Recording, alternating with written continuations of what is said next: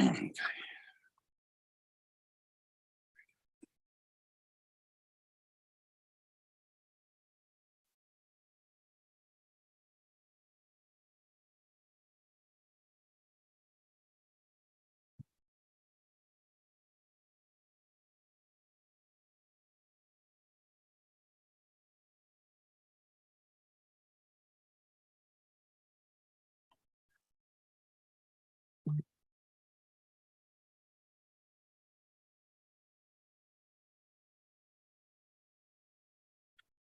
Right, we are live.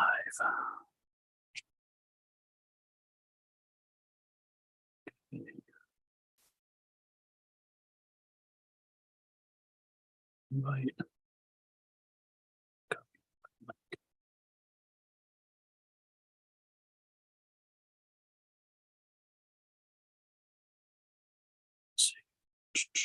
I will be right back. It might blank the screen up for a second.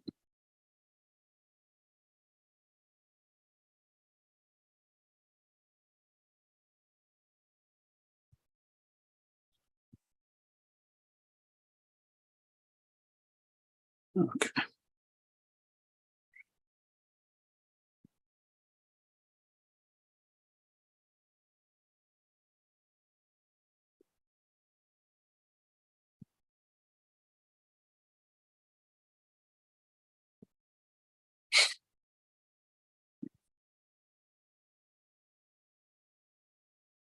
Just sending out some invites.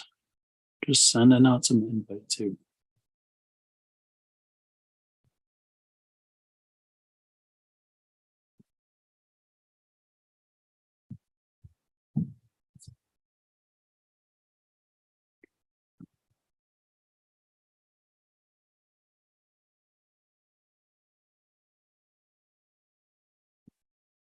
Notifications.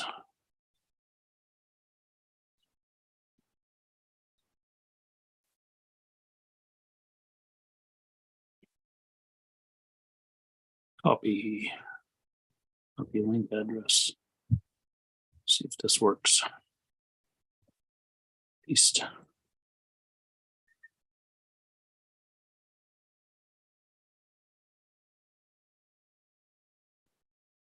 Well, we're about to find out, see if this works.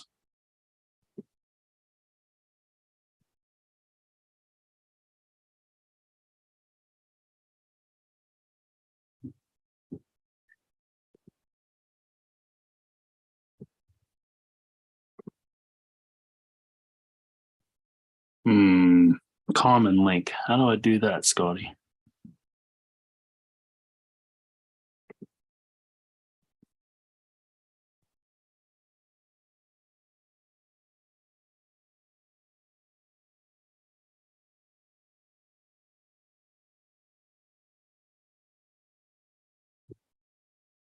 Send a common link from here.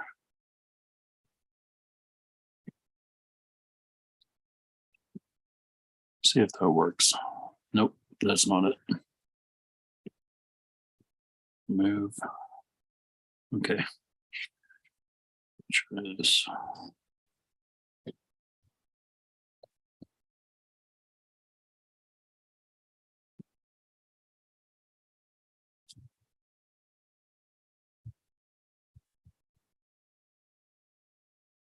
Copy link address or save link. Copy. Control.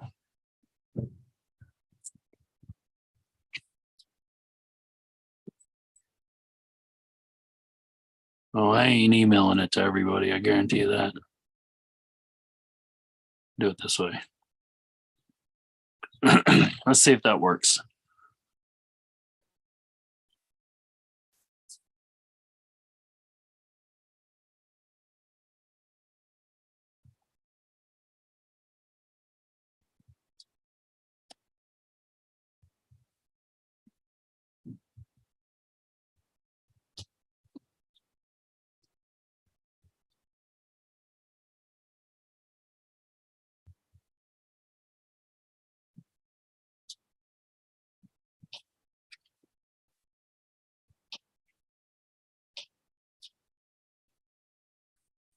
Danger. He's here.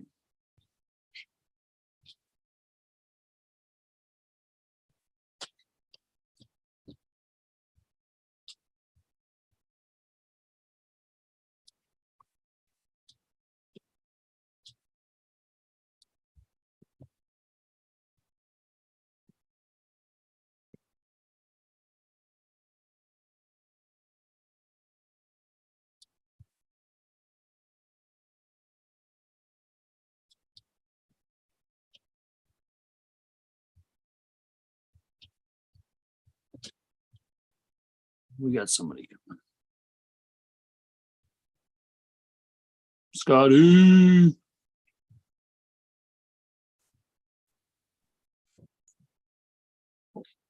Scotty's here. What's up, buddy? What's going on? I'm just trying to get these invites out here. That was on my phone via text. If you have like one to an email, then I can get it on my laptop, and that's probably easier for everybody. It's just on my phone because my phone has to have the Zoom link on it. Mm-hmm. If that makes sense. Yeah, I don't have everybody's email. I know that, but Good evening, gentlemen. hey, what up, Manolo? What's up? How's it going? It's been We a got little a tough. buzz. Manolo, I think we got a buzz on. As soon as you came in, it started buzzing a little bit. Maybe reset Stop. your audio. Stop. Yeah, go ahead and say something. Did it stop? Yes. Okay, cool. Sorry about that. No, it's back. It's back. Yeah, Damn it. it's whenever you talk. 'Cause I do everything on my phone. Yeah, And me I too.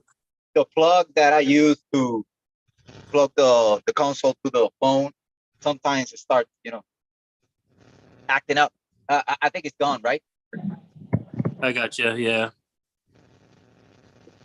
I share the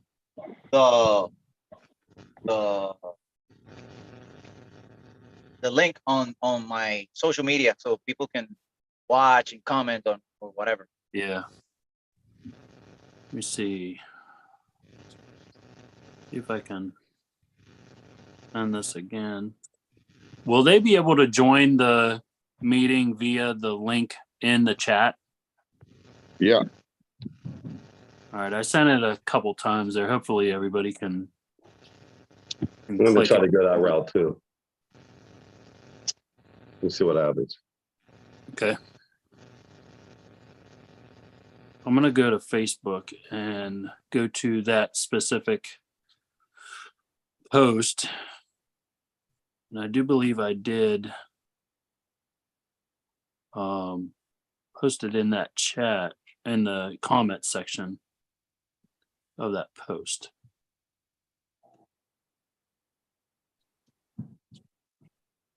Let's see if it works again.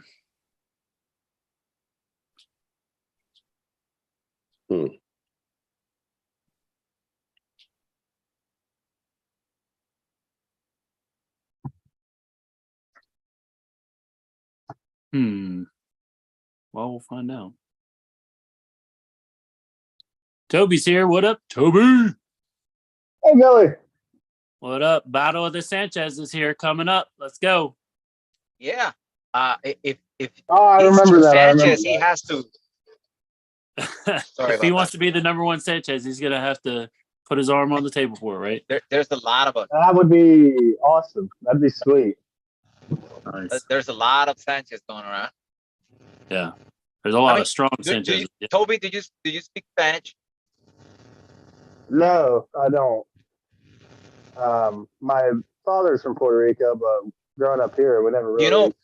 You know that talk in Puerto Spanish. Rico there are not a lot of Sanchez around, and there's like two families with the Sanchez last name, and we are all related. So maybe we are related. Holy moly! What part?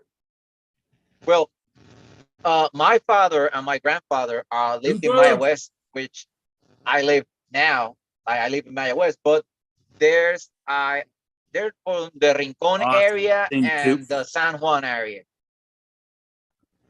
I think my father's from Bayamon, I think. Well, we could be. Are you related to Tony Sanchez, the guy from the radio, Antonio Sanchez? You related to him? I'm not sure. I'd have to really look into that. If your father is from Bayamon, maybe we are related because yeah, we connect through that because all the Sanchez in Bayamon are family of this guy. He's on the radio. Manny. What up? That would be wild. That would be wild. You guys be related like that. Yeah. I mean, if you're Puerto Rican and you're Sanchez, we might be related. Oh, Manny? How's it going? Dude, that would be crazy. You guys be related. That'd be wild. No, and I'm looking at him with the glasses and you Is know that he cool? Hell yeah. he looks like us, you know. He has Toby. the things. Toby, if you facial- can, man, put a light on you. A Put a light? light on you. Like a light in front of you. So that way we can see you. There you Is go. that better? Beautiful. That's beautiful. Okay. I'm not That's used to this. beautiful. Dude, that works out nice. Man, we got almost a full We got a room here. full group. I mean, obviously we can get way more than this in the How do you see everybody on this thing? How do you do that? all right. So you go to your screen and you swipe. You swipe From left, right to swipe left. left. Oh, there we go. There's Manny's ugly face. Oh my goodness, that's hilarious. Coop, you're Oh, Toby, it's quite got hard. another nice. You what? You got There we it, go. Toby? Yeah, I got it. Okay, What'd you cool. say, Manny? So where are you to come over and train? I got the official go ahead. I know. Today. Tomorrow, Wednesday, baby. Back on. Heck yeah. Manny's been laid up. Wilkie's here. Manny's Oh, been laid up and ruined my training. Wilkie, get in here. Jeff, get God, in. Toby. Also, what up? I got Nugget with me. He's chilling. Cool. Good to Yeah, see you We'll guys. give it a couple more minutes, guys, and then we'll get kind of on to a couple topics. Are you repping that tournament this Saturday? I am, yeah. I will be Our big in practice Columbus. Saturday. Pardon? Our big practice is this Saturday. Well, we already had this tournament already scheduled. Yeah, I guess. And I was already booked for it and everything. But, I'll make it down to one sooner or later. The next one is May 27th. May 27th. It's a couple weeks after Another Garage time. Wars. Well, we got Michigan State, a week after that, or 10 days after that. No, a week after that. So I won't be doing any pulling close to Michigan State. I know that. I'm excited for it. Oh, yeah.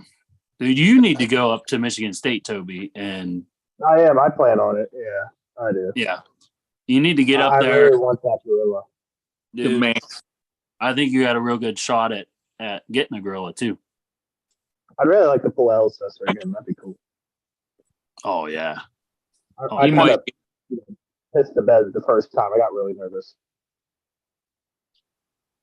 Zach Perkins, he's in the chat. Zach, get in here, bud.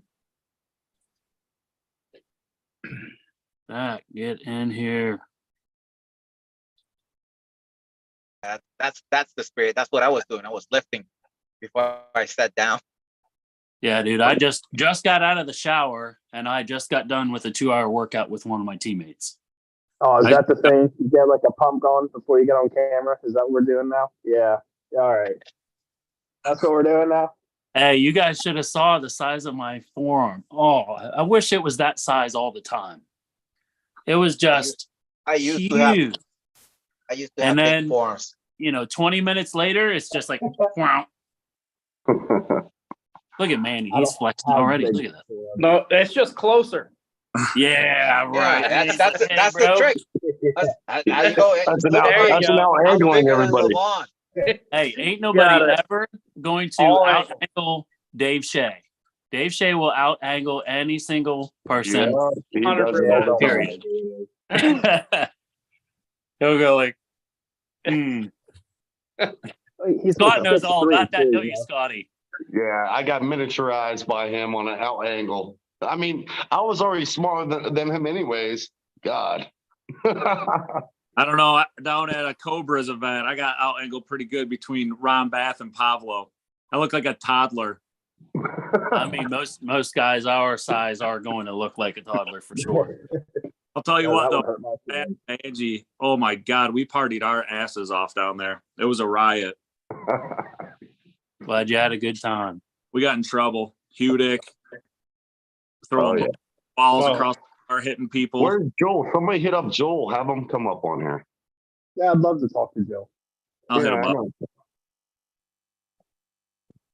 I posted the link twice on that post.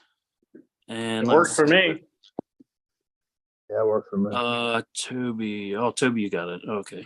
He's already in here, obviously. I'm talking to you right now. What do you mean? Yeah.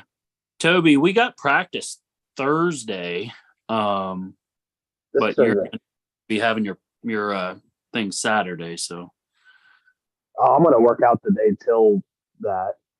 oh, okay. Well, Thursday, I mean, we'll have practice Thursday at 7. I know it's a drive for you, so that's kind of a pain in the butt, it being so Oh. late. I just really been trying to make one, but the work's been really bumming me out lately. You're still working 12s? We were working 16s and 18s, and now I'm down to 10s. Holy moly. So that's why I wasn't training or competing for the past 11 months or however it's been. Are you guys still building that bridge? We're demoing the next one now. Wow. That's wild. All right, you guys talk amongst yourself. I'm going to try to get Bill Connor in here. Are you guys from Ohio? Michigan. Pittsburgh. Michigan. West Virginia. Okay, so we're Michigan, Ohio, and Puerto Rico. There you go. That's a good mix. Yep. Yeah. Yeah, that's good. That's good. I got to get Glad to meet Freddie you guys. Sanchez in here and get some Texas boys in here with us. Yeah, Freddie's great. I saw his super match. Oh, dude, he that boy impresses me so much. Yeah. I love that kid. Did Artem mean- pull Pavlo yet? No. That's coming up. It's 22nd, I believe. I pulled Artem a few times. Back when he was 176. That's when I first met him, when he first came down to Todd's house, and he was like 180 pounds. Yep. And then he came back the next go around. I mean, it's a whole different guy. Now, I lived in Florida, Jacksonville, so I went. He lived in like St. Augie, Orlando area, like in between, and I played with him a few times. He wasn't that big of a deal until he started hitting about 190, 195, and I was still like 10 pounds heavier than him. And then he brought some heat, put it that way. He brags about some of the nice things that he does as far as training. Mm. Oh, But yeah, let's see he's here. pretty strong. Let's check out the chat, guys. We got, all right, so Scott's here, Coop's here. Bill Connor, I sent him the link. Wilkie, Jeff Wilkinson, he says, "What's up, boys?" I tried to get him in here. I said, "Get in here." I think I'm right here. Am I? Oh, there There you I'm are. looking at him. Oh, yeah, baby. Let's go. Yeah. Zach Perkins, I sent him the link. Let me send him the link too. Let's see here. Zach. Zach's the man. Yeah, Zach's awesome. Yeah. I've been talking to him the last week or two. We're thinking about coming up with something. Nice. I mean, that general vicinity, Toledo area, Detroit area, you know what I mean? Like, it's such a hotbed for some great arm wrestling promotions. Like, Yes, for sure. so nice. Let's see here. Oh, I gotta plug my phone in. My phone's about to die. Dang it. Okay. So anyway, let's get on to the topic. I'd like to talk about, if we can, about nationals. Oh, that's a sweet event. Oh man. Now, to be honest with you guys, now I love this whole East versus West thing and all this, but as soon as I hear contracts, being signed, I'm just like, what? It just, I don't know, man. It just turns me off. Like as soon as somebody wants to sign a contract, that's why, man. I really like the idea of just sticking to tournaments. Are they really going in that direction? I'm not 100% on that, but I heard about it. that's what I heard, that, guys are signing contracts and like you can't pull X amount of time before one of the events. And it's fair. You know what I mean? Whatever anybody wants to do, but That's fair, but it wouldn't seem worth it if they're doing these bigger tournaments for the smaller puller. I mean, I don't know. I think We kind of depend on these tournaments to get your name out there. yeah. I think it's maybe the return of the WAL that would motivate other promotions to take out the contract again. Yeah. I'm not a fan of contractual. Me neither. arm Me wrestling. neither. Like the Devon Larratt versus Denis Iblenkov match. Like when Devon what at his peak with the left hand never happened because of that. Yeah. Like Devon was in contract with the WAL and he couldn't pull Dennis because of the contract. Right. I'm just like, ugh. In a sport that's growing and trying to grow, and even as far as WAL and trying to get back to that kind of scene and everything like that, I don't think now is the time for. But I don't know. It could be. Yeah, but, and I agree with all that. That's coming from an arm wrestler's perspective, which we are. But if you're gonna put that kind of money into an event, you have to be able to protect your investment in some way, shape, or Yep. form. So Understandable. 100%. Yep.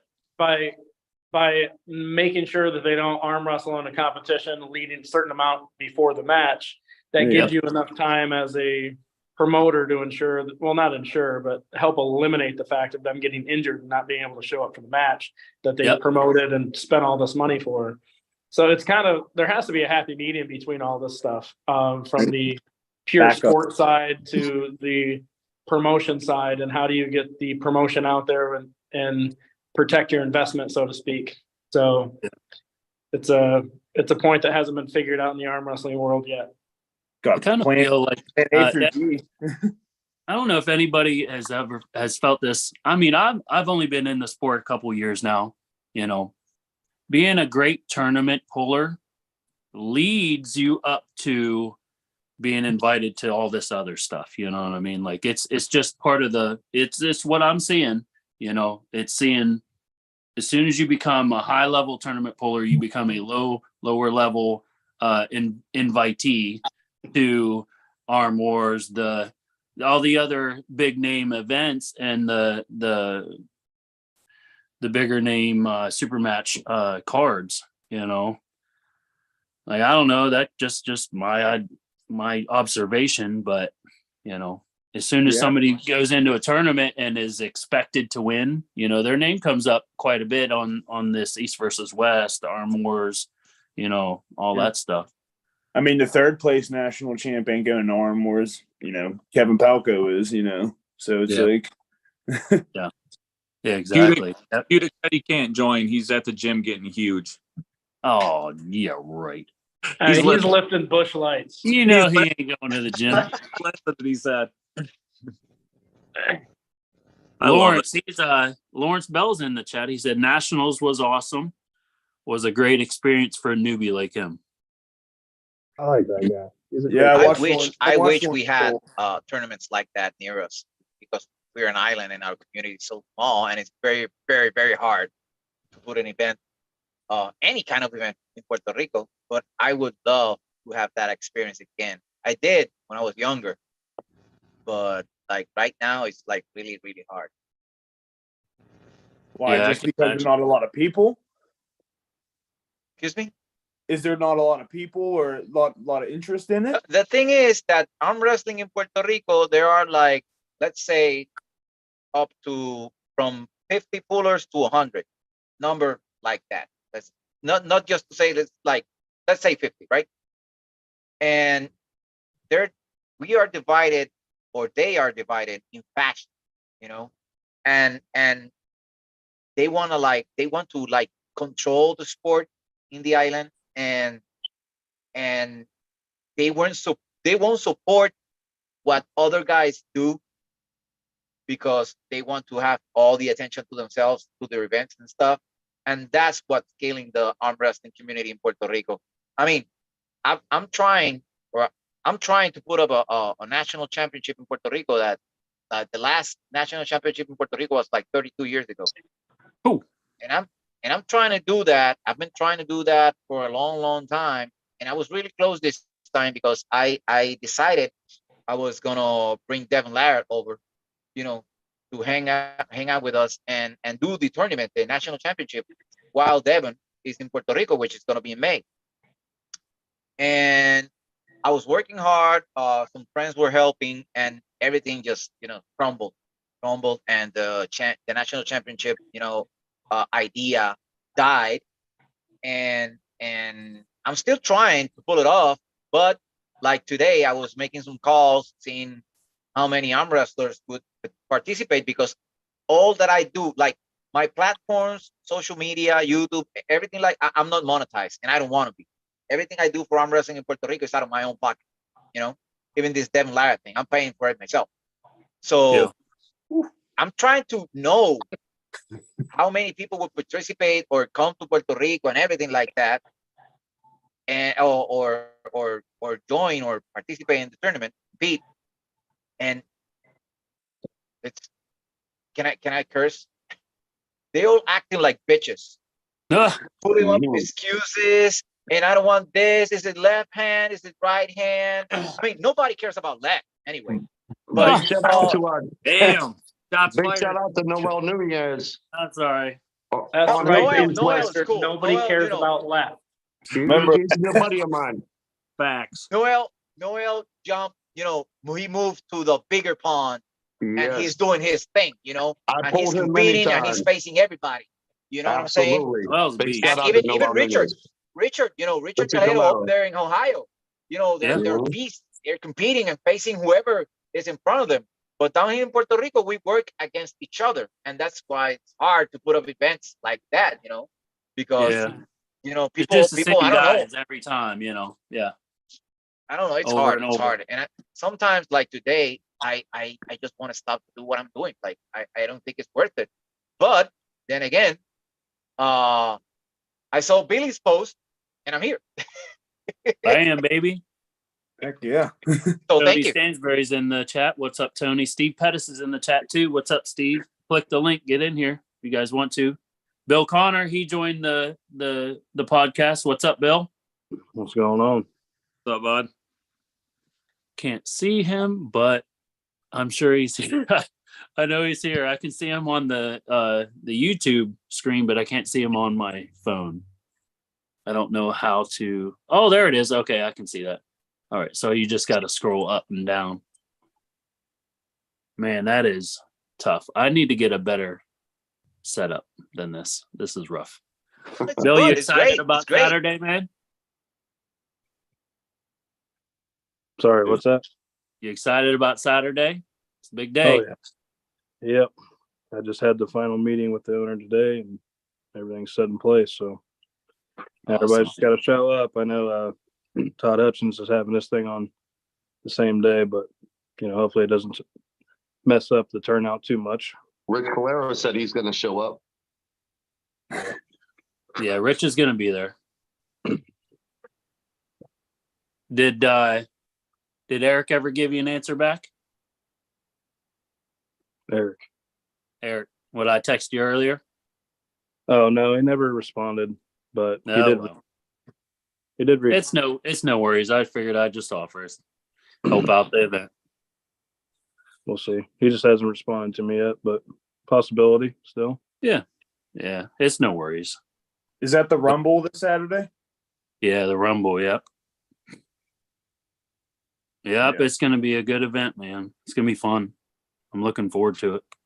I'm trying to get our new guy Dave out there pulling. He's our new guy. I've been pulling for a couple of months now. That's about not even, but he's about 192 or so. He's a strong boy. He's an ex-power lifter, and he could probably go into the master's class, but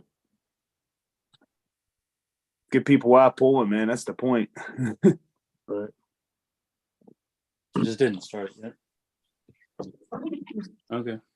Yeah, the wife just said hi, guys. What up? Yeah. Bill, it's gonna. To be honest with you, you might get a couple guys going to the practice instead of the tournament, but I don't think it's really gonna affect it too much at all. That one guy back out so far that's pre-registered, so Yeah. we'll see. Hey, they're gonna miss out on a great event. It's gonna be a lot of fun. For sure. I'm really, really excited. I want to bring up the brackets from nationals. I'm gonna get your guys' thoughts on that if I can get to it. AERS. I know they just posted the brackets yesterday and today. What's his name? Are you guys familiar with the young man that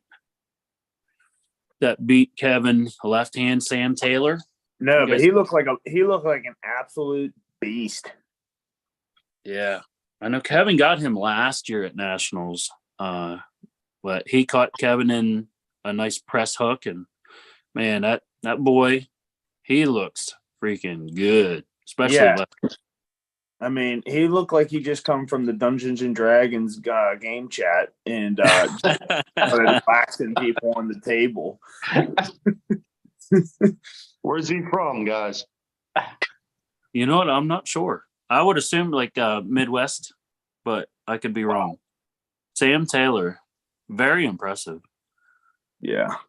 I'm curious on what his rating is on the right hand in the Aries system. I'm gonna check it out. You guys talk amongst yourselves real quick. Scott, how you feeling? I'm doing good, my man. Hey, let me know the next time you have like a little practice pool here in Pittsburgh. I will. We're going to go back to doing Sundays, I think, Sunday nights. We were kind of thrown off by the holiday a little bit. We did a Monday night, and that was real shitty because I worked at 2 a.m. the next day. For sure. And then we just did Saturday, this past Saturday, because Joe had something to do on Sunday. But I think we're going to go back to Sunday evening, kind of worked a little better for us, maybe. Either Sunday evening or Sunday afternoon. So if you want to sounds good, because I'll hit up East Ohio on Thursday, and Sunday will complement that. So that'll be good. Yeah. I've been trying to get to East Ohio. It's just been hard. We've had a couple people off at work, and I'm finding myself clocking in at 2:30, 3 o'clock. I've been jammed up with a lot of things. I haven't fully trained for, I want to say, I'm going on week 5. I've been doing a lot of household chores. The wife got me doing a bunch of this, that, remodeling the kitchen. I mean, serious stuff, like in construction guy. So yeah, we got to make it livable. So I got to keep on going. You just got to throw a fat grip on your sledgehammer. You'll be all right. I see that. That's all you got to do. Right. Hey, Bill Connor, perfect. I'm not quite sure if I'm going to be at your event. I planned on it nonstop for the last 3 months, but I'm going to give it hell to try to make it, my man. So we'll see what happens. If we do the Rumble, yeah. Yeah. We'll see what happens, my man, because that looks like an event that nobody can miss. Everybody should go to this. Now, anybody watching, make sure you go.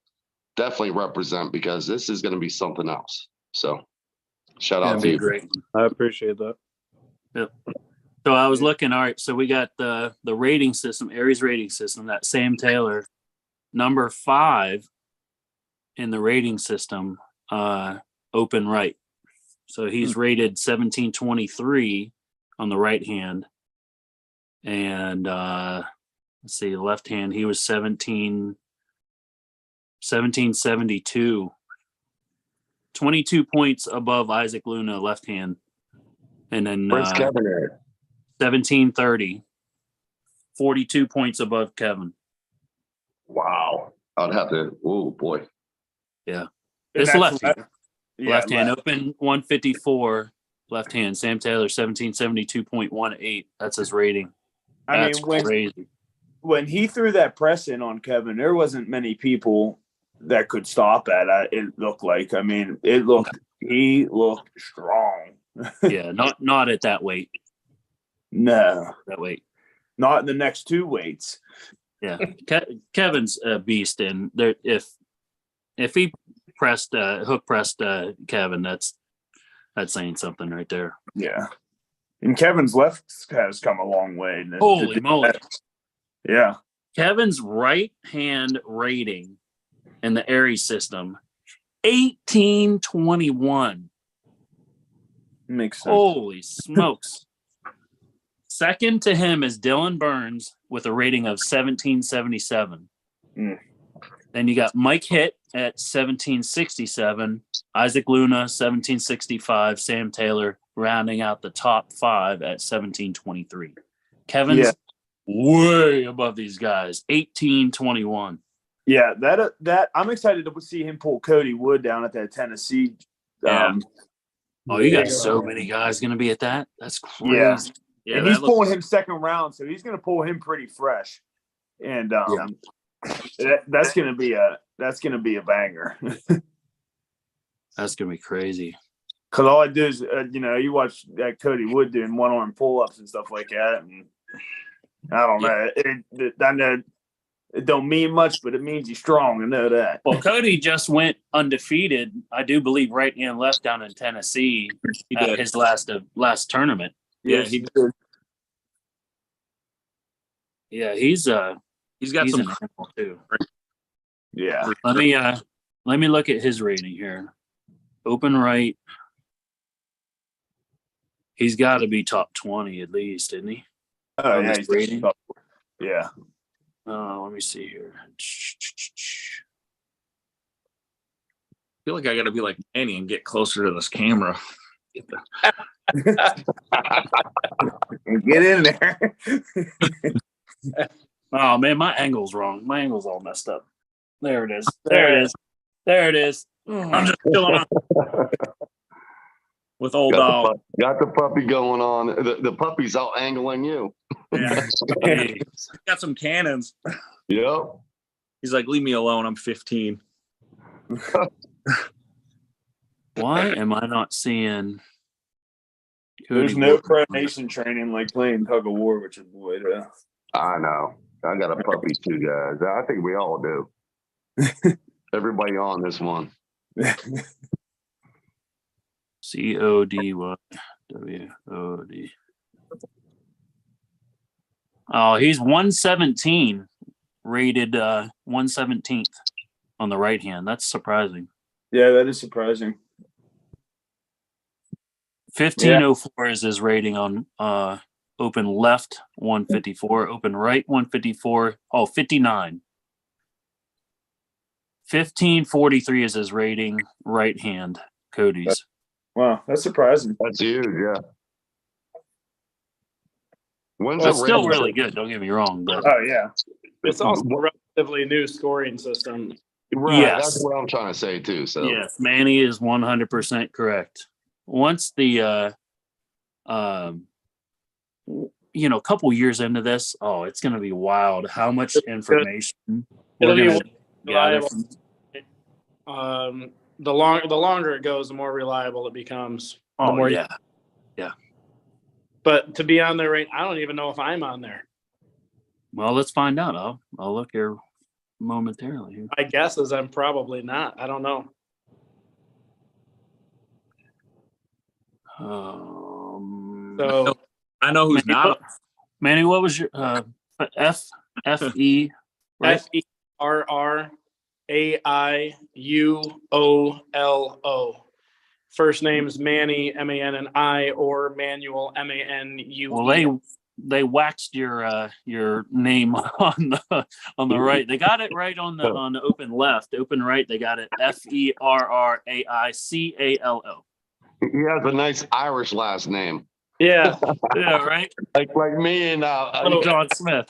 What do they have my rating at? 167 is your placing. Your rating is 1522. Open right 176. wow. That's good. 167. I think you're way above me. I think I'm like 280. Pull me in a match, I probably wouldn't think much of me, but they might be in trouble. When they I'm show 201 myself. 1513, and you're what did I say? 167, 1522. You got let's see here. Right around you. Oh, okay. There's your other there 1522, 170, and 167. So once they combine them, I would assume you'd be like 168 ish on that. That ain't bad. Not bad at all. Out of there's what 1,000 pullers. There's that bracket There's is 1,155 pullers in one open 176, Manny. That's sweet. You're on a good track. Yeah. Yeah. Oh yeah. I'm coming right up behind you, buddy. Yeah. I saw my name. It's like 200, 201. Yeah. I'm gonna try to get there. what's Dan I'm Blanchard? higher in the 242 than I am. Dan Blanchard. I'm assuming he's probably towards the top, right? Billy, are you pulling at the Rumble?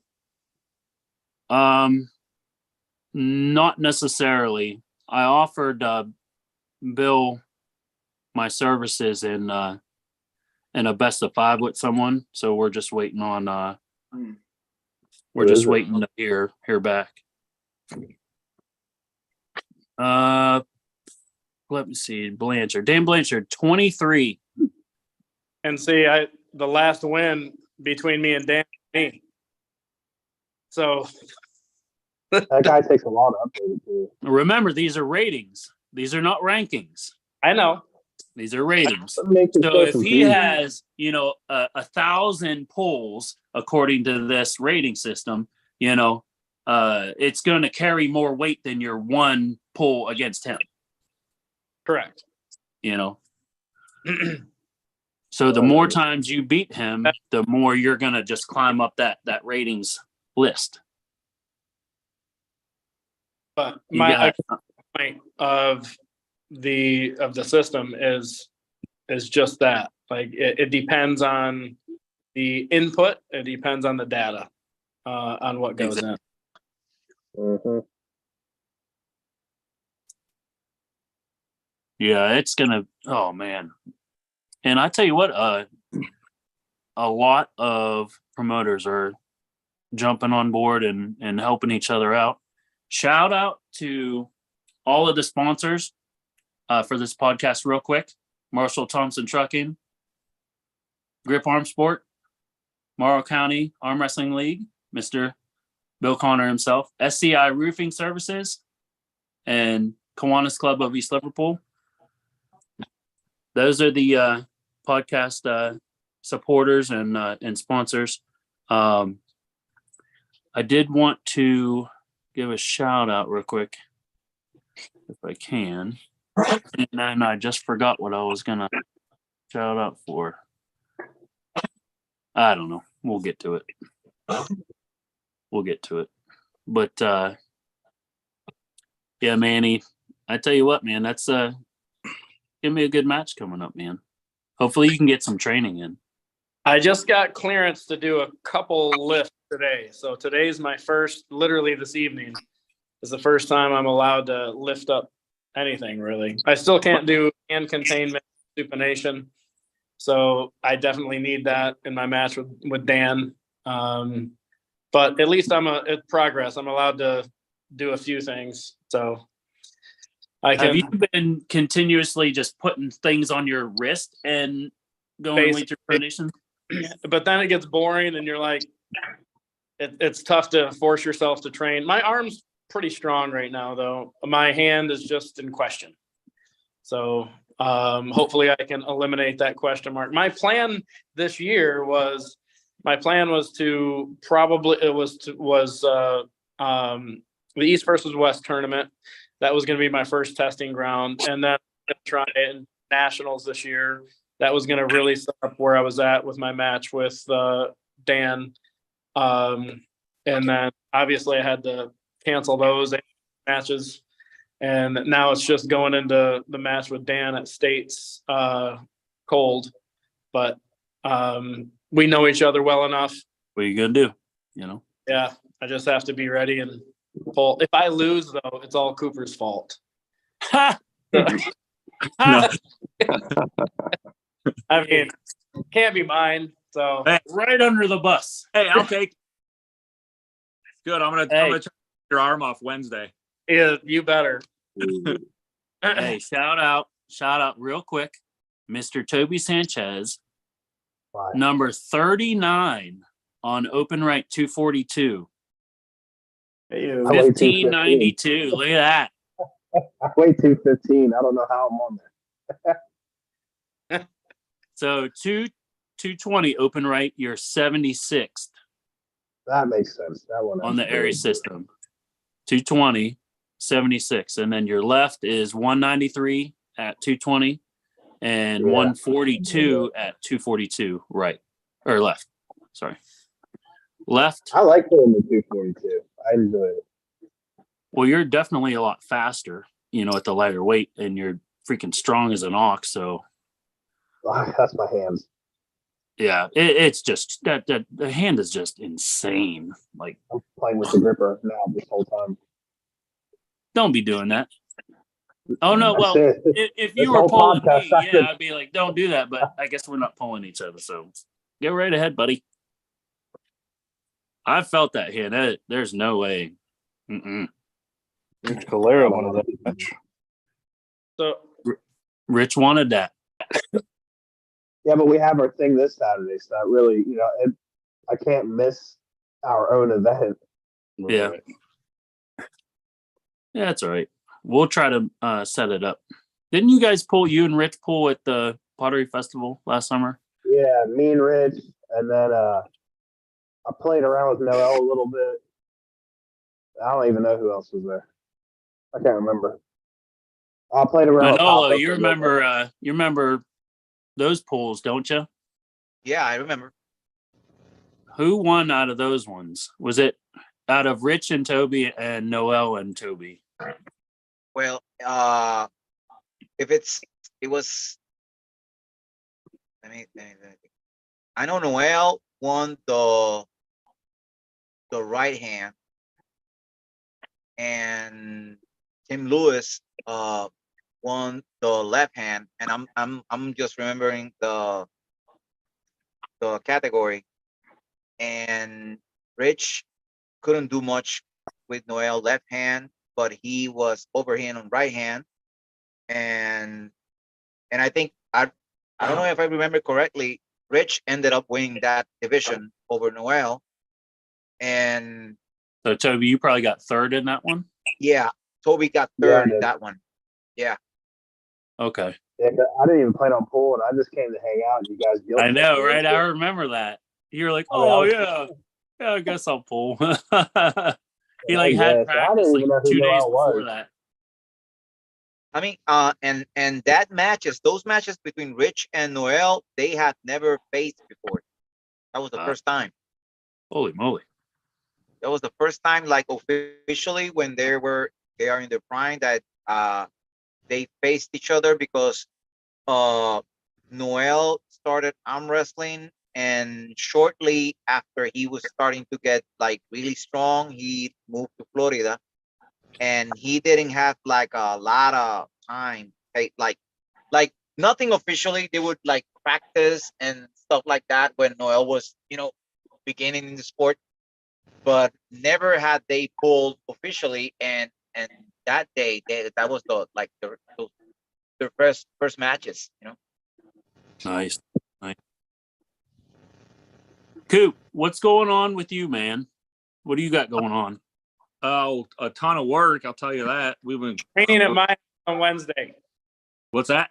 I said training at my house on Wednesday. Yeah, I'm back. Thank God.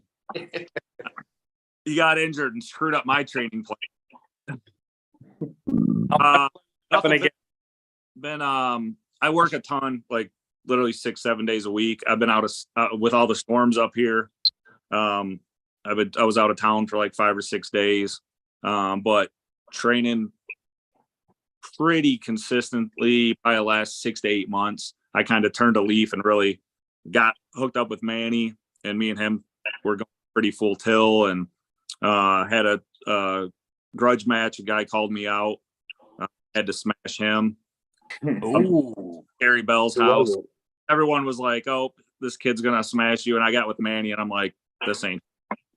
Literally, the first round, he hit, and I went. He shook his head at him. It was great.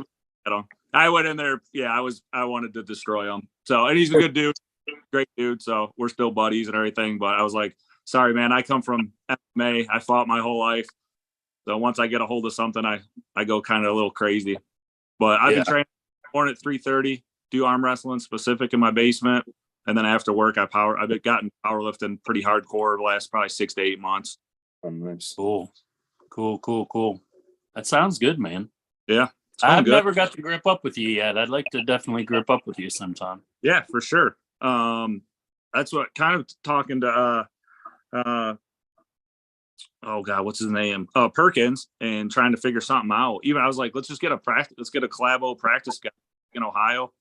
Find like a decent venue, get 5 or 6 tables, 7 tables, and just go at it.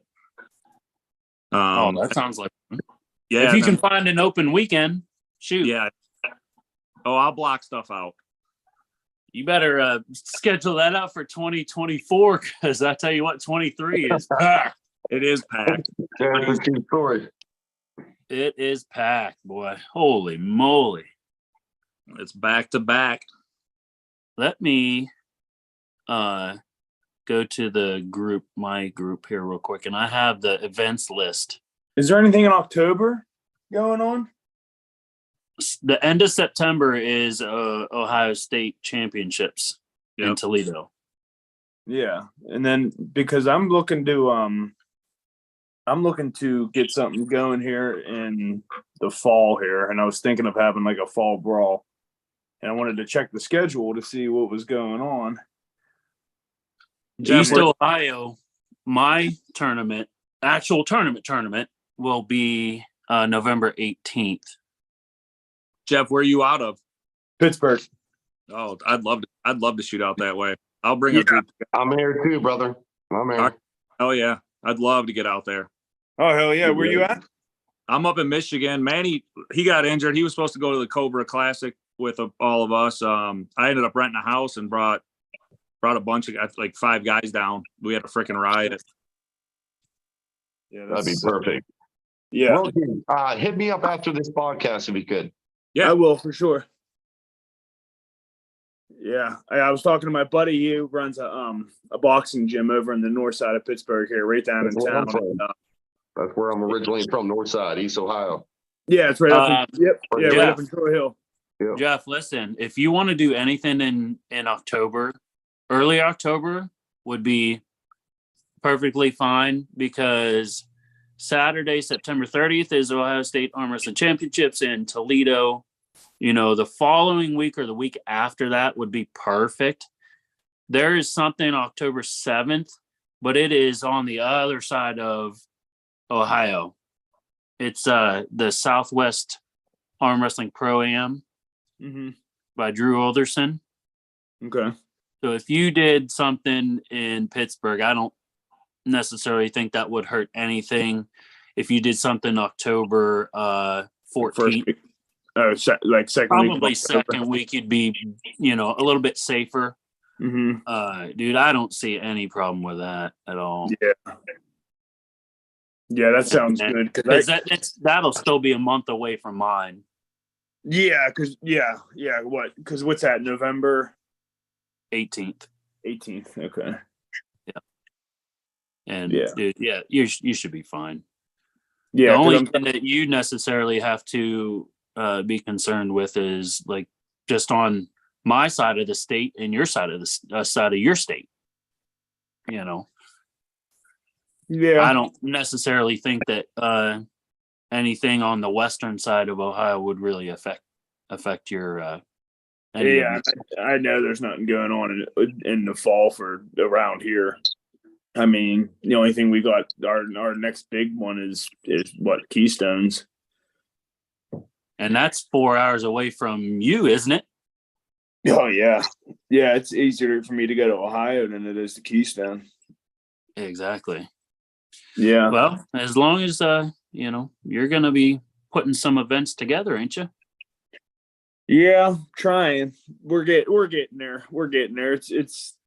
I see It's a all you lot guys. harder than some people. I know. That's why I'm like, with everything with going on in life, it's just like I watch you guys do it, and I'm just like, yeah, that's a ton. So it's a matter of getting the right people involved with it that will kind of take the lead on it.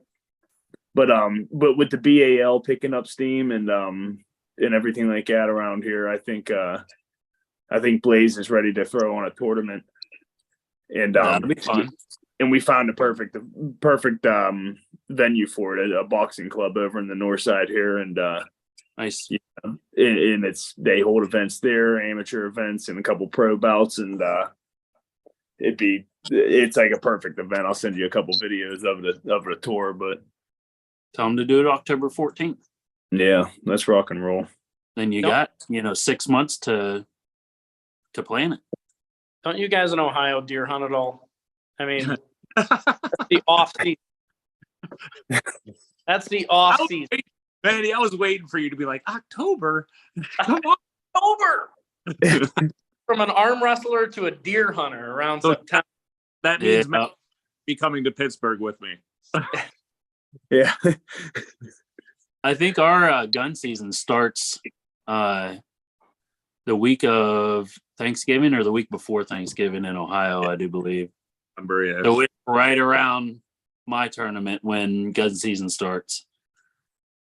Yeah, but bow season, isn't that middle of Oh, September? it starts way before that. Yeah. Yeah, I think it's like early October, I do believe it opens. Yeah, it's either like Michigan, it's October 1st. And I thought Ohio was like the middle of September, like third week of September or something like that. It very well could be. I tried hunting before. I had a recurve bow and one arrow. I went with my brother. I sat down next to a tree, kind of covered up, went like this, had the thing, just like this. And all of a sudden I'm just passed out. I just zonked out, dude. Dude, I passed out so quick. I fell asleep so fast. And he threw rocks at me to wake me up. He shot at a coyote twice before I even realized what was going on. I was like, what in the world? It was fun though. But that was my only hunting experience. I should do it more, but just never did. I know it consumes someone for a couple months. Big time. I'm a big hunter, not like Manny status though. Manny goes off the grid. You can't talk to him. Yeah. You gotta get a pigeon to send him messages. Fucker that leaves the woods. Oh my goodness, that's hilarious. That's funny. You grow a beard out for it, Manny? Yeah, I mean, not on purpose, but one normal. Scotty's back. Hey, Jeff. I'm growing mine out season right now. Did Joe tell you anything about the upcoming plans for the next BAL event? Well, I know Blaze posted something online. Hey, there's Freddie. Was it about I know he was trying to do something down. What up? I don't want to interrupt you guys. Hey, what up, job, big dog. Congratulations on your don't- your super I'm match win, sorry. man. I didn't mean to interrupt. I hope I'm Jesus. not I interrupting. was just rewatching your match. Oh, that's what's up, man. I hope you liked it. Good Yeah, it was awesome. Well, I guess you did. I guess you did like it if you're rewatching it, right? Yeah, because I was catching the live stream, but it was Yeah, all we will choppy, and, go and right something back to that. happened, and I had to rewatch it, and I was at work today. I didn't have the chance, so I did now. It was a great I'm match. so sorry.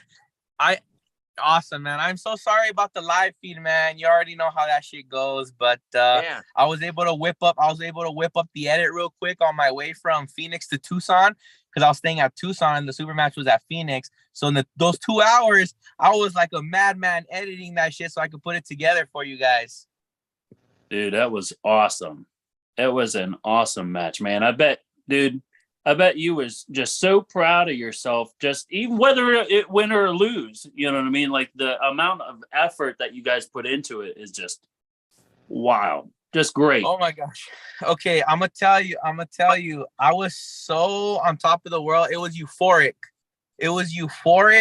Especially with John Brezink, like talking about my match the way he did. And he was saying that he wants a super match with me. Like, I literally did not sleep 1 minute that night. Like, I pulled an all-nighter. Up until the next morning. I had to drive home to El Paso. It was a 4-hour drive. I drove all the way home with my girlfriend next to me, and I had so much energy still. I didn't even feel tired until last night at about like 9 p.m. I was like, okay, the crash is coming, and I knocked out like a rock. But I swear, I was so euphoric from that match that I didn't sleep not 1 minute. It was crazy. It was a crazy feeling. Like I got like a light inside of me. Like right before round 5, I saw like the light inside, and like it was the weirdest feeling ever. Like I even got emotional because of it, because it was like a spiritual type of like feeling that I got. Like it was so weird. That's crazy, dude. It was Dude, nuts. that was such a good match, though. I Thank know you you. saw my setup, dude. I was out back. I was like, yeah, let's go, Freddie. And I was like, I kept hitting the button. I was like, what the heck is up with it? I thought it was my Roku or something like that. And then I was just like, oh. Oh man, I know. Dude. I was so upset. And like that's when the tide started turning in the super match. Like they told me, like, yo, the live stream is crashed. And I like went over and I was looking, I was trying to restart the live stream, and it doesn't let me live stream unless I put a title. And so I had to sit there and put the title Miguel versus Freddie super match. My hand was like, I couldn't feel it. It was so numb. My arm was so full of blood. Like I was there sitting trying to type. It kept putting super bad instead of super match. And I was like, fuck, I can't fucking do it. And I just like handed the phone to Greg Brown, one of my friends from there who let me stay with him. He's awesome, by the way, which I was talking to him about Greg this Brown. podcast. Huh? Shout out Greg Brown. Yeah, shout out Greg Brown. I talked to you about him before, and I was even telling him about this podcast. And he's like, maybe if I get invited, I'll join the podcast. I was like, maybe. Send him the link, man. I'll send him the link right now if he's down for it. If he's down for it, for sure. But I tell you, I handed off the phone to Greg Brown, and he kind of like tried to take over the live stream, but the live stream just kind of never recovered. It kind of never recovered, and I was so upset. But I had to focus on the match. I was like, you know what? Forget about the live stream. Fuck it. Like I'm in a dogfight right now, you know? So it was nuts. Yeah. But I'm so sorry. And you know what? It means the world to me that you had that setup and everything. Like that makes me so happy. But it also makes me so sad that it failed. Like, jeez. But that's awesome. Yeah. Though. It's all good, man. It's all good. But man, I'm just proud of you, man. That was a heck of a win. Heck of a win. Thanks, man. And you know, we got the other 2 strongest Sanchez's in the world on this podcast also. We got the 3 strongest There's Toby Sanchez's on the podcast in the world today. I can't believe you went that far. Well, let me tell you. Let me tell you, I'd like Toby. to see that match. I'd like to see that match. Toby Sanchez versus Freddie Sanchez. Oh, okay. Well, I'm talking to Toby. What do you think? How do you think you do against me? I want to hear it straight from you. Yeah, I don't really know. I watch a lot of your matches. I can't name off specifically who they are, but I do enjoy watching you. I feel like we do kind of pull similar in a way, with as far as transitioning and if plan A don't work, plan B, and if that don't work, your the way you arm wrestle is more fluid than mine. It's more dynamic, but I don't know how I'd pull against you. Never really thought about it. Okay, okay. Set something up. We'll Hey. set something up. Yeah, I already talked to Freddie about getting him up here at some point, in the future. All I got to do is just get the money to do it, and Just call me up. My guy, he's there. I'll be in Vegas in June. I'll be 2 days. I'll be 12 and 13. Then I leave 14 to Los Angeles. Then I come back. I think it's the 20 something, 23rd. Okay. And I'll be there. I'll be in Vegas until the 27th. All right. Manolo, right? I'm saying that right? Yeah. Manolo. Okay, so I want to hear from you now. How do you think you would do against me? You're looking thinner. You lose some weight? Yeah, I have lost 100 pounds in body weight. Holy moly, you look awesome, man. You still got the Everybody guts, says though? that, but it sucks. What? It sucks. It's gonna take you maybe like another 6 months to get the strength back. I've been there. Dude, I was bicep curling 250 pounds. Holy I'm struggling moly. with 140. You know Struggling what? with 140. I just did 5 reps with 140 pounds. It's It's bad, a big but difference. anyway, Bro, that's my I'm max. trying to climb back, and I will tell you something. Yeah, like 140. Tell me something. I'm a real. I follow the West Side Hutchins Creed, and I will tell you that I will go inside, and if that don't work, I'll go inside. Well, If that doesn't work, I'm gonna go inside. okay. Well, let me tell you something. I think I'll have an answer for everything you throw my way. Oh boy. Yeah, and in West Side Hutchins, we don't need a hand. I love it. I don't need a hand either. I don't need a hand either. Debatable. Now, listen, guys. You guys got to know that Mr. Toby Sanchez in the podcast right there, Mr. Toby works out and trains with none other than Todd Hutchings himself. Every week. Badass.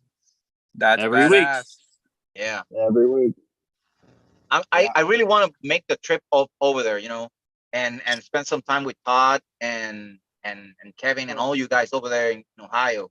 I don't know if I will make the trip at the end of this year or next summer, like 2024. Yeah. I'm planning to make a trip from New York to Niagara Falls. Yeah. And even cross up to Canada to visit Devin Lara and John Perry. So, Yeah. but I'm really eager to go up there and spend some time with you guys. Niagara Falls is about 4 hours away from me. About 4 hours away from me. So that's not too far. Cool. Yeah. Cool. We need to get the triple threat match. All the Sanchez's. That shouldn't be I'm too down. far for me too, fellas. I'm down. I'm down. Let's set something up. We'll do like a little round robin. Manolo, whenever you do come up here, man, let's let the stars align and we'll set something up between all the Sanchez's. I'm your Huckleberry. We'll make it a big thing. Billy, be ready, man. Let's do it. It only costs money. Yeah. That's it. You just need it. That's all. We just need it. That's all we need is the money to make it happen, right? Right. I'm real flexible. We can talk things out. I'm always down for Toby's work schedule is kind of crappy right now though, but for something like this, I can drag up or something or call off. Toby said I'll make it happen. Get your priorities straight. Get your This this is is arm intriguing. wrestling.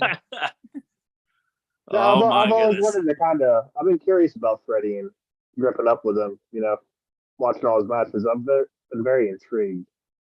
Be cool, man. How much do you weigh, Toby? I'll fluctuate between 215 to 222. Right now, how much do you weigh? Oh, I'll tell you right now. Oh, he's going to the scale? He's going to the Oh, scale? my. Okay. Meanwhile, Manolo, how much do you weigh right now? Well, in December when I started all this thing I'm going through, I weighted like 310 pounds, and I've lost like 100 pounds.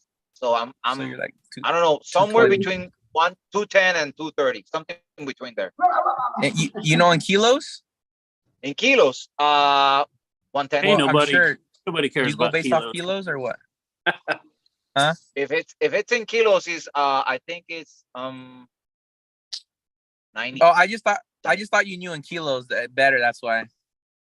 No, in Puerto Rico we use the weights, the metric Oh, you go. system. Oh, you the same shit. Yeah, you're still considered. Yeah, we go with US, pounds. right? I guess. Nobody. I used to be a power lifter. That's why I know kilos. You know, I Oh, was okay. two-time national champion in Puerto Rico, and that's why Well, I know something about kilos. But okay. Well, you gotta weigh yourself, man. That's an awesome accomplishment, yeah, bro. Like 100 actually, pounds. I have an appointment with my doctor tomorrow, so I'm gonna get weighted. So I'll let you Okay. know. I'll hit a DM and I take a picture and I send it to you. Well, that's awesome because then we can all do like a weight cap of like 230, 240, whatever you guys want. But okay, good. so I'll we're just weigh checking in in. at We're checking in with Toby. How much? 219. 219. Okay, so yeah, like you're the 220 mark, like at your heaviest. Okay. Nice. I like all you guys at 220. Oh hell no! About I that. don't What know do you mean? You was just talking about on the last podcast that you was okay. You're gonna go down to I know. 220. No, I know. How much do you weigh, Freddie? Right now, I'm like exactly 240. Like exactly. Like maybe in the mornings. Yeah, see, like in the mornings, like if I. Toby's Oh eating my them God. I'll do cheeseburgers, baby. 230. It's like I'll do 230. 248. That's about the 248 most. he means. Dude, I'm too skinny at 220, man. Well, I'm not even skinny at 220, but I don't know. I have to take my time to get down to 220. It's like a whole 20 ass pounds right now. But the 230, easy. I wouldn't even I really like mind with 230. the weight cap, Start eating. or anything like that. Huh? I wouldn't mind. Like if you stay at like 10 240, pounds? whatever. I mean, yeah, it wouldn't matter. Yeah. To me. I don't. Just eat some more steaks, some more protein shakes. You'll be good. A lot of trend, a lot of it. A lot of protein, baby. Yes, sir. Just quality, like what's his name? The Italian says Hermes. Quality weight. Yeah, exactly. I'm trying to get. I knew a guy. here. I heard of a guy that lived in Ohio that he once said that big is not strong. Strong is strong. Yeah. Right. I believe it. I'm still trying to get strong. Yeah, that's why I suck. I may look big, but I'm not that. I'm trying to get as strong as I possibly can. It's I'm not trying easy. to. Not easy. I wish I was strong. Well, shit, Toby, I'm trying to get strong I wish too. I had Toby's hand. I wish I had Toby's hand. I mean, all of it, obviously, but dude, Toby's hand is just a freaking vice, man. Just won't move his wild. hand. He won't move his hand. Oh, Right here, this little scrawny hand. You're right. I mean, I got a friend here in Puerto Rico, and I believe he's like the strongest arm wrestler in Puerto Rico. Ooh. And he's a welder. That's what he does for a living. What my grandpa did. And he has a small hand, like a real small hand. But that's the strongest hand I have ever felt. And once he gets your thumb and he squeezes, you lose like 30% of your power because his grip power is so strong. It tears your skin off your thumb. And I remember once in practice, he just took my nail right off just by the strength of his grip and his back pressure. Damn. He's like, I'd find a way to slip. he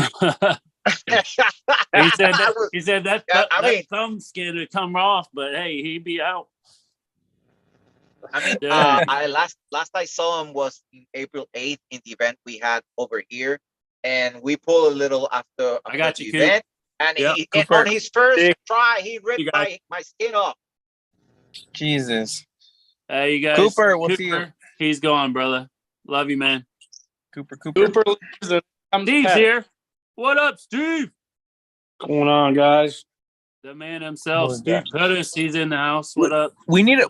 Hey, we need to do where you can see everybody's face. We can't do that. Yeah, Swipe, you can. Swipe left. swipe left, swipe left. Swipe Swipe left. Don't turn your Oh, camera man. off. Just swipe left. upper right. Oh, I'm dashes. here. Okay, I see everybody now. Yeah. You know, All right, we got Billy, Zoom user. uh, What's up, Zoom user? And we got Jeff W. And we got iPhone. What up? yeah. Billy, Richard Calero calls my friend Joe Cortez Mr. Back Pressure. Oh, okay. And we all know how massive Richard's back pressure is. And Oh, he it's calls insane. Joe Mr. Back Pressure. That's crazy. So there's Richard something was there. just down at my house last Thursday. He was at my house and we had a really good practice. I think we had like 8 guys here or something like that. Really good practice. I tell you what, our hands were freaking just wrecked. Just trying to not slip. I still got That's a sign of a good practice. wear marks on my hand right here from Richard. And Steve I don't Pettis. practice a lot. I don't have anyone to practice with. You know, I just train, and whenever I can pull anybody at an after pull in an event or something, but I don't really have no one to practice with right now. Man, that's a So bummer. that's why I'm falling like really behind. Hey, you just need to move to the States for sure. That's Just move pretty- up here. Yeah, I wish I could. Steve, what's up, buddy? What's going on? That's a legend right there. Yes, know he him. is. That's The a man. legend right there. It's my honor to talk to you, sir. I'm Freddie Sanchez. Nice to meet you. Nice to meet you. Thank you. I don't know if I'm ready for that legend status yet. Oh, yes, you are. In my book, He you already are. got Yes, it. sir. I know He's exactly who already you got are. it. He's already got it. Hey, Yeah, Already that's got great to see. Jeff, real quick. Jeff, let's get back on the BAL real quick before I All right. forget about it. Well, they were going to do a tournament down down in Tennessee. Not a tournament, a show. Right. And we talked him out of that. So I don't think that's gonna well, I don't know if we necessarily talked him out of it, but we're hoping to keep it up in Pittsburgh here. You know what I mean? We're trying to do something special up in here and trying to grow here in our respective areas. So hopefully I got you. That's understandable. you know, and that's why we want to put this tournament out here. We want to get, it'd be nice to get a pool of people so you can have, you know, different events to pick from. You know what I mean? We need different folks coming in from all around. We need people challenging other people. Yeah, because the farthest west in Pennsylvania, as far as events, right, has been up in Erie, right? That's been the only thing. There hasn't been anything in Pittsburgh as far as actual arm wrestling events, correct? No, not tournaments. I mean, the BAL's put on their couple shows. Yeah, tournaments. I'm saying tournaments. Oh yeah. No, there hasn't been anything. Nothing. And that, which is surprising to me, but because there's a lot of guys. Shout out Mike. What's his name? Big Mike. D'Ambrosio. D'Ambrosio. He just got I think second or I think he got third at nationals. No, I think he got second in 242 Masters. Yeah. Or not Masters. Did he do Masters? I think it was Masters. Yeah. Okay. Yeah. Yeah. Shout out, guys, Mike. sorry to interrupt, but I gotta go. What? So, yeah, I gotta go. Manolo, it was an honor to speak to you, Mr. Pulso TV, man. Keep doing what you do. Well, thank And you. hopefully I Thanks see for the you. invite, Billy. And Yeah. it's a pleasure to hang out with you and meet Freddie and Mr. Pettis. I hope we can do this again. Yeah. Thanks for coming. So take care, everybody. I will now man. call all your videos. Love it. So we got Scott. He's kind of hanging out, I guess. Steve's I'm here. still here, guys. Reddy's here. Jeff's here. Toby's still here. Bill's here. Cool, man. Awesome. Thanks, man. I appreciate you guys being here. Appreciate Man, you are having you me. pulling this weekend left-handed? Yeah, I'm pulling for Phil. but you're not pulling in that. excited to not cut weight again. I keep running into these super matches where I have people at the last second not cut weight. So it is what it is. But yeah, I'm pulling this weekend. Who you What pulling? event is that? That's the Club Wars event. So I got a super match left-handed before the event, and then it's for the Club Wars belt round robin, 176 pounds. I have the right-handed one. Nice. I will probably, depending on how the super match goes, I'll pull left-handed. But it's a stacked class left-handed. And I'm crossing my fingers that Blanchard pulls that win out. So he's got a few guys to go through, but he's probably the favorite. I gotcha. But Steve, that would make it an official 4-belt match for our match at States. And good news, I got approval to finally start doing some arm wrestling specific training today. So Yeah, I saw that earlier when you guys were talking earlier. I saw that, so that's good news. finally. Well, if you weren't doing unsafe acts with razor blades, you wouldn't have the problem. Yeah. I mean, here I am, can't train at all, and Dan's out winning his 11th national title. So great. Yeah. Add it on. It'll Just work keep out. piling it on. Yeah, and I told Dan a while ago, I'm like, yeah, I said my testing ground for our match is going to be, this is before I cut my tendon and had surgery. I'm like, yeah, my testing ground is going to be at nationals. I'll really like gauge where I'm at that and set it up for June 3rd. Nice. He's like, yeah, I think I'll go do that now. Hey, Steve, just throwing it out there, man. Mr. Freddie Sanchez, right on the call. He's a good man to get up to an event, you know. So if you want to invest some money in a show, For you a know. ref or for a puller? Let's do it. For a puller. Let's do it, man. For a puller? That means the world to me, Billy, especially the fact that you're telling Mr. Steve right here about it. If you haven't already, it would mean the world to me if you go check out my YouTube channel, subscribe to it, check out my latest video. It was a absolute dogfight super match. I didn't expect it that way, but I guess it's a beautiful match for the audience to see. It was phenomenal. John Brazink said that he wants a super match with me after seeing it. It was like something out of a dream. So it would mean the world to Where me are if you go at? check out that video. I'm Where in you El Paso, Texas. In Paso, Texas? Yes, sir. I'll be El in Paso. Texas next week. Oh, no shit. Ooh. Where at? I'll be down in Brownsville and Far. And anything in Texas is so freaking far from me. Like, I'm considered New Mexico, basically. Okay, so yeah, you got complete opposite end of where Yeah. I'm gonna be. All right, Brownsville, let me check it out, and we'll see what we can do. I would love that. I would love that. It's freaking awesome. You want I'm a willing to gorilla? travel. Huh? Yeah. You want a gorilla? Yes, I want a gorilla. Yes, Yeah. that's like a huge freaking dream of mine. Those things are so sweet. They're pretty Like awesome. that's only something that like freaking Daniel Mosier and guys like that get. So I would love it. Manny, you got one, right? You got a black one. I do. No shit. Hey, Steve. Hey, watch out. Toby's coming up this year. Yeah. I love it. That I am. He's gonna come up try to get himself a gorilla. Where do you guys have those tournaments? It's in Battle Creek, Michigan at the Kellogg Arena. We got the entire arena to ourselves. 4 tables, 519 entries last year. Who Build wants? Here. Do you guys do the 242 or like a 230? We do a 220 and a 242. Who won the 242 last time? Pablo. Oh shit. Damn.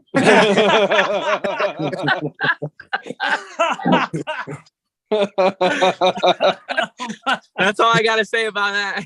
Well, hey, you definitely can try to prove yourself then, can't you, There's Freddie? also a weight cut to 220. All Yeah. right. So who won the 220? Do you know who won the 220? Off the top of my head, I do not remember who won 220 last year. That one might be doable if Pablo shows up again. There's no way I'm pulling 42s. Steve, did Roger pull 220 last year, or was it 198 again? I think he pulled 198 last year. 220. Roger Mosier Learn? won 220 last year. That's what Yeah. I thought. Daniel Mosier. I Yeah. saw that. I saw him win that. That's why I said that. Yeah, I- I was pretty sure. Weird is I took a photo of Daniel Mosier after the tournament, and somehow I'm not sure how, but somehow he out angled me. Not sure how. Who would have thought? Hey, takes you know, professional- Manny, I out-angled beat him. I beat Mosier in Clarkston. I tell you, Clarkston, this Michigan. man Steve. When he I- first started. When he first started. It don't And then matter. 2 I months tell later- you. 2 months later, we pulled again, and he waxed me. Yeah, it don't only takes matter. that You little bit got of that knowledge, win doesn't under your it? belt. Well, Mosier's That's awesome, a bad man. dude. Jeff, are you Especially going to when he make it up moved to to Michigan? Louisiana. When he went to Louisiana, he like leveled way up. Yeah. Yep. Hot sauce. I'm gonna try my hardest to make it up there. Dude, I'd love to see you hit those 54s up there, man. Yeah, if like I said, I was saying in the Facebook too, if I do, I'll only be able to go right. My left's been all jacked up since Winter Blast. We got Yeah. 43 too, depending on where you fall in between around 54. Yeah, I walk around like 164. I usually cut down. Yeah. It'd be awful hard to get down below that. Yeah. Jeff, 40. I really think that you would do well in the 54 amateur or 54 novice, the lower class. Oh, I think you could 54, have a 43. Are we talking about women divisions or what? Hey, My God. You know what? Hey, Some of when I us aren't first as, started, I was weightly in the gifted. 32s and I would diet to the 21s. holy moly. Oh my God. That's what my That's girlfriend serious. weighs. Are you 121? Yep. That's ridiculous. That's what I think one of my leg weighs. Some of us are running Well, back. Steve, some of you're us only are what, linemen, like man. 5'5"? Yeah, I'm only 5'5". Hey I'm man, a you know short what? guy. To be honest though, I'll tell you something though. Those lower weight classes, it's harder. Yeah. It's hard. It's so stacked. Dude, Like the amateur lower you classes get- are stacked. the- Everywhere's stacked with but 154. the lower you Guys, cut, like the harder it gets. It's so weird.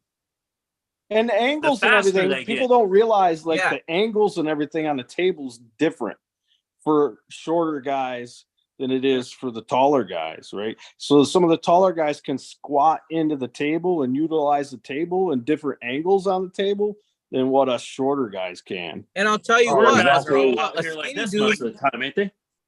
a skinny dude can maneuver and angle his body different because he's not as thick. So they're more flexible too. They're tighter as well. They're faster, like Billy said. It's And my different. gut doesn't allow me to get as close to the table anymore. That's what I'm saying. That's what I'm saying. And they're tighter. It's different. That lower weight class, I know I'm just messing around about the ladies divisions, but Yeah, that's right. 154 Yeah, class, right. We 76. know you're serious. That's all right. You know Hey, what? nah, I mean, shit. You on the the table freaking- and on the thumb wrestling table. But then you gotta look at it. You gotta look at it this way too, right? When I first started and we started training with Cobra and stuff, Cobra was $160, right? And he was all the weight classes. He'd go to a tournament Yeah. and there was one tournament he went to in Canada. He literally won every single weight class. Crazy. I tell you, them So- skinny guys, them light guys, it don't mean that they're less strong. It don't. Oh man. It's No. harder. That's why these little guys win all the overalls all the time. Well, like Jamie Sheldon, when he Toby. beat Toby's shaking Chris his head. Chandler like Come on, that. bro. Corey Miller too. He takes everybody out. Isaac Luna takes everybody out. Like, yeah, Isaac these Luna's lighter tough. guys. What's it, Reg?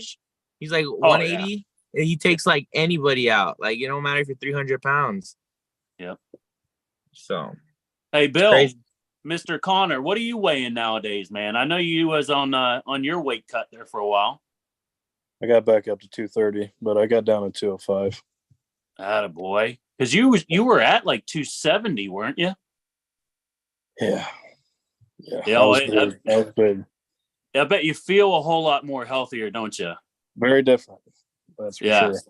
You just Now, feel- did you lose a bunch of strength going down? I don't know. I haven't had an ounce of table time or anything whatsoever since Juan Ortega's event. So Hey, I tell you what, you better figure it out. You got Rich Gasky coming up in 1 month, less than 1 I know. month. I mean, I'm still going to the gym and stuff, but I just haven't been on the table at all. So I know it Jeez. sounds familiar. For a reason? Are you injured or?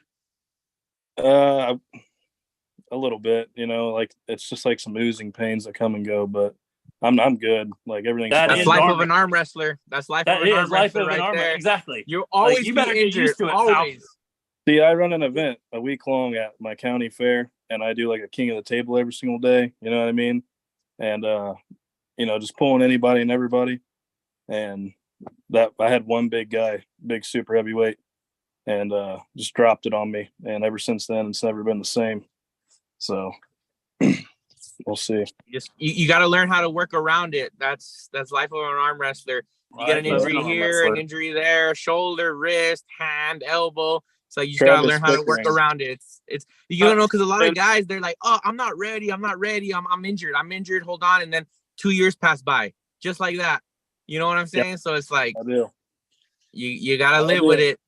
Dude, I'm not affiliated, and I don't go to like really any practices because I'm so busy with work. Just like fitting in an event of my own is challenging within itself, and then taking the time out every week. Running to a tournament's no joke. It takes a ton of work and time. I know it. Ridiculous. I know it. Amen. Dude, if I would have known actually how much work actually went into all this, You think twice. You think I twice. might have, made a slight different decisions, but one event a year, okay, that's, it's not horrible. As soon as you get multiple events going on in a year, like it just goes crazy. Like you're thinking about one thing, you're like, oh no, wait, that was for that event, and then it's just. I tell you, and I hate to bring it up, but like us natural guys, it's different. It's different because when you got a little bit performance enhancing, you can do an event every month. But when you're natty, one event will take you out for a minimum of 3 months. It's different. And then at the age factor, right? If you're 30 or 40 or 50, it gets worse. That's what I still feel my tendon pain from winter blast, and that was now like a month ago, and like my tendon feels like I just pulled yesterday still, and I held on in a flop way too long, and I'm like realizing I can't do that shit no more because I didn't win, and now I'm hurt. Yeah. Yeah, you gotta pick your battles, right? Pick your battles. Yep. Yeah. It's like that was tough, man. I think those quick twitch movements, man, that really put a hurting on you. No, and I'll tell you what, I get injured more at practice than anything, and I think everybody does. And that's what I had to learn the most in my arm wrestling career is take your pride aside at practice and make sure you tell the other guy to put his pride aside at practice, because you get injured like 90% of the time at practice, and you don't want to be doing that shit. It's not worth it. It's not. No, we got a good I even know when I go up to Billy's place, and I'm very, very thankful for the group of guys that we have around, because we do a lot of, at least here too, we do a lot of slow pulling, a lot of shit. And what's that? It's all the Billy. It's all The fireworks are coming out. It's good to have a good group of guys. It's so important, especially people that understand that practice is practice. Yeah, and that's all it is. That's all it is. It's for practice, and it's for making cool videos on Facebook. Yeah, That's and all. especially after a tournament, like you have a tournament like where you're talking about, where you kind of come out a little banged up, you got to ease your way back into practice. Ease your way back in. So yeah. I'm gonna start hitting up the fat backs every other Sunday. There you go. That's a great idea. Yeah. Great idea. That's a good crew to go to. Table time is everything, but you have to calculate it. Oh, for sure. For sure. I do What? more Toby doesn't agree or what? more weight training than I do table time, just for that same reason. And when I go to practice, it's usually to get more people involved or hold a practice for people. But I get more benefit out of training specifically with like Darren or like Cooper coming over, and we just do specific things that are boring to everybody else. But that's where I get in and all my work in. And it's amazing. Like I'll go to practice and I'll just work on whatever or let them work on whatever and lose at practice. And you have people go, oh, I can kill them. And then you get on the table. And I think that's key, Manny. That's a key thing, right? You they beat you. get a few guys, 3 or 4 guys that you're comfortable with that are competitively around the same, and Shout work out with East Ohio. those 3 or 4 guys, right? And then Where it started. you utilize those guys, right? Because that's how we were. We very seldom had huge practices, and then have the big practices to get new people involved, right? That's key. I host a lot of, well, not as many lately, but I host probably about 2 bigger practices a month. And it's usually just to get the new guys in there around some of the pros and everything else. But I don't look at it as I'm going to go there and get my work in. I look at it as we're going to expand arm wrestling in this area, and we're going to get new people in, coach up new guys. And so, I mean, the bigger practices, that's kind of how I look at it. And I get a ton of, I know what specific movements I need to do. And I can't do all of it inside of, like, I set up my garage as a gym for specifically to arm wrestling. I can't do all of it in here, but I can do a lot of it. And then I can test that out with certain guys on my team that I work on. Speaking of teams, Billy, I meaning to talk to you about this. What do you think about it instead of like a regular tournament, having a team versus team type of battle? Oh yeah, you've got the strongest team out there. Oh, dude, let's do it. That's always the greatest idea. We do that here. We do that here. Idea that everybody wants to do, and it's just making it happen. It's we do that with New Mexico. We do since El Paso's pretty close to New Mexico. We always have Team New Mexico versus Team Texas, and we'll get like a 154 guy against our 154, and then all the weight classes and so on. So the team stuff is really cool too. It gets more people involved, and it's always cool. And you get we were doing that with Michigan and Ohio, Border Wars, but it was all super match format. And we did it for a few years with Dan Prez right there in Northern Ohio. And we'd bring like everybody from Michigan down there, and they would have everybody from Ohio. It was a pretty cool tournament, but it kind of, I've heard COVID kind of killed it. Oh yeah, I can see that. COVID killed a lot of crap, but I tell you what, COVID really spurred the butt into arm wrestling there, didn't it? It's wild. I had an extra Harley Davidson sitting in my garage for a year before, because that was supposed to get given away in 2020, and we couldn't do it. What was amazing to me, though, Steve, is you never gave up. You were always trying. In 2020, I'd call you like, "You think it's going to go on?" Because I'm thinking like, "No, it's not happening." And he's like, "Well, we're still trying, or we're still doing this." And like Steve never gave up trying to make that 2020 happen. Like he tried to move heaven and earth, but something didn't move. If it would have been in Kentucky, we would have got it done. But Michigan just wasn't going to let it happen. Democrat. Sorry. Oh, my bad. But Billy, if you want to do like a Ohio, Michigan team call out, hit squad's ready. There you go. Woo! Hey, I don't want nothing of that. Oh my goodness. I like it. I do. Hey guys. Hey, as long as I get Toby on my team. I gotta take off, guys. I have confidence in our team. Freddie, thanks for coming, man. Hey, thanks for having me. I just want to swing by and say hi to everybody. You hit up Freddie if you want to get some entertainment pulling, and he's a great puller, good guy. Check out I'll check check out my him latest out. super match. I'm sure you won't be disappointed. It was a really exciting one, so it'd mean the world to me if you check it out. Sub to the channel so we could keep doing more things, baby. And hopefully Billy will have me on his podcast a little bit more often, kick it with you guys. You guys have a good one. See you, Freddie. Later, Freddie. We're gonna have that the Sanchez trio.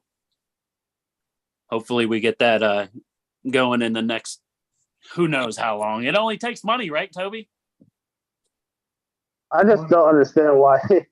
I think a lot of people just kind of look down on me, and I don't get it. No, I don't. Shoot, I know how strong you are. I know how strong you are. Trust me. It's probably because you're not one of those guys out there on the YouTube and running all over Facebook. You got a soft face, you know what I mean? You got a cute face, Toby. I think I've always been a firm believer in the whole, not being popular on social media and actually being good at it. I always thought there was a big difference. And how people make themselves look good versus actually being good. That's why I don't care about the social media stuff. Well, Toby, Who's that guy? Who's the guy that just recently beat Pablo? Beat Pablo and a couple other guys recently from like Midwest area. I can't remember his name. Beat Pablo? Yeah, he just beat Pablo. He beat Pablo a little while back, but Pablo had a super match, I think at Illinois State. Oh, yeah. And then they just pulled again recently, and he beat Pablo again, and he was fresh. Is that Mike Avola? Yes. I'm out Mike of here, Avola is a monster. I think he got second at Nationals. Open 242, I do believe. Yeah, this dude, and he's one of those guys that's not out there running around, got all kinds of YouTube stuff going on, but he's smashing people. Yeah, he's a tank for sure. Thanks for having me, Billy. You taking off, Jeff? Yeah, I got to get up at about 2:30 in the morning. And I somewhat threw my back out yesterday, and you and Manny, why you guys got to injure yourselves? Come on. You know what? I wasn't even doing nothing this time. That's the most frustrating part. Because you're really old. It's because you're getting old. You're getting old. It's messed up, man. I sneezed one time on the couch, so I was just walking, and I went to pick up a gas can, and boom, there I am. Steve, you can give him some pointers about not throwing your back out, right? Don't finish concrete for 15 years. Well, guys, I got family coming in, so I got to jump too. Manny, Jeff, appreciate it. Love you guys. See y'all. See you guys. Yes, sir. Bill, can you hear me? Yeah, I can hear you. All right, cool, man. Dude, I'm looking forward to this event, man. Saturday. It's going to be a good one. I'm looking forward to it too. Put a lot of time and effort into it, so see how it goes. Hopefully he answers you back about that question I had for you. I keep checking my messenger. I'm hoping he answers and says yes. It was a pretty close match last time I faced him. Very close. So that's why I'm asking, I think it'd be a very entertaining match for you. There might be one. I kind of working on it, and it's a pretty decent one. So cool, man. Cool. Yeah, I'll make the announcement as soon as I know, but that'll be nice. Yeah. Steve, you got everything ready to go for Michigan State? Gorillas are being produced right now. I'm a first-time comer. I'll be there, else. by the way, Mr. Pettis. Oh, nice, Bill. I'm a first comer. I'll be there this year. Oh, nice. Excellent. Thank you. That's you great. going to gorilla class or? I'm No? nowhere. Man. No. Nowhere I'm near. not either. Trust me, I'm not either. I'll But get I'll whacked. be there. I'm gonna try to get around, be active this year. So Yeah. Attaboy, Bill. It's a great event, right? I mean, both ways, right? We do our best to keep the guys that shouldn't be pulling in the novice out of that class, right? So that the guys that truly are novice are able to pull. Or so. Well, I mean, it's let's say novice. You know, in my opinion, you know, as far as Michigan State is concerned, I feel like I'm still novice. Like 2.5 years into it, yeah. I'm still on the low end of everything. Yeah, I'm Yeah, just a so year what and a little we- over. We typically, What? if you've won three first places, we try to kick you out of there. Oh, I'm still good to go then. I think I'm still good to go too. And not like 3 tournaments where there was only one guy in your weight class or something, right? We try I'm not really good to go then. I'm still. So we'll pull novice together.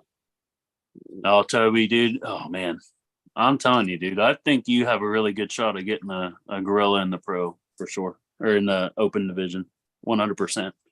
I told myself, I'm like, if I shattered my arm and still got the gorilla, I'd be really cool with that. I'll be all right with it. It's not worth all that. To me, it kind of That's really putting it on the line there. They are pretty cool. I will. Yeah, I would. I really would. Holy moly, that's Yeah, saying this thing something right finally there. healed up. Plus, Glad this That's a year testament you to your get a event, chance Steve. to shake hands with Dan Severn. So this is definitely a year to be there. Oh, Dan dude, Severn. Boom. I still got to get him back on the show. Yeah, Mr. Blanchard and Mr. Severn and yourself and myself, and then whoever else you want to get on. Yeah, for sure. I got to get a hold of him. He's a character for sure. Oh yeah. Toby, what else do you got coming on besides your guys' big practice Saturday? You got anything else? Yeah, this Saturday is our big practice where Paul Lynn is coming down. Then after that's me and Todd's birthday practice, May 27th. Yep. Then after Don't that, go I'm too gonna hard. You got Michigan State the week after that. Yeah, then I got Michigan State. Yeah, so. Oh, you Probably just pulled a the lot week of- before? Yeah. Well, I'll train a couple days before an event. Yeah, he'll be all right. And then He'll be after all right. that, I don't know. I'm not really sure. I haven't looked into it a whole lot. Just trying to supermatch a lot of these other guys or pull. Well, you some. got obviously you're probably going to go down to Christina's event, August 19th. I would assume. Oh yeah. Yeah. You got that. And then my event, November 18th, you'll be at that one, right? I plan on being at both of your events, the Garage Awesome. Wars and. Oh, great, man. Awesome. Uh, Dude, Garage Wars, I'm telling you what, I'm gonna pull initially about everybody there. This event, I thought about it, it being a nice event for the newer guys to get some exposure, you know what I mean? If they wanted, dude, it's becoming a lot That thing bigger took off event fast. than That took off really fast. it was like, holy crap. And now I still got guys messaging me, hey, can I get a match in that? And they're not small name guys, They're guys that's traveled the country wanting in a match at this event. Like, And dude, this is gonna be a lot more fun. I'm not saying that it wasn't gonna be fun before, but this is gonna be a lot bigger, a lot more fun than I initially expected. how I do long have do a you think question. that's gonna go? It's gonna be fun. No, like how long of a day do you think that's gonna be? You got 30 super matches? It's 30 super matches as of the moment. Okay, so my thought on this is, okay, so pro matches. I think there's 10 of them. I want to say, those are going to be one match at a time, one table. Now, maybe half or 3/4 of the amateur matches, probably more towards just having one table. But if we are running halfway through the event and we're already past like say 3 hours, I'll probably put another table out, just put them kind of back to back, maybe like this. Really And then myself and maybe my teammate Justice, he could down ref for me, and then have Christina and Tim, they're running the first table, and then have, boom, boom, boom, boom, just do the matches right after each other. So one match pull, and then the other match pull, one match pull, the other match pull. So that way there's no downtime as far as waiting that 30 seconds, in between rounds for, A match. And then B match, we could be running their second round, right? Boom, So if it seems like we're going to be running long, I will make sure that we are not there having to run the event until 11 o'clock. I'd love to have the event, specifically those 30 matches. I'd love to have those done by like 7:30, 8 o'clock. That'd be ideal in my eyes. But, if it looks like we're going to finish up those 30 matches around 8:30-ish, I'm okay all of them being one table and having a show for everybody. I'm perfectly okay. I do have a question. The lineup that you posted, will that be the order of how it goes to? Yep. Top, Okay. Christina's match first, because she's going to be reffing the event, her and Tim. So her match is first, and her match is a nationally ranked match, So Yeah. it's a big match. Christina deserves it too, in my eyes. So she's going to head it off, and then myself. The only reason why I put myself second is just because I get it over and done with. I got a lot of stuff going on too. So get mine out of the way second. That way, me and Christina, we're done, and then the third match on is pretty much everybody, having a good time. Her son, dude, was phenomenal. And I mean, that dude peeled me wide open and just beat the hell out of me for like 2 hours. I mean, he was insane. Nice. Who was that again? Andrew Casting. Oh, Andrew. Yeah. That dude He got beat through the your hand, hell out huh? of me. Yeah. Well, he's Everything a I beast. threw at the guy. He's been in the pulling for WAR what, at 16. 25 years? I don't know about that, but I know he's traveling to all these tournaments with his parents. That's like, I don't even know what age, but yeah, he beat the hell They've out been of me. around a long time. Oh, yeah. It amazed me. Oh, dude, the first time I saw Andrew was at Christina's event in 2020, I do believe, or 2021. Yeah. Hey, Billy, I gotta go. My dog's 2020. being a dumbass. Steve, it's always a pleasure, my friend. More All than right, we'll welcome talk on the again. show anytime. Anytime, brother. Thank you, sir. See you later. We'll see you. See you guys. But yeah, Toby, I can't remember. I mean, obviously, I was only in the sport maybe, I don't want to say maybe like a year. Whenever the first event of Christina's that I went to, and I still pulled novice even there or whatever it was, and just watching everybody, man, that's just so much power. And I remember Andrew, I do believe he took first. Those ones. Yeah, he is insane. I mean, that blew my mind, really, because no one has ever killed me like that ever. Till Just right through it, huh? I mean, yeah, I was folded all the way back, giving him anything. Oh. Yeah, it was insane. Hey, you better do some wrist curls there, buddy. And I tell you what, I train my hand 7 days a week, just about. Right? Even at work, I train it. There's nothing I can do with them. I'd say if you want a really good show, you might want to look into him. Yeah. Well, Andrew is he hasn't really been out there much lately, has he? He doesn't train or nothing. No, nothing. That's crazy. He does it. Does he Just come like to your when we guys' were- practices? No, I went to his. I think he's going to come to ours April 22nd. I think he Cool. is. But I wouldn't be surprised if he actually gives Paul a hard time.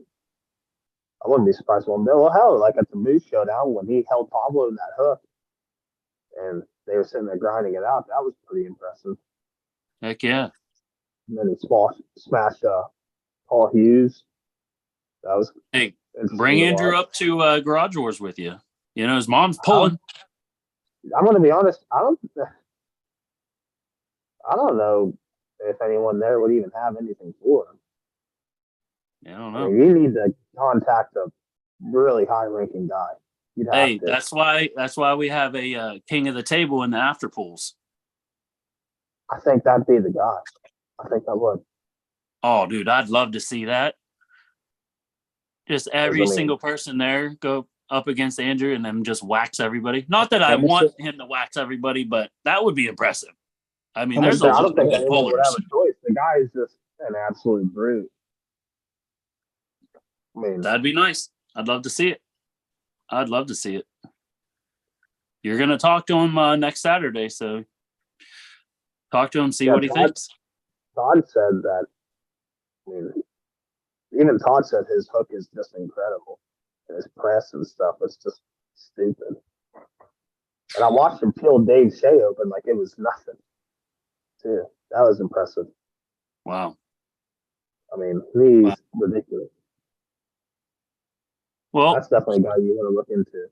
Wait till you see this absolute man child show up on the 22nd at the Rumble, Billy. Oh, nice. Kid from my hometown. Absolutely insane. He's like 6'6" and 16 years old and holy moly. Absolute monster. He was at the fair when I was running my stand, and Tim Lewis was there. Took Tim right to the pad. Tim was like, yeah, what's your name? I was like, holy crap. That's crazy. Kid's insane. 16 years old, like freshly 16 too. That's nuts. He'll be there. What was the one young man, Lucas, that was at your event? Lucas Hensley. Yeah, he was a beast, man. I loved seeing him pull, but I tried to get him up for an event and he just flaked out on me or whatever. So yeah, I don't know what's it is going what on. it is. He was very impressive at your event, that last one. Yeah. Very impressive. I'm really Juan must not have been able to access his hit like he was with me, because Juan's hit was so freaking fast. There was nothing I could do. You know, I mean, I caught him a couple of times, but I was so far down, I couldn't. It was almost impossible for me to come back up from. So, yeah, that really speaks words for Lucas, because Lucas was different. Long ass arms on him too. Oh yeah. Let me try to. I'm gonna try to get Jack Jacobson in here if I can. Real quick. Hang on, guys, or else talk amongst yourselves there. Dang, what am I well, I was gonna say something to him. I can't remember. So you're around the 220 range, Toby? Yeah, in that area. It depends on how I'm eating and training, really. Like, I definitely don't go above 225. Naturally, I couldn't. I can't remember his name at this very moment. Who was number one on OPAR for the 220 professional, right? Doug Allen. Yeah. How did you ever, he moved to Puerto Rico, didn't he? Yeah, I thought he did. Him and Bethany. That's what I heard, that he moved to Puerto Rico. I've never got to pull him. I got to talk to him a bunch of times. We'll see how the Quinlan and Rod goes. But Rod's strong too. That dude dropped down to 198 and he's insane. So I'd like to pull them both. Yeah. I'd love to. Yeah, I'd love to see you, Toby, against Quinlan. I'd love to see that. I mean, I'd love to see Toby against anybody in the 220 class, in the bigger names. I don't want to make it look like I'm calling anyone out. I really don't. I just, I just want to pull everybody. Yeah, I just want to pull everybody. That's fine. Hey, really my thing. I'm not big into the trying to look like a hard ass or I'm the best. I don't really care about that. Right. It's just fun. It is. All I'm saying is I feel as if Toby has put in the work and has gotten enough wins on some bigger names in order to get a shot Just at least. so far, I think. Joe Hudick, when I got a win on him, and then that Chris Jellings. Yeah. Yeah, dude. I feel as if Toby's done enough work to get a shot, at a bigger name for sure. See, Adam Martin dropped a whole ton of weight too, but I hear he's something different, especially his press. It's like a force to be reckoned with. Mm-hmm. That's why I've been trying to get him on this card, because I want to see where he's actually at. Because if the way like everybody from the fat backs are talking, he's special right now with that weight he dropped and stuff. So I've been aiming toward. I've always had a fat back on the card, dude, and every time they win, every time. So they win their super match. Charlie too. Charlie, he's so quick and so fast. His hit is unrelentless. I love that guy. I can't even touch Charlie. He's a 176 guy. Mm-hmm. Yeah, Charlie and Christian had a match at your last event. That was a fun That was one. a good one. Yeah, that was fun. Christian's got a big match coming up against Josh Koenig at Garage Wars. That's a big task. Right. Yeah. That is a big task. Because Josh looks very, very impressive right now. Had's a very impressive. When did Toby beat Chris G? February 4th at Buckeye Brawl. Buckeye Brawl, yeah. Left Clay handed. Dog in the chat. He asked, when did Toby beat Chris Jellings? That was at Buckeye Brawl, February 4th, 2023 in the tournament. You can check the live stream of that video. Yeah. And it was grueling. It was tough. I never pressed anybody, but that's all I had left. My only option was to try to press them. And it hurt so bad. Oh, I can imagine. It was. That's why nobody presses so very grueling. often, because it hurts so bad. Yeah. And you can see in the video when we first started, I tried using nothing but side pressure. My elbow popped and my whole arm moved 3 or 4 inches. And I had to backtrack to catch it. Like one of those tendon rolls or whatever. It was the worst time to happen. I learned my lesson trying to press Travis Pickering when I first got involved with arm wrestling. I thought I was doing something, not even close. And then he just brought me, I was like in a full-on press, and he brought me all the way back around. My arm was like, I'm like, oh. I don't know how people do it. That's not what you want to hear, is that little crap. Yeah. Jack, what's up, my man? What's up, brother? Hey, How's it going? Press Travis Pickering. How is it going, Jack? Hit your microphone there, brother. Yeah, sorry, I still had the stream up in the background, and it was there was a lot going on. Oh my goodness. I'd like to see the max amount of viewers at one point, because there was like 9 of us on here at one time, and there was just so much going on that I was just like, oh boy. What do you got going on there, Jack? Oh, nothing, man. Just hanging out at work. Don't say that. You're not allowed to be on your phone at work. Oh no, it's fine. I'm on my computer. It's different from phone. It's okay. I can kind of do whatever. I gotcha. What do you got going on, man? You got anything coming up? Not really that I know of. Going to Bill's event here on Saturday. Nice. That's pretty much it.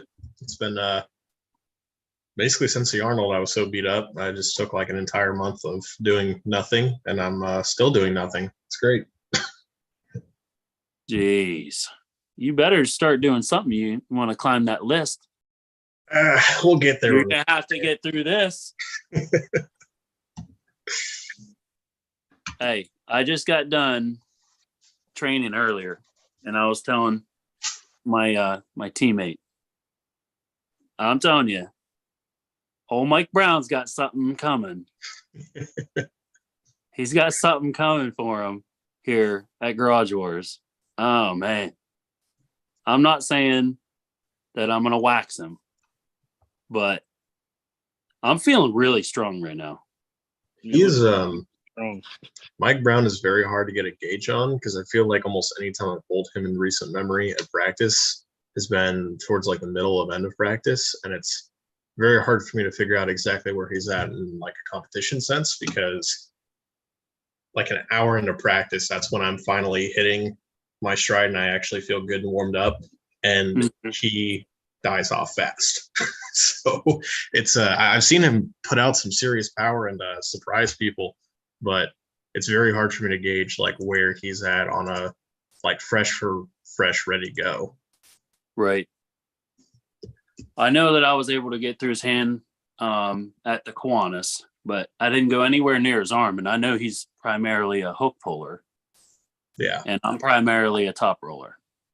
So if he can't stop my hand and my back pressure, it's over.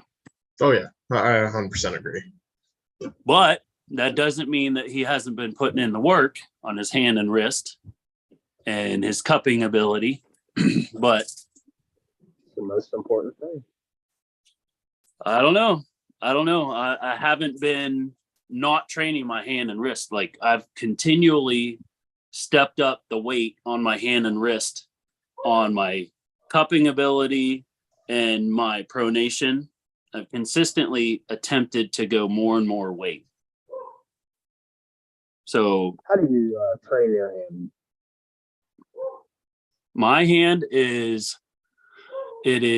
a homemade wrist wrench or wrist max, a half piece of 4-inch PVC with two straps on it, and it's just constantly doing that, and then pronation through the thumb, and then rising. I think you should look into. I do a lot of pinch blocks. Bench blocks. Pinch blocks, and I don't go above a 2-inch handle. Yeah. The only multi spinner that I use is a 2-inch. I think it's like 2.25 inch at the max. I think it's like 2-inch pretty much. But I think people go so. I think they mess up by getting these massive hands. You're not going to grab a fucking hand that big. It's just not there. No. So something about like that is pretty reasonable. Yeah, that's all I use is 2. It's the only that wrist max. Is just doing that so nobody can pull me out, and tear me open as much as possible, But that's pretty much all I do. I have a 2-inch wrist wrench, and I don't think I have anything. No, I don't have anything over 2-inch on the rack over there. Nothing. That's pretty good, then. I haven't messed with those pinch blocks though. I think I would actually do pretty decent at it. I think. That's how I built my thumb up. Like when we pull, and I developed that knot in my hand. That's from pinch blocks. Okay. Yeah, just like from when that, and I developed that knot right here. That's why I'd love to have a wider hand here, because I don't have that wide of a hand right here. I've been working on it, but bands. Yeah. What's that? You have bands, obviously. Yeah. I've been doing that, here and there. Yeah, dude. That people, I'm telling you, people keep looking at me like I'm stupid, but I'm telling you, that's the way to go. I do those at work, so I'll be watching my press that I run, and I'll just sit there and just grab the band and just go like that for like, I don't know, an hour until it they're like totally blowed up and everything. It's just painful right in there. I try. Yeah. I'm putting in the work. I'm not slacking off. But this, anytime we are getting close to an event and organizing an event, man, I tell you what, that takes up so much time and effort. It is no joke. It's like a part-time job. I don't believe it. They're Batches brave here. What up, Josh? But it sometimes it's not fun, but man, I tell you what, this event for Garage Wars is gonna be a great time. I can feel it. I can literally feel it. Jack, you coming up for that? It is the day after my wedding, so That's probably right. not. That's but right. There's a chance. You never know. No, you better not do that. Do not do that. If you end up coming up there for your honeymoon, you won't be married for very long. I think we're going on a honeymoon like Pacific Northwest, and I think we're leaving on the 14th. So Holy 13th moly. might legitimately be open. I don't know. Oh my. I don't know what the game plan is. Hey, don't. I'm not telling you to come up, but I'd love to have you for your honeymoon. We'll make it a special thing to wish you guys well at the event. Does Rich come to your practices pretty regularly? No, maybe a couple times a year. Okay. All I can say, Bill, is you better be training. Is he how does he primarily pull? Everywhere. He's a very well-rounded puller. He can pull in every angle. He'll press you if he has to press you. He'll hook with you. He'll top roll you. Does he train pretty often? Yeah, I would assume. I don't see why he wouldn't. Okay, he was at a little more than I did because he came to your practices and stuff. But yeah, Dave Show, what's up, my brother? Good evening, gentlemen. If you don't mind me joining you, I just saw it posted, and I'm actually in East Ohio tonight. Oh, where are you at, brother? I am at the Motel 6 in Richfield. I'm halfway home to Allentown from the IFA Nationals in Joliet. Awesome, man. How did that go? I saw that you were there. Well, I'll tell you, it was interesting. They had a nice crowd there for the Open, the seniors, as they call them. Denise Waddles was saying that it was one of the largest groups they had in for Masters.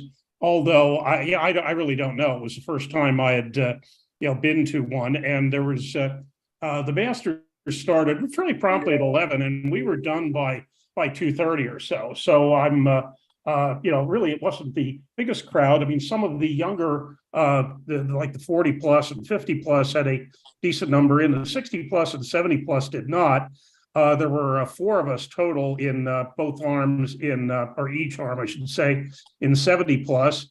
And then of course, I came in 4th because, as usual, I run into these people who've been pulling since 1975, and it doesn't work out that well. But in fact, the person that won both arms was Stu Levin, who was the oldest of all of us. Who was 78 from Jacksonville, Florida. And then in 60 plus, there was only myself and a guy named Andy Stanford from Texas, and then Dean Banian from Granite Arms in New Hampshire. There was nobody in his weight class, which is 105K. So he pulled up, and Stanford just crushed both of us.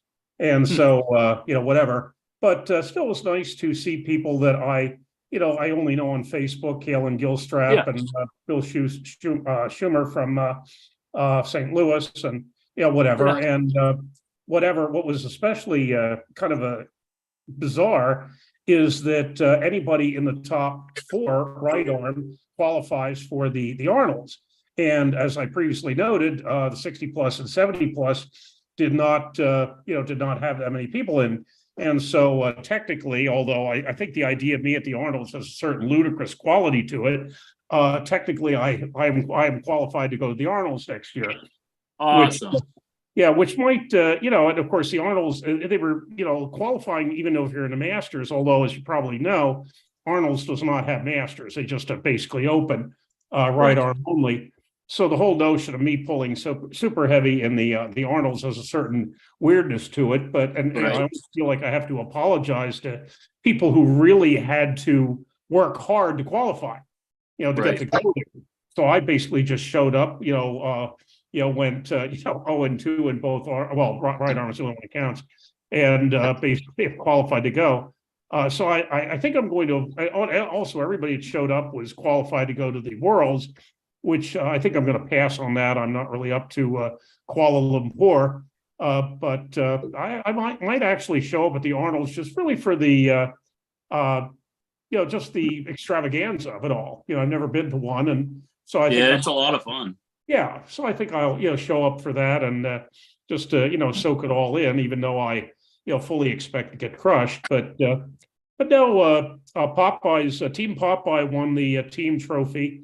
Popeye, I can't pronounce his last name, Kilonian or something like that, from the folks from Texas, Oklahoma area. I guess he's Texas, but they won the team trophy, and which was basically as tall as Popeye almost. And so I mean, it was a good time. I think good time was had by all. Heck yeah, man! I'm glad you had a good time. Yeah, you're about halfway home then. Yeah, halfway home. I'm going to stop by tomorrow in the Oil City Franklin area. Somebody that runs a gym wants to have me stop by and basically try to show some people some things.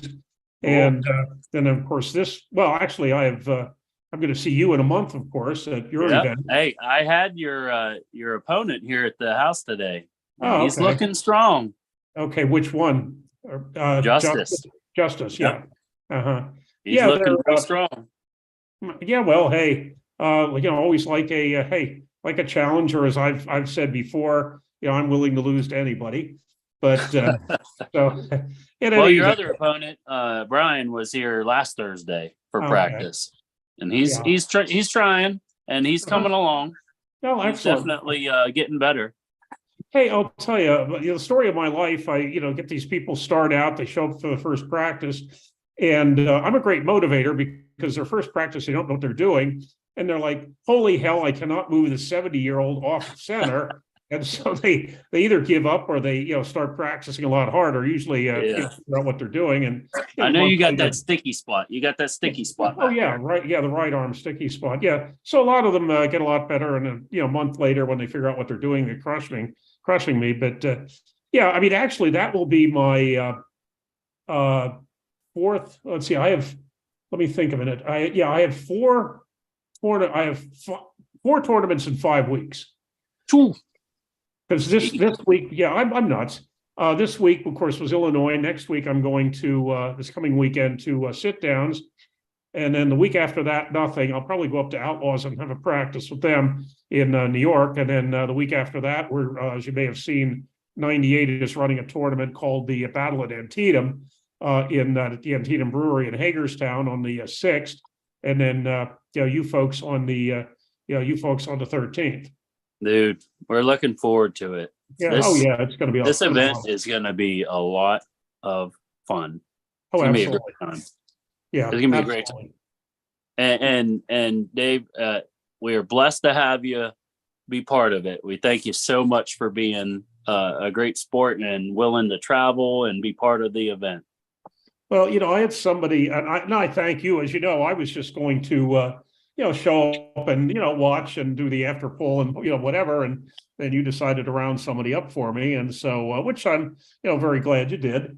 But I was willing to, like I say, just to come out to, support otherwise. But yeah, it's going to be, I'm sure it's going to be a lot of fun. Absolutely. Oh, for sure.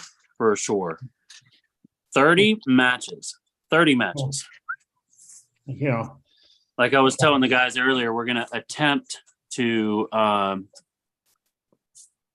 try to get it as fast as possible, but you never know. I mean, I'd love to be able to get everybody done with their matches by like 8:30.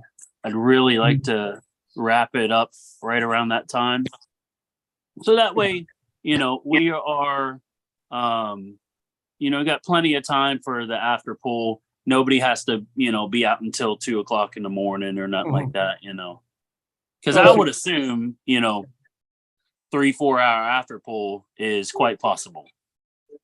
So you're not going to break our the record we set at No. of going till 5:00 in the morning. And I do not want to. Trust me, I don't want to. No, I certainly that was The an next odd. day is Mother's Day, so there's no way. Mhm. Yeah. Well, I'll tell you, I had to sneak out of the only gainful employment I have now is I have I do taxes during tax season. So I told a couple of the folks that always wait till the last minute, oh, by the way, if you really want me to do them this year, you will get your rear in gear and get everything to me by Wednesday, at this past Wednesday at the latest, because I am leaving town for Illinois on Friday. So I'm basically out of that. Hallelujah. So I'm now gainfully unemployed again for I can spend all my time running all over the place.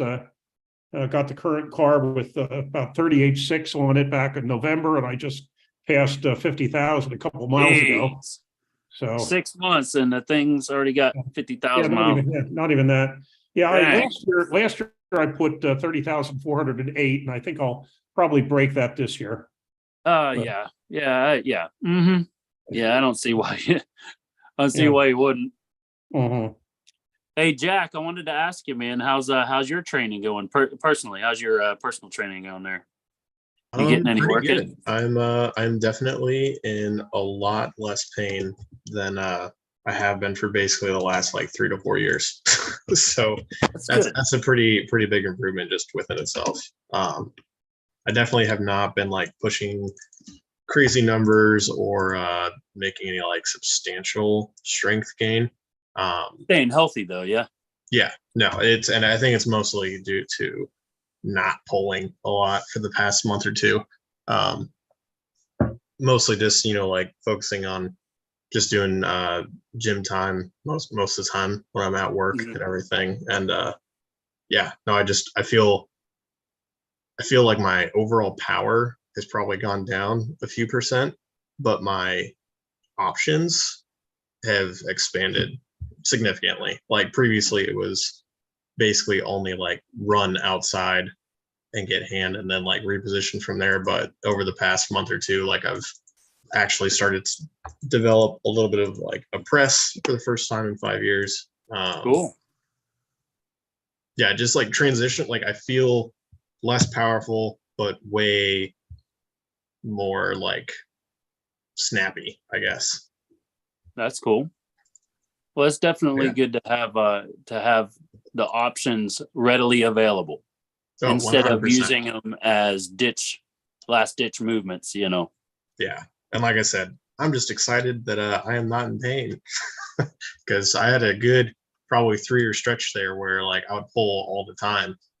It was just never really comfortable. And I was still fairly young and stupid. And I was like, yeah, I'll just keep beating the shit out of this. It'll be fine. Turns out it wasn't fine. So, no. Getting a little wiser. It definitely takes somebody growing up per se in the sport to understand their body and to realize, hey, you can't do X things, and be able to feel good all the time. So it's good that you found your sweet spot. Yeah, no, absolutely. It feels much better. And with our, the Columbus Club has expanded pretty significantly over the past year or two. And I feel like I've learned a lot in that time period in terms of like periodization, training methodology, all that kind of stuff. Because for the first 3 or 4 years that I was arm wrestling, like I was kind of a dumbass, didn't follow any plan, just went to practice, beat the shit out of myself, would do it again too fast. And I feel like me and a few of the other guys that are kind of like the trainers of the group were giving much better advice and guidance to the guys that are starting now than what we had when we started, because there was no guidance and we just fucked ourselves up. So yeah, exactly. So we're very excited and glad that we can train the new round of guys that have come in the past like 2 years and set them up for success a little bit more so than we did for ourselves. Oh yeah, that's understandable. That's definitely kind of what we did as far as our group. You know, we the two major guys started our group, Christian Ashby and Josh Batchelor. They were about a year into it when Croxel and myself got into it. Gotcha. And you know, we had the capabilities now to really hone the new guys in a whole lot easier than the way that Croxel and myself were honed in, you know. Not saying that Batch and Christian didn't train us correctly, because they did, but the availability of specific training for new pullers, it comes easier now as a club. Yeah, no, at 100%. Yeah, good. Talks amongst yourselves there, guys, real quick. I'm trying to get Robbie Ingold in here. Bill, quick question on the tournament that you're hosting on Saturday. Is the triple elimination, is that just amateur, or is that all the pro classes as well? Yeah, it's just amateur. Just amateur? Yep. Yeah, I mean, maybe in the future, you know, that could happen for the pros too. I just threw that out there. Jack, you ain't amateur anyway. What are you talking about? Oh, I'm just curious because I personally have been a big fan of basically, you know, like anytime that we've done some organizing to host a tournament in the future, we've kind of stuck to some guidelines. Like if a class ever has less than 8 people in it, that it would be triple elimination instead of double. Which obviously, you know, adds a pretty significant amount of time. And I think we've even said, like, if it's less than 8, it'll be triple elimination, or rather I should say if it's from 6 to 8 people, it'll be triple elimination. Above 8 people, double elimination. And if a class has less than 6 people, or like 6 or less, then you just go to a round robin format. Because I know one thing that we would like to accomplish, especially with the number of new pullers that we have, because we at the Columbus Club, we probably have like 15 to 20 guys that are 2 years or less.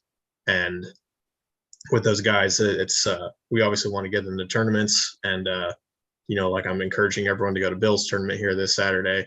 But especially on the amateur side, it can be frustrating when you go to a tournament. And even if you're against other amateurs, let's say you're the bottom of the pack and you just get blasted 0-2, it can leave a little bit of a sour taste in someone's mouth. And most people are motivated enough that they'll just keep coming, and it's not a big deal. But yeah, I think it's definitely a lot more like beginner friendly to have more matches in a tournament, just so you can really get a feel, and you know, they feel like they got their money's worth. Because like at this point, I know what I'm getting into. If I pay $30 to enter a class and I get smashed 0-2, then I'm like, all right, I know to expect that. But it's that's it actually can be frustrating when you're brand new. It's your first tournament ever, and you just get blitzed twice in a row, and you're like, well, shit, I don't know if I want to do this anymore. Whereas if you get, like, say it's a round robin and you get 6 matches in now, that's a lot more appealing to newer people. Obviously, it's kind of hard, especially on the management side, with much extra time it takes. Yep. Which is always the struggle with tournaments, is like being respectful of other people's time. But yeah, no, it's just something that we've thrown out in the past. So that's why I was curious if you were doing it for all classes, because so I'm like, that's badass. I think that's a great idea. But I also totally get not doing it for the sake of time. Right. Yeah, I mean, for sure, definitely in the future. I mean, you just made me think about that. I've always struggled with every event I've ever threw with getting 242s there, and it's always disappointing. So, you know, doing that triple elimination idea isn't a bad one for professionals, but we'll see how this one turns out. I think there's going to be quite few of 242s here this time around. So, yeah, I know. At least in terms of the Columbus guys, we have like a single guy that is in the 242. We're a pretty light club, even though we've got, you know, I would say like 25 or 30 members that are like very consistent. Almost everyone is in like the 140 to 190 pound range.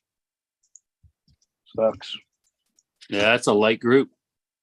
It is, and I'm glad because of the times that I've traveled and gone to fatback and stuff like that.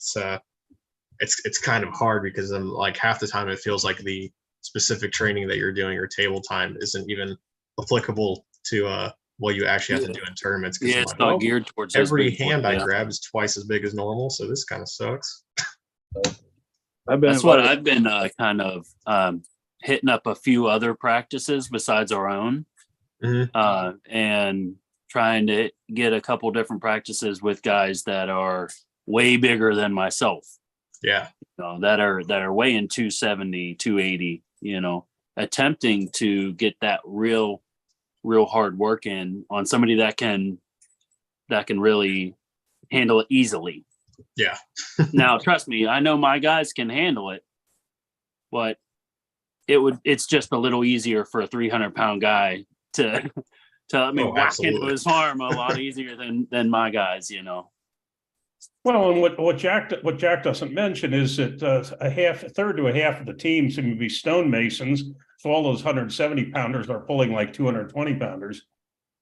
There are some very impressive hands for the weight classes at our club.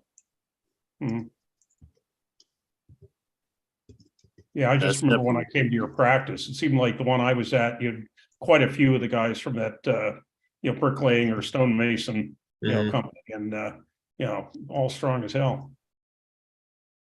Yeah, no, I'm very glad that they're in our group. Not gonna lie though, sometimes it's pretty discouraging.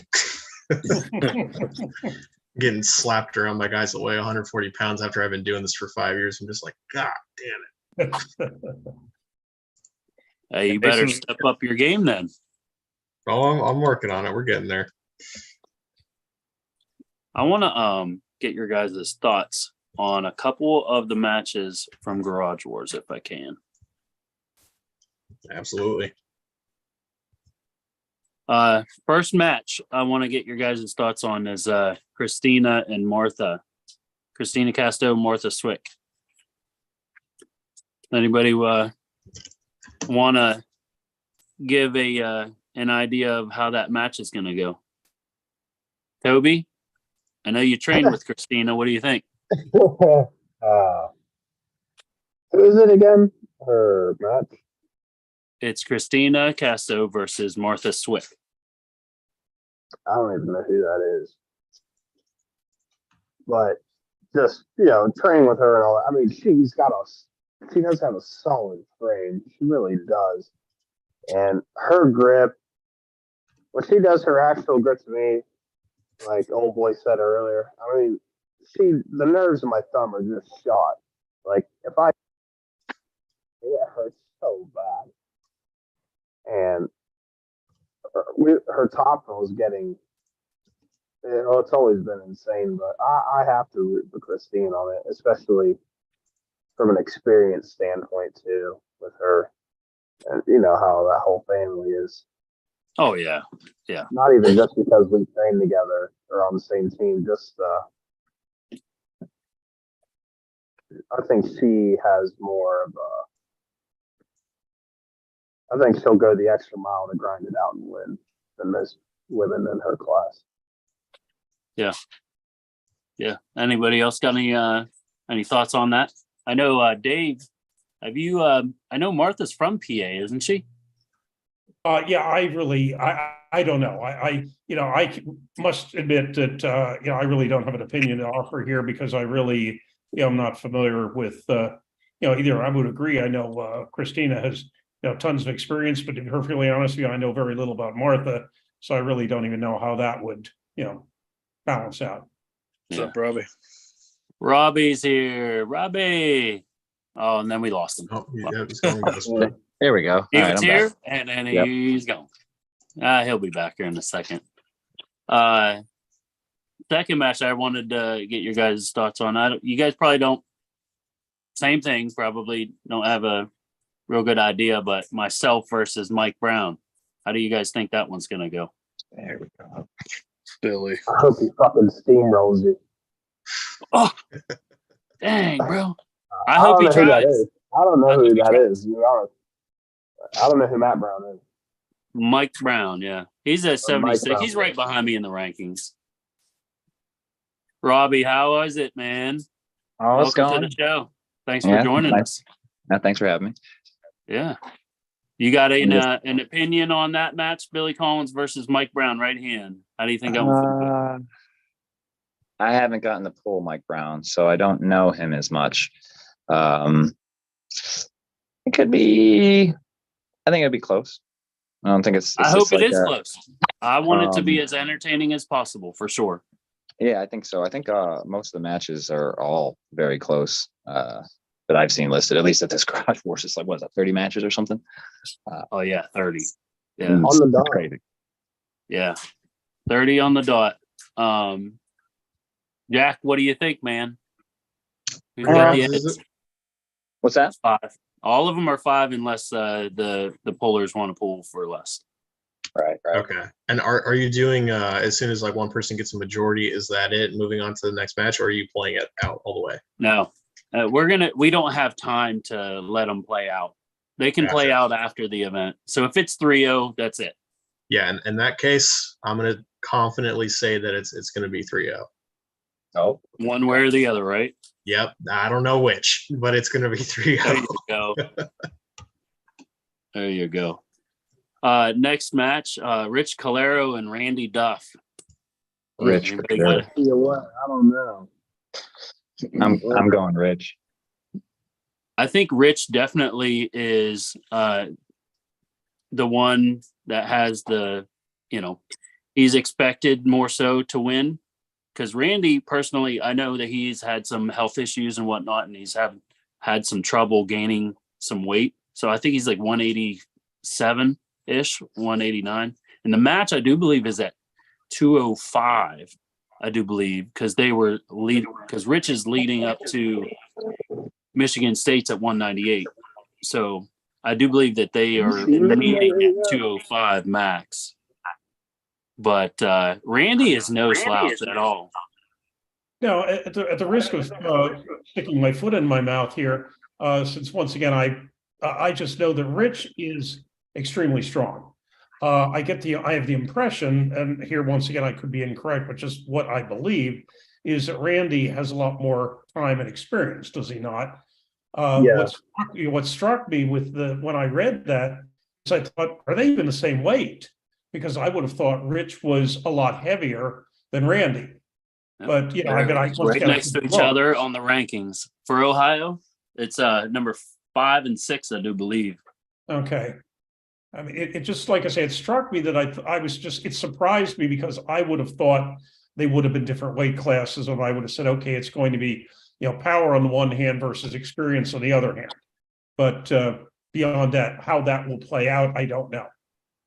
Yeah, Randy is very interesting too. That guy is an absolute shapeshifter. I do not understand how his weight does what it does, but I know like when I first started, he weighed 176. Last year, maybe it was a year and a half ago now or something like that, at the tournament in Parma, the PAF tournament. Pretty sure he weighed 220 for that, and he looked like a fucking monster. And now he's apparently back down to like 180.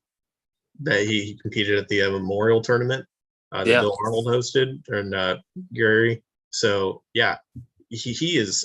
I do not understand how he manages to throw his weight whatever number he needs it to be. It's ridiculous. It's awesome. Toby, what do you think?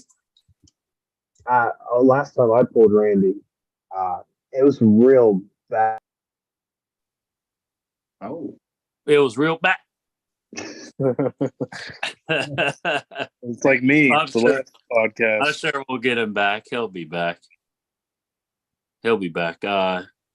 Let's move on. Josh Koenig and Christian Ashby, left hand. Bill, you got an idea? Christian. He's going Christian. Oh boy. Yeah. Jack, After what he did idea? early left-handed, I was super, super impressed. Oh yeah. Yeah, Christian's left hand is, I can't touch it personally, but my left hand isn't near what Josh's is, obviously. there's no position that Christian can't come back from. There He's is left-handed. There is not. He comes No. right back every time. So It doesn't matter if you put him in a hook or if you top roll him or you try to press him. Christian's transitions are top notch as far as all the pullers I've ever seen on the table. Like I've not seen the transition capabilities as well as Christian has in anybody. I agree. In anybody. Robbie, have you pulled both of those guys, right? Josh Koenig and Christian Ashby? I haven't pulled Josh except for like at the tournaments with some similar opponents, but Christian I pulled plenty of times, like all the time for the past couple of years now. But left hand, like my main opinion of him is right-handed, where his right-handed is something to be feared. His left hand, I'm not saying it's bad or nothing, because I think he's pretty damn good, but I don't know. Josh is really fucking strong. Yes, he's a strong kid. And Christian is once again versatile. He's got that. He's kind of like, I feel like Christian mimics a lot of what I do. I do a lot of the same style, same high stuff, try and go to all these different areas. But Josh, the way I've seen him pull, sometimes that horsepower can just go through you quick, especially if you get some speed. But if he's slow, if he tries to take it slow and do what I've seen other pullers do, where they act like they're so tough and they're so strong and they're just going to hold somebody and then like look at the crowd, and then you'll be in for a war. You don't want to do that. Like I wouldn't want to let Christian in the match. So no. if it stops, then I would say Christian wins. If it doesn't stop, then I would say, like, if Josh beats him the first one, beats him the second, I don't think there's much of a chance. But if it stops at any point, I think Christian's got it. And I would, if I'm going to give a prediction, because I'll say, I guess I'll say 3-2 with possibly Josh. I think if I'm going to give it, I'm going to give the nod to Josh just because I've seen the way I've seen him pull, but at the same time, Christian's beat me so bad the same way. So I don't know. I think it'll be a good match. I think it'll be a good one, but I have a little bit of favor towards Josh just because of what I've seen him do. And I don't want to be biased since I pulled Christian. I like Christian, so I don't want to be like Christian all the time. So, Jack, do you have an opinion on that match? I think if Christian wins that match, I never want to pull him in my whole career because I will end up injured.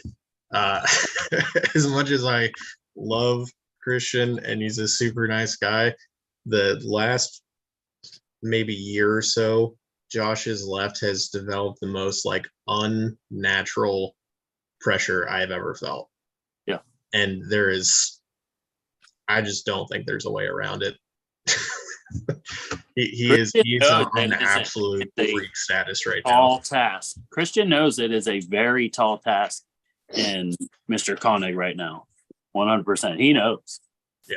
And he's not taking anything lightly just because he's number one. You know what I mean? Not at all. He knows it's going to be a war, and he knows he's going to have to stop it for sure. I agree with you guys going to be going for the next half hour? Possibly, yeah. All right, I got to get back in. I got to go hook up a patient here. And then I'll be back in. I'll check back in a half hour if you guys are still here. Yeah, sounds good. All right, guys. See you, man. Yeah, no, I agree with Robbie. If the match stops at all, then I might give that edge to Christian, but I just do not see a world where the match stops. That's a good assessment. Hopefully, can stop it. It's going to be a good match. I look forward to it. I really do. I'm looking forward to being on the mic for all these, and Mr. Johnny Hanowski right beside me on the microphone. I'm looking forward to that so much. That man's got so much experience, and he sees things that other people doesn't. I'm looking forward to that so much. Maybe we should ask who's going to win the fight over the mic. Oh, he'll win. He's going to be way better at it than I am too. I can almost guarantee it. I can talk, but that man is very, very good at it. He's very good at picking apart matches and and, you know, telling somebody what they did wrong and stuff like that and what they did right. You know, it's awesome. Dave, do you have any clue on that match? No, not a clue. Yeah. I don't know enough to speak to that. Yeah. We got Mr. Chris Louise and Drew Hollinger, right hands. Jack, you've pulled Drew long enough. Got an idea on that one? This one's pretty interesting. I haven't really pulled Louis, or at least if I have pulled him, it's been like very short and in passing. I will say that over the past like year and a half, Drew has probably leveled up more than anyone else that I really know of, at least in the area. I would probably give the edge to Drew, at least from what I've seen. But again, I haven't seen Louis Sr. pull a whole lot. And of the times that I have seen him pull, it's mostly been against Mike Pastoric, which I know Mike very well. And him and Chris have gone back and forth. Like they're pretty much at a 50-50 in their matches. And I don't know. Like Mike is a bad dude too. So if Chris is winning half the time against him, like I'm really kind of at a loss on that match. Well, hopefully we'll see some fireworks. I don't see why we wouldn't. Yeah. Chris brings a lot of fire to the table and to an event, you know. He don't care where it's at. He's bringing the fireworks no matter what. Yeah, and also Drew, he likes to hold. So I'm very interested to see Chris tee off on him, and then if Drew's able to hold, see where the match goes after that. Because Chris, I've also seen on some of his longer matches with Mike Pastoric, he has a few different things up his sleeve that you wouldn't necessarily expect from him. Like he's very like he's obviously a little bit of an older guy, has a pretty thin frame, and I remember there was a huge hand. I don't remember which tournament it was. Maybe it was like Northern Kentucky Championships or something like that. But I was kind of cornering Mike, and I told him, like, yeah, as soon as you get him inside, it's over. Like he has absolutely nothing for you because I felt your hook, and I just don't think he has it. And then he ripped through Mike in a hook. So I'm a terrible friend, and I give terrible advice, apparently. Yeah, I think Chris is like a. Mike looked at you and said, "What's up with that, bro?" Oh yeah, no, He's like, "Way to go!" He came back off to the corner. I was like, "Let me just say sorry, and let's figure out what to do for next round." But I think Chris is definitely kind of a wild card too, at least in my mind. Was that up at the PAF event in Cleveland? Because I think that's where I first met you and Michael and Andrew. I don't think that one was the Parma tournament. I feel like it was later on, like at Northern Kentucky regional or Northern Kentucky Championships, whatever it is. I wish Steve was here so he could tell me. Yeah. Well, send him the link, brother. Send him the link. Toby, welcome back, brother. Welcome back. Phone died. Nice to have you again. Yeah. Yeah, that'll teach you to not have your phone plugged in for sure. This drains the battery real quick. No shit. I was like, this sounds like that fucker was fully charged. I'm like, oh, charged. Yeah, he had a full charge, and then an hour later it's gone. Yeah, I mean, well, I ain't, no, but it gave me time to make some ramen noodles, so whatever. There you go. All right, the next match, I think Dave, you might have an idea on this one, Mr. Fred Morrison versus Josh Croxall, my teammate. I really don't. I mean, Fred is. I don't know Josh. Fred. You was at Josh's house. Did you get to pull him? The hell of the thing is, I am absolutely horrible with names, and I don't. I don't think so. I mean, I'm not putting. I'm not. Yeah, that's not processing at the moment. But no, Fred. The Morrisons, both the Morrisons are damn good and damn strong. Yeah. But beyond that, I really probably don't know enough to offer an opinion there. I think Croxall has the nod inside, and Fred has the nod outside. they've faced before up in Erie at Trojan Wars 3, and Fred ended up beating Croxall in the finals, I do believe. Was able to crack Josh's wrist back. It was a quick move, and he was able to get on top of him. But I think if Croxall can utilize the massive hand that he has and stop Fred from hitting him outside, I think it's going to be a really close match. But if Josh can't stop Fred's hit outside, it's not going to be a good one. But I'm praying that my teammate can pull it out. I'm hoping. You should probably worry about yourself first. What's that?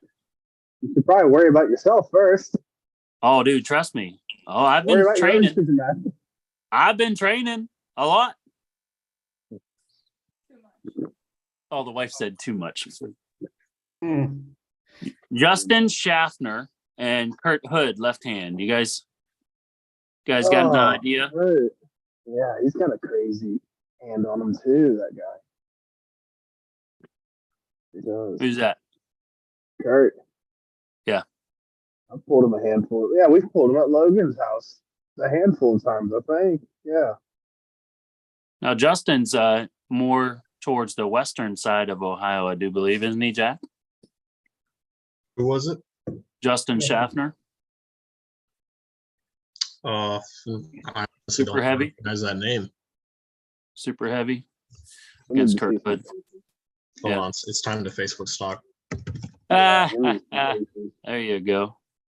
Now, I think that they have faced before, and from what I gathered via the YouTube comments or the Facebook comments, that Justin had beat Kurt left hand prior years ago, but I could be wrong. I could be wrong. You see what I'm talking about?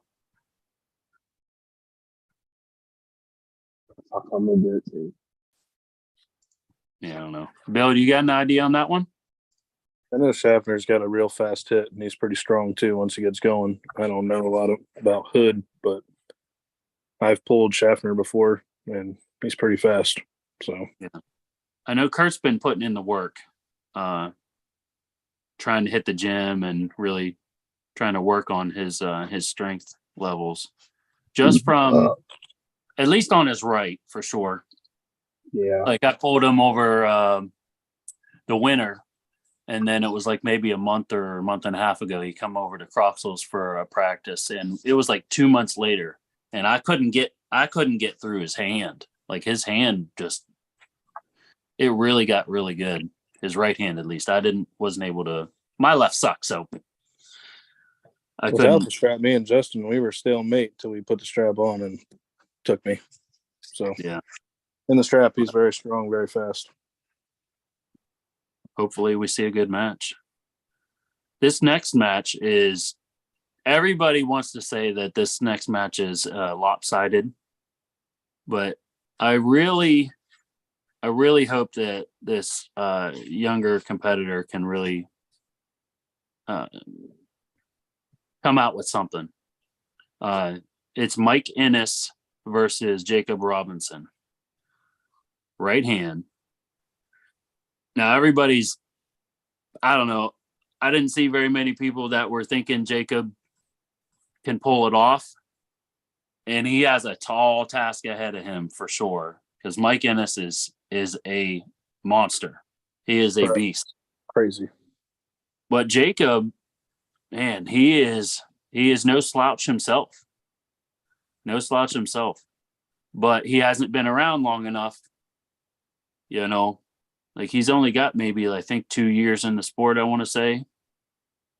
But, I asked him, I said, you're at this point on the list, who do you, I give him an option. Who do you want to try to call out? And he said, let's go for it. And he asked for Mike.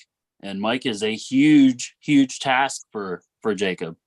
So I'd love to see Jacob be able to do something, with Mike, but I guess we'll have to see. Yeah. We'll have to see. TJ Slayton and Mike pulled at mine, and I was very impressed. That was 3-2. So Yeah, that was a great. crazy. That was crazy. And I tell you what, that was one of the best matches that I've ever reffed, just because I was front row and center, you know, for that match. That was such an entertaining match. Those guys are awesome. Yeah. I really enjoyed the way that they pulled, you know, the courtesy that they gave each other. It was numero uno. I loved it. I'm glad that match happened. That Yeah, night. it was a really good one. I'm glad you showed up. Yeah. I didn't know you were coming. So It definitely worked out. Let's see, Kurt Hood versus Craig Empsch, right hand. Anybody got an opinion on that one? I know very little about both of them. I know Craig did very well at the Kiwanis event. I think he got first place right hand. I think he beat Kurt right hand at that event. But like I said, Kurt's been really working his right a whole lot. So I'd like to see Kurt pull that win out for sure.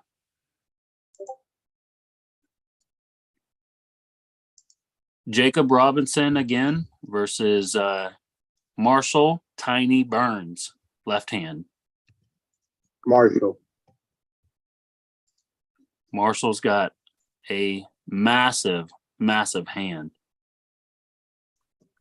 Now Jacob's left isn't as good, but they're fairly close on the rankings list. I think that's why we ended up having that match. Let's see here. Tyler Hoyt versus David Riggs, right hand. Jacob, you know David, don't you?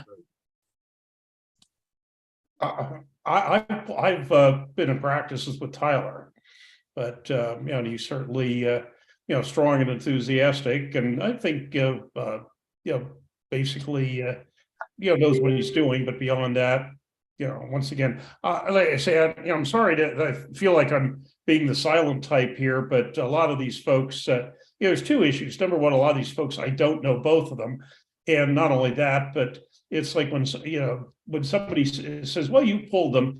And I said, well, yes, I pulled them. And people come to me and say, who's stronger, A or B? And, you know, they're both far stronger than me. That's like, you know, I really, you know, have difficulty Who telling. beat me easier, right? But so I really, yeah, that's why I'm really limiting my opinions here, because out of some ignorance. Yeah, it's no worries at all. Noah Buki versus Matt Morrison. Buick. What is it? It's Buick. Buick. Noah Buick. I thought it was Buki. What? You've known this guy for so long. That's the way I've said it for years, and he's never said anything. Hey, this week they were screwing up Shell. He kept wanting to call me Shill, and I had to, you know, like, how can you turn SCHELL into Shill? But, you know, finally straightened him out. So, you know, so that's a complicated one by comparison. I can 100% understand why it would be pronounced Buick now. Yeah. Thanks, Toby. I'm looking forward to that match for sure. Actually solid.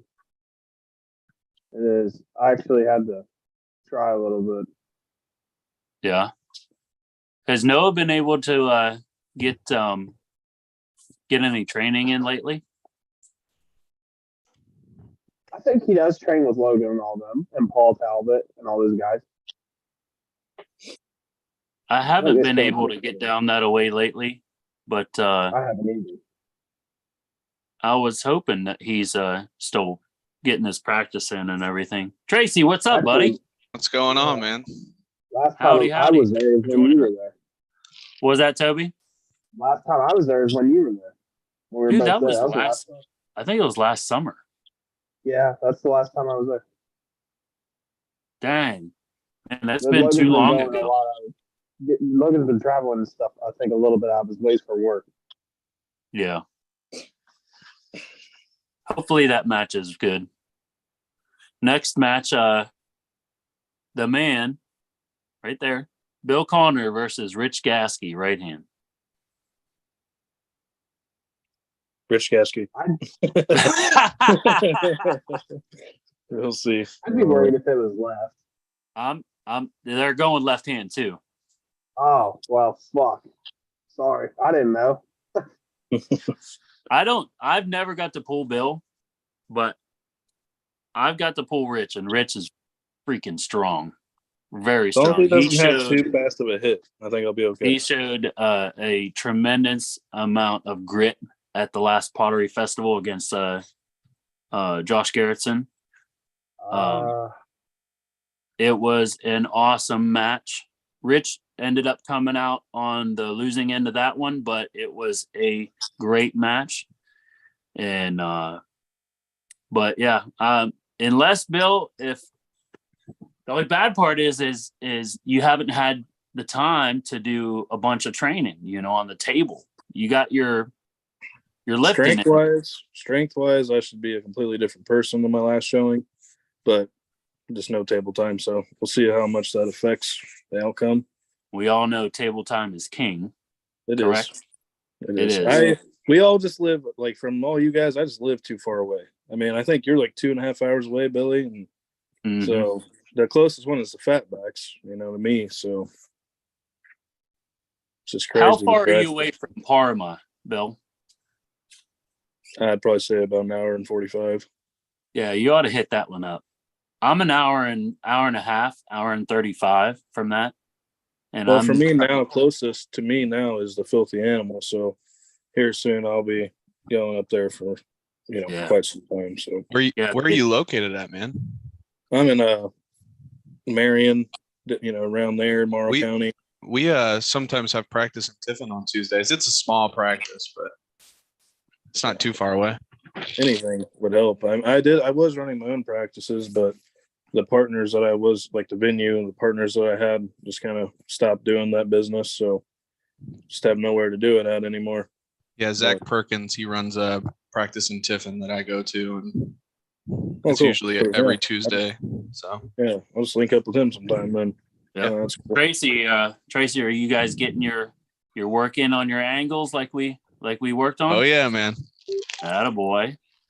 The left's getting pretty strong, man. It feels good. Good. That's awesome. Are you gonna make it out to Garage Wars? Yeah, I'll be out there. I think just spectating, right? Because that's all super matches, right? Correct. Yeah. Yeah. Don't I'll be out. Afraid to jump in there on the after pools, man. For sure. Yeah, I'll definitely be after pulling. Try to get a hold of somebody that you want to see where you're at on. You know what I mean? Like, it's a good time to find a gauge on yourself. Yeah. Real With quick, that many pullers in one spot at one time, it's definitely nice to be able to gauge yourself. Bill, you said you live in Marion? Yeah, that area. Okay, so the Columbus practices, if it's at our south location, which is like 2/3 of the time, it's going to be an hour from you. Our north location is going to be more like 45 minutes for you. Ooh, there it is. That'd be great. And like I said, I thought the whole arm bet thing was gonna pay me dividends, but honestly, it didn't do anything for me. I had one practice, and that was with the Fatbacks, and that was it. You know what I mean? I think arm bet is still unfortunately very buggy and has a lot of technical issues that is of hamstringing it pretty hard. It won't give me any notifications. Yes, it's terrible with notifications. It also, I don't know if anyone else has had this problem, especially when talking to newer people about practices, but it really likes to delete messages and not let you see like old stuff. Because I've had people contact me, on Facebook, and like I remember their name and I know I've had entire conversations with them on ArmBet, and then I go back and it's completely gone. There's no record of it. And I bring it up to them, and they're like, "Yeah, I'd stop trying to use arm bet because it just doesn't work." And I wish, like even with the staking, like I don't even know how to operate that. You know what I mean? Like it's a weird app, but it should be. Right. And there was a promised rollout too of like, there's going to be events posted with time and location. You'll be able to post practice, like recurring practices and everything. There was a lot of technical options that were thrown out when it first came out. And I think because Lorat was kind of like spearheading that whole operation, now that he's back into like full on competition mode, I feel like a lot of that has kind of fallen by the wayside. And it's honestly really disappointing because it is an amazing tool, but it could be so much better if it got a little bit of TLC. And unfortunately, it's kind of just been like pushed off to the side and left to die for the time being. Well, that came out like right when I got into the sport. So like this was in my head, I'm like, this is perfect. You know what I mean? But it didn't go that way. So very unfortunate. Yeah. I think it kind of was used as a tool to find other arm wrestlers at the beginning of COVID, and that really worked well in my case. It got me in touch with, I don't know, probably a dozen to 24 different arms, at the beginning of COVID. And then, like you said, as soon as COVID kind of slowed down or whatever have you, it never went beyond that. Right. But, hopefully it works its way into being useful again. I went on it the other day at work, and I had missed messages from like 2 or 3 people, and I didn't get none of the notifications. They're like 2-3 months old. I'm like, well, sorry. I messaged them back, said, hey, my bad, I didn't get the message. I don't get notifications. I told them, my apologies, and got them the information that they were looking for. But hopefully it comes to work again. For sure. Yeah, but that has been sort of a mess. I'll tell you, I really feel sorry for these folks that don't have anybody close to them, because I'll tell you, that's the one advantage we have. Eastern Pennsylvania, where I live, there is a practice within, say, an hour 45 every day of the week except Fridays. If you go far enough for that one, but something every night, every day, and some days, you have 2 or 3 choices the same day. Just wow, it's great. That is a lot of practices. I mean, that is such a densely populated region for arm wrestling. It's crazy. Mm-hmm. I tell you what, the western side of Pennsylvania would like some of that action. They need some more guys. Oh yeah, well, it's like now I guess they do have at least 2 groups in Pittsburgh now, and then you have the groups up in Erie. Titusville hasn't done anything for a while, but some of the Titusville people, went over to the Erie group. But like Dave Zaccanini, who lives in Greene County, the southwesternmost county of Pennsylvania, has to go an hour or something over to Zach Lee's place. Right. There really, there really isn't, and central Pennsylvania too. There really isn't that much there. We had some people come to Winter Blast and said, "What's like in the State College area?" You'd think with the build up, but no, there was really about the only thing west of from between Harrisburg and Zach. You have Jason Oswald and Curtis Miller and those folks in the Altoona area, but that's pretty much about it. Yeah, exactly. Oh man, we have neglected the chat, haven't we? The Drew 24 was here. What up? Hopefully he sees that. I'll see it tomorrow. Yeah. Mike Williamson, he's been in here. Thanks for the chats, Mike. Hopefully he does well at the tournament Saturday at the Rumble. He's looking forward to that. I know he is. Are any of you guys going to the Rumble? Oh, well, I'll be reffing it. Okay, cool. Gracie, you're gonna go? Yep. Yeah, I'll be competing. Awesome. Jack will be there. He'll be competing. Yep. You guys keep your elbows down. That's all I'm telling you. Yeah, I sit guess downs, I'll be sit there. downs in Virginia for me. Attaboy, Dave. Let's see how that goes. Come on, bub. I know you can do it. Mhm. And Toby's got his big practice Saturday. Looking forward to that. Oh, is that the Belpre one? Yeah. Oh yeah. Mike Ennis was telling me about that. He said, wish he was coming to that. Yeah. Todd's definitely had some crazy people come out our way. Yeah. So far, I think the only one that's really been, I don't know what the word I'm looking for is. Like RVJ was special. That was an odd one. Really was. RBJ came out. Yeah. That's cool. I should Look at mention, that schedule. I was just going to mention in passing, if anybody is interested in sit downs and doesn't want to go all the way to Yorktown, the New Jersey, South Jersey people are trying to get sit down, basically some interest started in that again. And so they want to have 1 or 2 a year in sit down formats. And their July 25th tournament will be in sit down format in South Jersey, which is still kind of distant for you folks in Ohio, but not quite as distant as Yorktown, Virginia. Yeah. Well, let's just say from my house to Eastern Jersey or wherever, Eastern PA, right there on the Jersey, it's 6.5 hours. Yeah. And I have firsthand knowledge of this. Firsthand knowledge of this. That was a rough night, huh, Dave? It was interesting. It was definitely interesting. Can't thank you enough for that, brother. Can't thank you enough. Yeah, I looked at that schedule about 3 or 4 times. I was like, yes, this won't intervene with anything. This is gonna be great. Nope. It's like crap. Freaking Todd Hutchins having a practice. Way to go, Tad. Toby, it's all your fault. For what? It was close to my birthday too. I was like, this will be great. Well, it's getting to the point, seriously, that they're somewhat distant. They're not within a couple hours of each other, but it's starting to fill up that we're having anywhere from some days or some weekends, you have 3 to 5 tournaments, on the same day.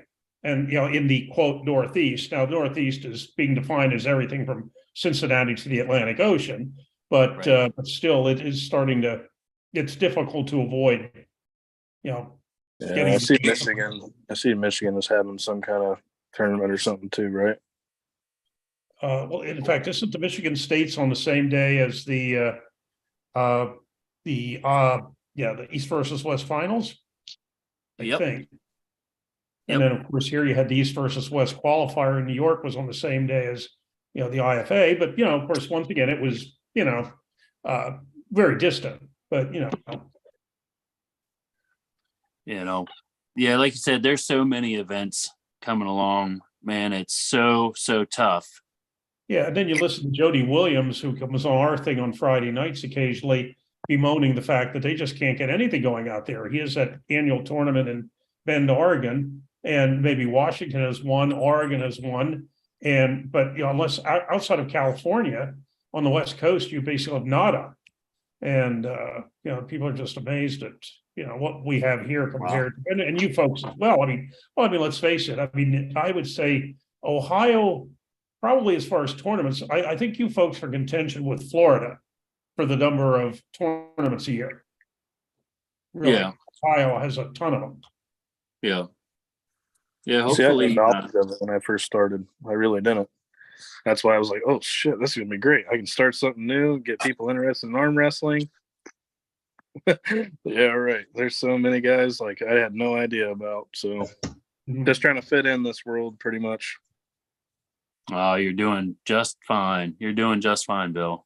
Appreciate everything you do for the community. Absolutely. I just love the sport, man. I want to talk about Mr. Robbie Ingold.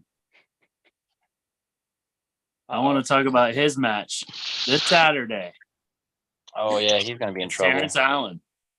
Yeah, I don't know how I'm ranked 9th. I lose to one freaking kid, and then some people mop me up from one match, and they get to jump over me. I just don't understand how that works. But it's cool. I'm gonna show a little bit. I got a whole process I've been working on. My weight. Gosh, I had so much trouble with for this past run of stuck at 180s. I couldn't drop off of it. 165 my whole life. Now I'm back at, I was 163 today.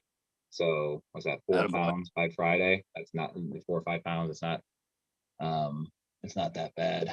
But I feel really strong. Haven't had any issues. Like I don't have any pains.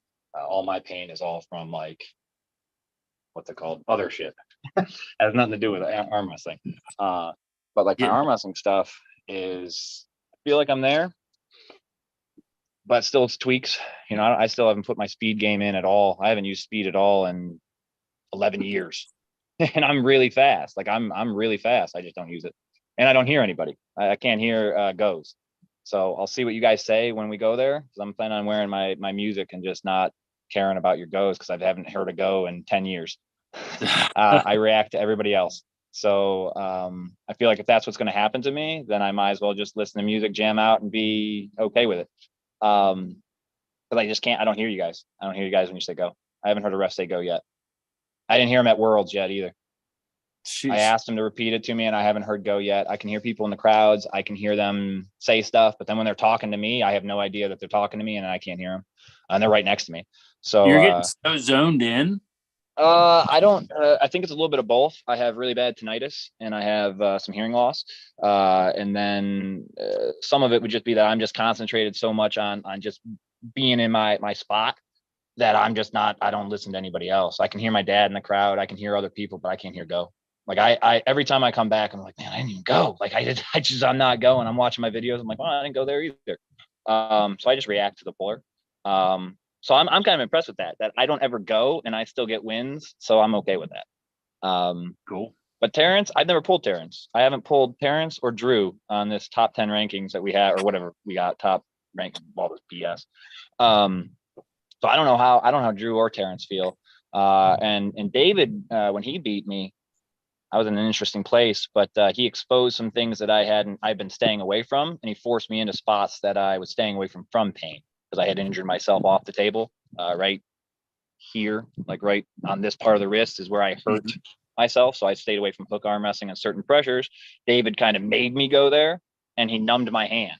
Like my hand went numb from it. And then I realized, like, all right, well, I can't have that happen ever again. So now I've been hook arm wrestling. I've been doing all my stuff. And it feels all good. Like it feels strong. I don't feel like it doesn't hurt like it used to. I avoided it for 3 years. Like I couldn't do any of this. Couldn't do any pulling like this. I couldn't do inside arm wrestling. It was all wrist pain. Had nothing to do with my elbows. My elbows don't hurt. Like I don't have elbow stuff. I do, what is it? Diamond push-ups. That's all I do is diamond push-ups and pull-ups. That's my entire workout. And past that, it's a little bit of arm wrestling stuff, but just practice. So I feel really good. I feel really strong. I feel pretty good. I just, there's a few tweaks that I'd love to get done. Like I'd like to hear go, and I'd like to use some of my speed. But we'll see what this is. I feel like if I was going to give you my prediction on the match, I think it's going to be 3-0. But that's my brimming confidence at this current moment is exceptionally high. Nice. Like I honestly, the only person that I can't beat in our Ohio rankings is Kevin.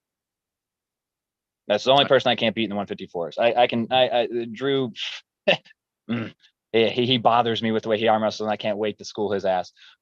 Chris Louv, he probably can beat me occasionally, but the win that he got on me, I was testing something out and my elbow hurt. I hyperextended my elbow and I couldn't arm wrestle well. So I'm gonna love to see what I'm already pre-calling him out. Drew specifically, win or lose. I want to beat Drew. I don't like how he arm wrestles. I think he arm wrestles just like a cocky ass, and I don't think he's that good. Oh snap!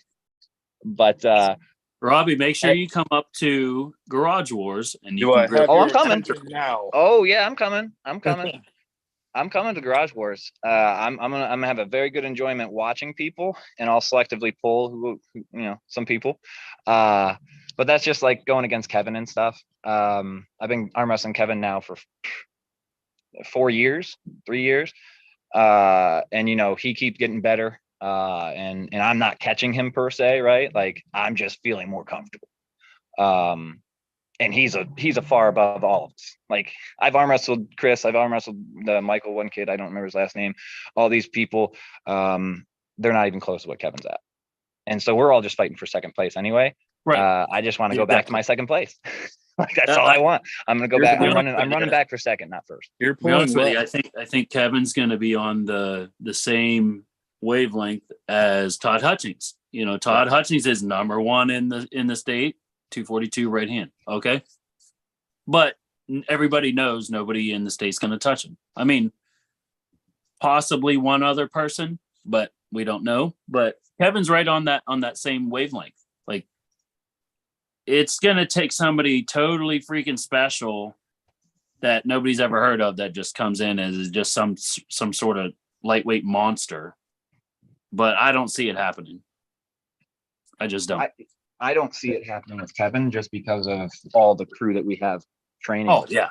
Yeah. I mean, Christian and me with all Tarl arms and us being close to his weight class, plus all of our new competitors, and then all the powerhouse. My God, him and Rich and some of the guys that he's pulling, and he's pulling them deep in the hook. And he's pulling with 200 pounders and 250 pounders. And then he's pulling with the likes of 180s and 160s and 200s and top rolls. So I think the only thing lacking that people are going to find out when Kevin gains a few other aspects of his game, I don't think many people are touching him. He's got too much leg up on him, I think, at this point, too much drive and too much dedication, and he trains all the time. Yeah. Like, it helps when you have a job that gives you, just like mine, I'm at work right now, but I have tons of time to do whatever I want. That's cool. Shout out to Kev. He's got a big match coming up in Arm Wars. Arm Wars, Craig Sanders. I think they're going at 160, I do believe is what it is. I can't remember the kilos, whatever that is. See, I don't. So the problem with Kevin too is though he's a legit 154. Like he's walking around at 155 every day for the most part. I'm sure he fluctuates a little bit, but he's 155. So if he's pulling a 160 guy or a 165, you know those guys are cutting down. Like, and so I think he's giving up weight each time against these people. Good possibility, but he can. He's strong enough to. He's strong enough. 100%. 100% able and capable of being able to hang in with the 170, 180. He does it every week. Every single week. Hey, Robbie.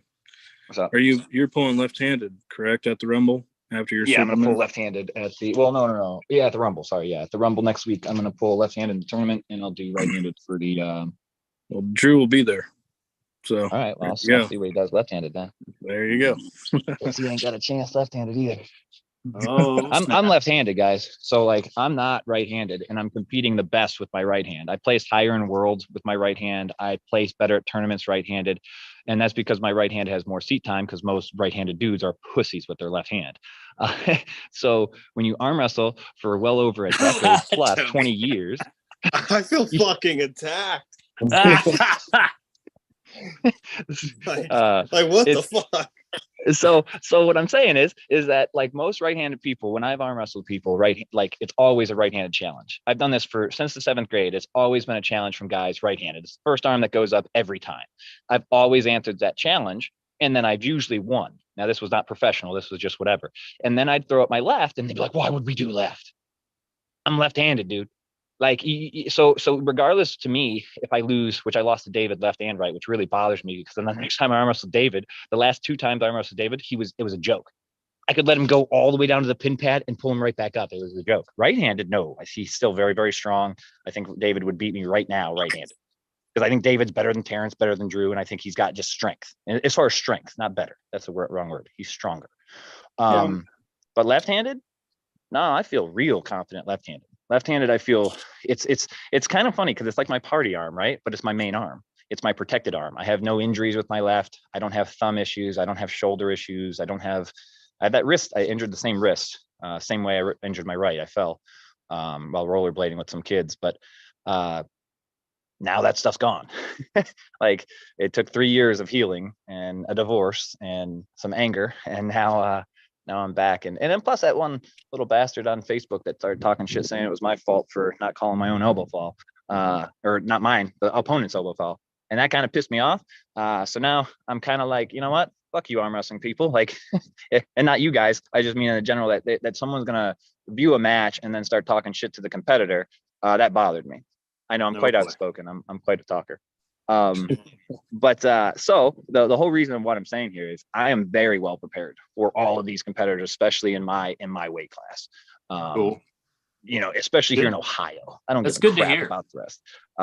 Yeah, and I've got some motivation. I've got my girlfriend supports me a little bit more on this instead of the ex-wife, and that helps. That helps a lot. Yeah, Having support, making Yeah. doing my Yeah, trust diet. me, I helping wouldn't me. be doing this right here if I didn't have the support of the wife. I tell you. Yeah. Well, One- I had no support from my wife for well over 15 years. It was quite a turmoil. Fought about every single thing. Now I don't have that person. I have a new one. And at least she arm wrestles. She'll get on the table with me. She's come to practice. I mean, doesn't arm wrestle you guys. She don't want to do that. Her opinion of the rest of the crew is a little different. Well, hopefully you can get her on the table at a tournament or something like that. That'd be fun.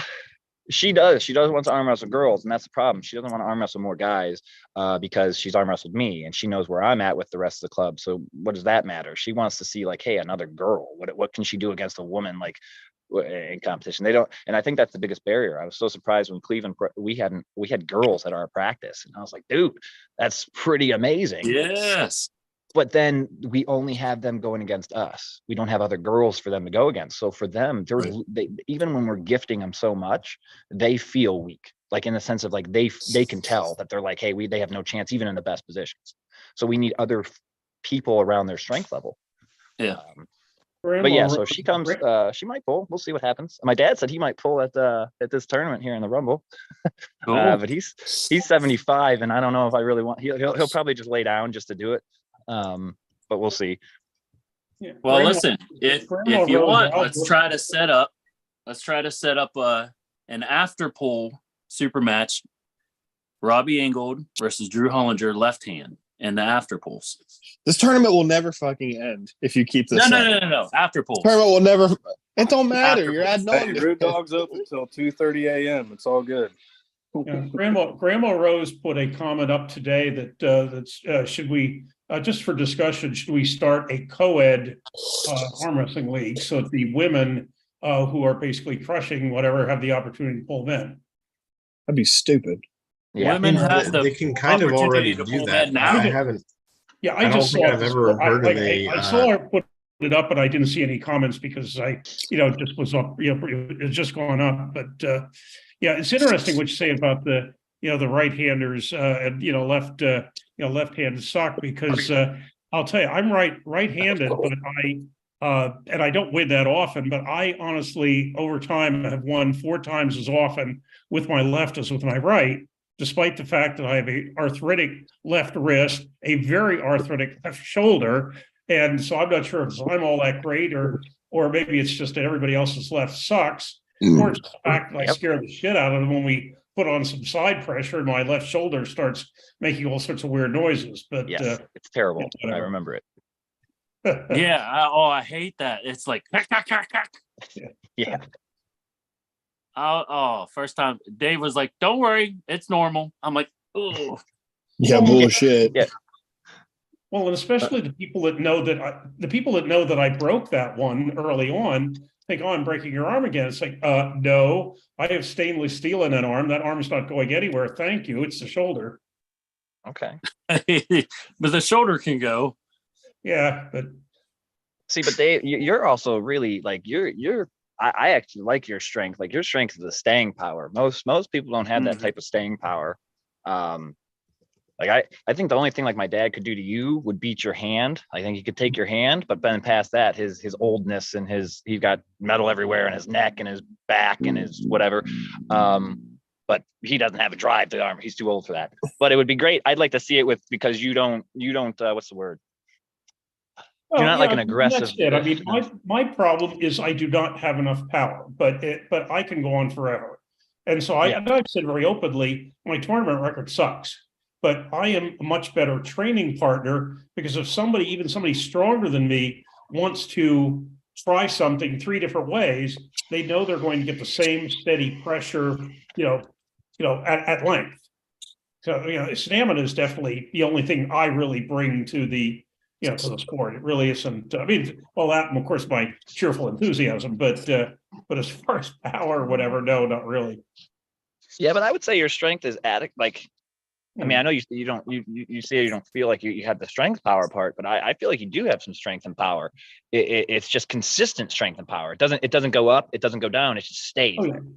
Yeah, well, then what I need to do, and I know I need to do it, and frankly, you can tell your two lads that I'm going to be spending a lot of time in the gym now the tax season is over the next month, because my arm tends to overwhelm my wrist, my hand. I just need to do more hand training, more hand strengthening, wrist strengthening. Yeah, I'd agree with that. Oh yeah, I'd agree with that. Because Dave, whenever you get there, it's just this. Your arm doesn't move. So if you could just strengthen that and then just move your body like that. Yeah. It's that easy, right? No, it's just that easy. Just hold like this and then you move. Oh, it's just that easy. Yeah, fucking right. See, Toby will tell you it's that easy. Well, I don't know. I got Mr. Drew Hollinger trying to join the conversation here. Well, and I tell people too, I have a big advantage that you people don't. When you people show up at a tournament or show up at a practice or whatever, to get any respect, you basically have to, or get any credit, maybe it's a better word than respect, you have to actually do something. You have to win, you do something right. I just have to show up and people say, holy shit, is he still pulling at his age? So that's a big advantage for me. That is believable. Yeah. Dave, trust me, dude. I appreciate everything that you do for the community for sure. And I appreciate you, putting the time in and willing to travel, Well, and I tell people, I say, and this is partially a joke, but partially not. I say, in all seriousness, not to sound melodramatic, but you folks are keeping me alive. And what I mean by that is if I didn't have, this is the only sociable thing I do. I go to a house for three things: lifting, pulling, shopping. And the only one that has any sociability to it is this. And if I didn't have this, honestly, I'd be sitting at home watching Law and Order reruns and getting ready to drop dead. I hear you. I hear you. Really, I thank you all for that. Well, we appreciate you too, for sure. And I don't know. Holy fuck. I don't know if I could be happy or sad right now. That kind of brought the morale down for me. Oh, no. I mean, he just like, I can't tell if, I don't know. I kind of feel like he broke my heart a little bit, but I can't tell. No, Dave's one of the real ones. He's one of the real ones. Well, the other thing I'm good for in this sport, well, two things. Number one, pulling dummy. And people say, oh, you're not a dummy. I said, no, you don't necessarily. It's like, like a tackling dummy is always there. Somebody wants to practice. My big deal is I just don't get the soreness. And so I can pull every day. And so if you need some table time, hey, I'm there. And my other function in sport is to give the 50-somethings hope that they're not over the hill yet.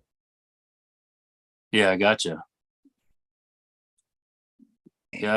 Give me 1 second, guys. I'm trying to get. What about the 25-year-old somethings that feel like they're over the hill? What about us? Oh man, I tell you, jeez. How about the 38-year-olds that feel like they're over the hill? Yeah. Well, I don't know if right there. I don't know if Kevin, I got it from Kevin. I don't know if he made it up, but did something on the IFAs, short, whatever. And I'm actually on that as one of the supporting cast on that video they put up on YouTube that I saw that. Losing. And the guy, like I said, the guy I was pulling there was a guy named what's his first name, McSherry, and he's been pulling since 1975. And it's like, whatever. So I show up these things with the other 70-somethings, and it's like, with my 6 years experience, so it's like, well, whatever.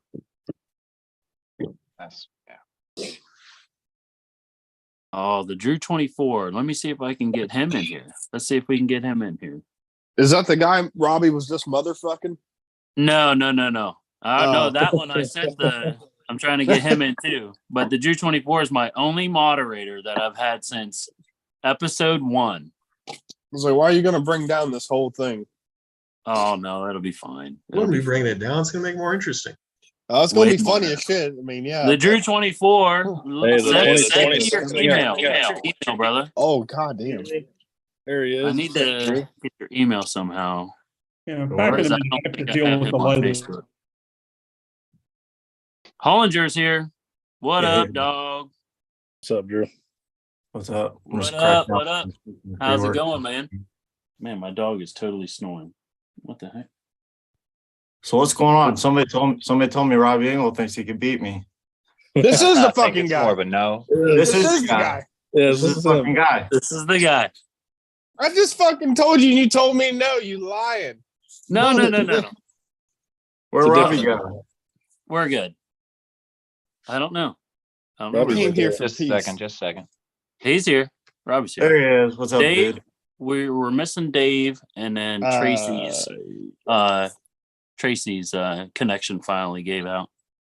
It's like I got work in like 4 hours. What is it? I got work in like 4 or 5 hours.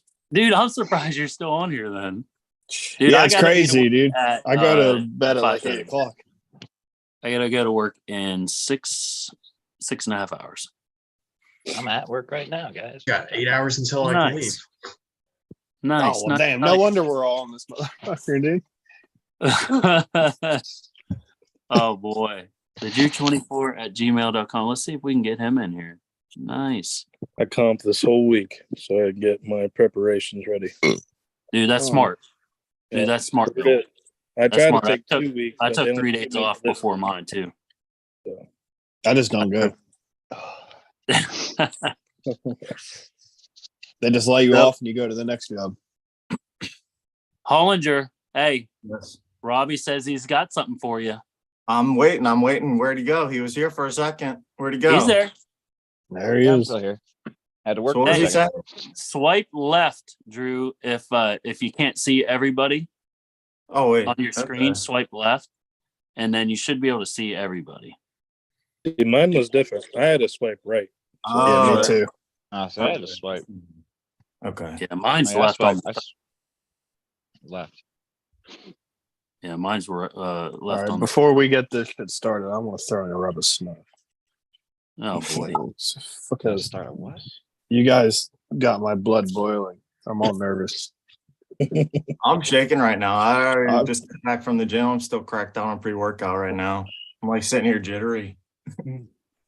Nice. Well, you definitely been putting in the work, as far as everybody can see, because you put everything online. Right. Let everybody see it. That way they can try to catch me.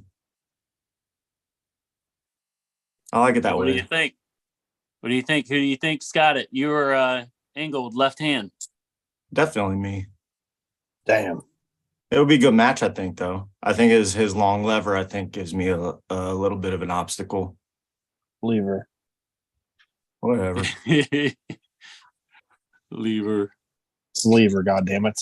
Listen, we can't say angles either. It's got to be vectors, right? What? No, now you're digging too deep. Digging way too deep. But yeah, what was Robbie thinking? Robbie, what do you think? I would say it would go if it's a best of 5, 3-1. I would agree. Well, who's the 3? Well, that's what I said. The same thing. I predicted the same thing with David Lee. It's the same thing I said with David Lee. I left it open ended. It was 3-1. Robbie, that was a lot more tame prediction than you had about 20-30 minutes ago. Yeah. Well, I had to work. I've lost my. I went back into work and I was looking at Wait. patients. So I got What kind of- was said, Jack? What was said, Jack? It said, I don't remember exactly what it said, but it sounded more confident than 3-1. Oh, Well, 3-1 I'm is here to now, give him the caveat that he could get a win. I think No, Drew everybody could get a 24 win. is here. I agree. I would everybody get a could win. right? What's the up? fuck is it? bro? Caveat. It's politeness Our and very tact. own moderator. He's here. Boom, baby. I'm not Thanks. down though. I'm Thanks, curious why you think you beat me left when you got smoked by David and David felt like nothing. I felt nothing. Oh yeah, I got smoked by David. I didn't really get smoked by David left. What I did was I did a specific task. See, here's the thing, you guys can watch Was it things and lose? you can make your own determination of what that is, and then you can know the real story, and you can know what's going on in my mind, and you can know that I don't give a shit about wins or losses, and I don't really care about certain things. And I had a lot going on that day. It was my birthday, had a tire blowout, had my kids fucking with me, had my dad's girlfriend that fucking me. It was a bad day. It was a bad day. My hand went numb, never felt it. Then I pulled David again, and he felt like nothing, just like what you would say. I pulled David again. The next time I touched David's hand, he felt like a joke. Then I definitely thought going into that, I thought you would beat him left-handed. Oh yeah, so did I. My hand went numb. I told you. Well, maybe you didn't. No, I didn't tell you. So I'll tell you. My hand went numb when I pulled David. My hand went numb, and I've never had that happen to me in 20 plus years of arm wrestling. I've never had my hand go numb, and I couldn't feel it. And so then when I was arm wrestling, I couldn't feel my arm. I couldn't feel my hand, and I continued. It felt a little bit better by the tournament, but I was still numb. My right hand didn't go numb, but it didn't function anymore. I couldn't function it because of my wrist. So I cleared up that issue. David exposed an issue that I had, and I took care of it. What about the Pottery Festival when Noah beat you? Who did? Noah. Dick? No, it didn't. No, beat me. No, it didn't beat him. I remember seeing footage of Noah beating you. No, it didn't beat me. That was an after pull thing. Yeah, that was an after pull, man. Okay. Yeah, I was there for seeing him on that. Facebook. I just remember seeing on Facebook. I didn't know that it was after pull. No. Yeah, All right, I'll take that one. I'll take that Noah one. didn't beat me in nothing, man. Noah's a strong kid. He's a real strong kid. He's a great good, kid. but He is. He's a great kid. Noah's going to be a great puller. He's going to be a pretty damn good kid if he stays with it. But at this current moment, I don't know where he's at. But no, Noah hasn't beat me. He's getting after better, pulls, way better. Try stuff with him. You know, he's just strong. He's got some good knowledge on him too. He pulls well. I do believe Noah did beat Chris Louise, I think. Oh, he did. In Tyler Hoyt. In the Pottery Festival tournament. He did. Remember, Robbie, you were there. Yep. Yeah, I remember. I lost to Chris. That's The only really time good. I arm wrestled, I think the only time that I remember arm wrestling Chris was at that festival, that one that we had at the East Liverpool event down outside. Yep. Yeah. Okay. So that one was where I hyperextended my elbow right before the David Lee match for my kids. Literally a week before, my kid jumped on my arm and he straightened me out like that on my chair as I was sitting. And I wasn't prepared for it, and I couldn't get rid of that. And I had that little ache in there for David, and it was in my mind. So there was then I got the wrist involved. So the wrist and the elbow were both there. Well, now when I went to that was my first tournament after that arm wrestling match, because after David, I was like, oh, dude, my elbow, I really messed it up. And then that was my first tournament back to feel something. And when I went there, of course, who'd I get first? Christian. Well, I can't beat. I didn't want to go against Christian, and Christian won, didn't he? He won the tournament. So okay, he was my first match, right and left-handed.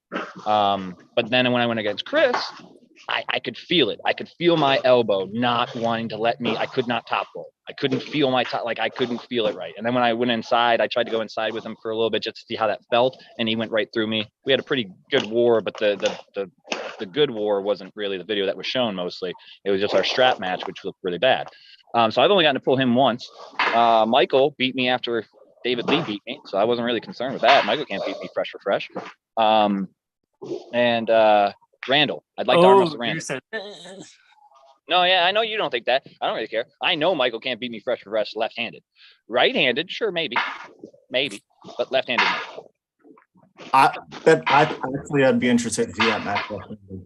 I would take any person left-handed in our rankings. I'll go up against anybody. It could be tomorrow. It could be next week. It could be 2 weeks from now. I'll go against anybody left-handed. But if I beat you left-handed, are you going to tell me that your hand went numb afterwards? No, I'll tell you if it did though. If it actually goes numb, I don't think you have the same power. I don't think you'll be able to get to that spot to injure my wrist to that spot. I eliminated the numb problem. I can go anywhere. I can go everywhere. I know. I'm just saying that spots that you go, there's no numbness to create. Does that make sense? Oh, no, like there was a problem with my wrist. I avoided it. Eventually, David forced it into the limelight, and I decided I didn't want to have that problem anymore, so I took care of it. It's not there anymore. That's what I'm saying. It doesn't matter if you go to that position. There's no numbness to be got. No, All it's right, good. guys, let I'm me excited when somebody real says quick. you're on here talking shit. Let me do something real quick, guys. We have our longtime moderator since episode 1, the Drew 24 here. We welcome him. Thank you, Drew, for being here. Hey, good to see you. Good to see Dave again. I've been on the Yeah. 98 before. Nice. Drew, tell everybody that is watching and everyone on the call, just tell them about yourself. Where you from? What do you do? You know, what got you Sure. into the sport and everything. Yeah, I've always liked arm wrestling. I was usually beating everybody at my age when growing up as a kid. And looking back, I wish they had arm wrestling clubs like they do in some countries, like in Turkey. I would have been in it. And like most of us, didn't know that it was a real thing until later on seeing. And I've been following it for many years, you know, online. Like you see me in some of the comments section, the Yeah. videos. And then one day I decided, you know what? You know, maybe I can try to get into it. I know I'm not going to be number one in the world or whatever, but it's just great. And the community, to me, as I always say, the arm wrestling community is the number one, the best in the world. Like what other group or community brings such diverse amount of people that don't even speak the same language and can get together, hold hands, and be brothers. You know, that to me is awesome. Like I'm here in Las Vegas. I'm from Southern California. Vegas is kind of sad in the way that this is the entertainment and fight capital of the world, and we hardly have any tournaments here. Wow. In some town in Ohio or some town in Pennsylvania and other places I haven't even heard of, and you have them going all the time. It's like we need something here. So you're from Vegas then? Okay. Yeah. I'm in Vegas since '89. Okay, gotcha. I'm 45. I'm 45 now. And I decided to start pulling my first day. First time I pulled was this last Halloween at Brandon Allen's Halloween party. And I don't know if you know Benji Mac. You know him. Okay. Yeah. He's from California and he comes up here and pulls sometimes. And I thought, you know what? Maybe I think I'm able to beat you, I said. You know, so we did a little super match, like grudge match, you know, if you want to call it. And so my first day on an arm wrestling table against actual arm wrestlers was at that Halloween party, and we had a super match with Benji Mac. Oh, beautiful! And then I had my first tournament at the Mr. Olympia here in Vegas. Was that in December? Nice. And I pulled both arms in amateur. Got second place on my left, even though I won the same amount on my right. But just, you know, when they don't have a ton of people, you know how it is, the brackets sometimes just where they fall. Whatever. But I didn't get last either arm. That was my goal. That's good. The after pulls on both those days, because they had amateurs the first day and they had pros the next day. I did the after pulls on both days destroyed me, especially because you know, no conditioning, you know, brand new. That's so yep. Yeah. I didn't know it, man. I was so destroyed.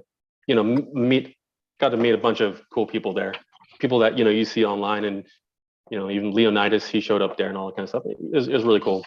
You know, Monster Michael Todd, all that. That's awesome. Well, you definitely Bill put Collins. in the work.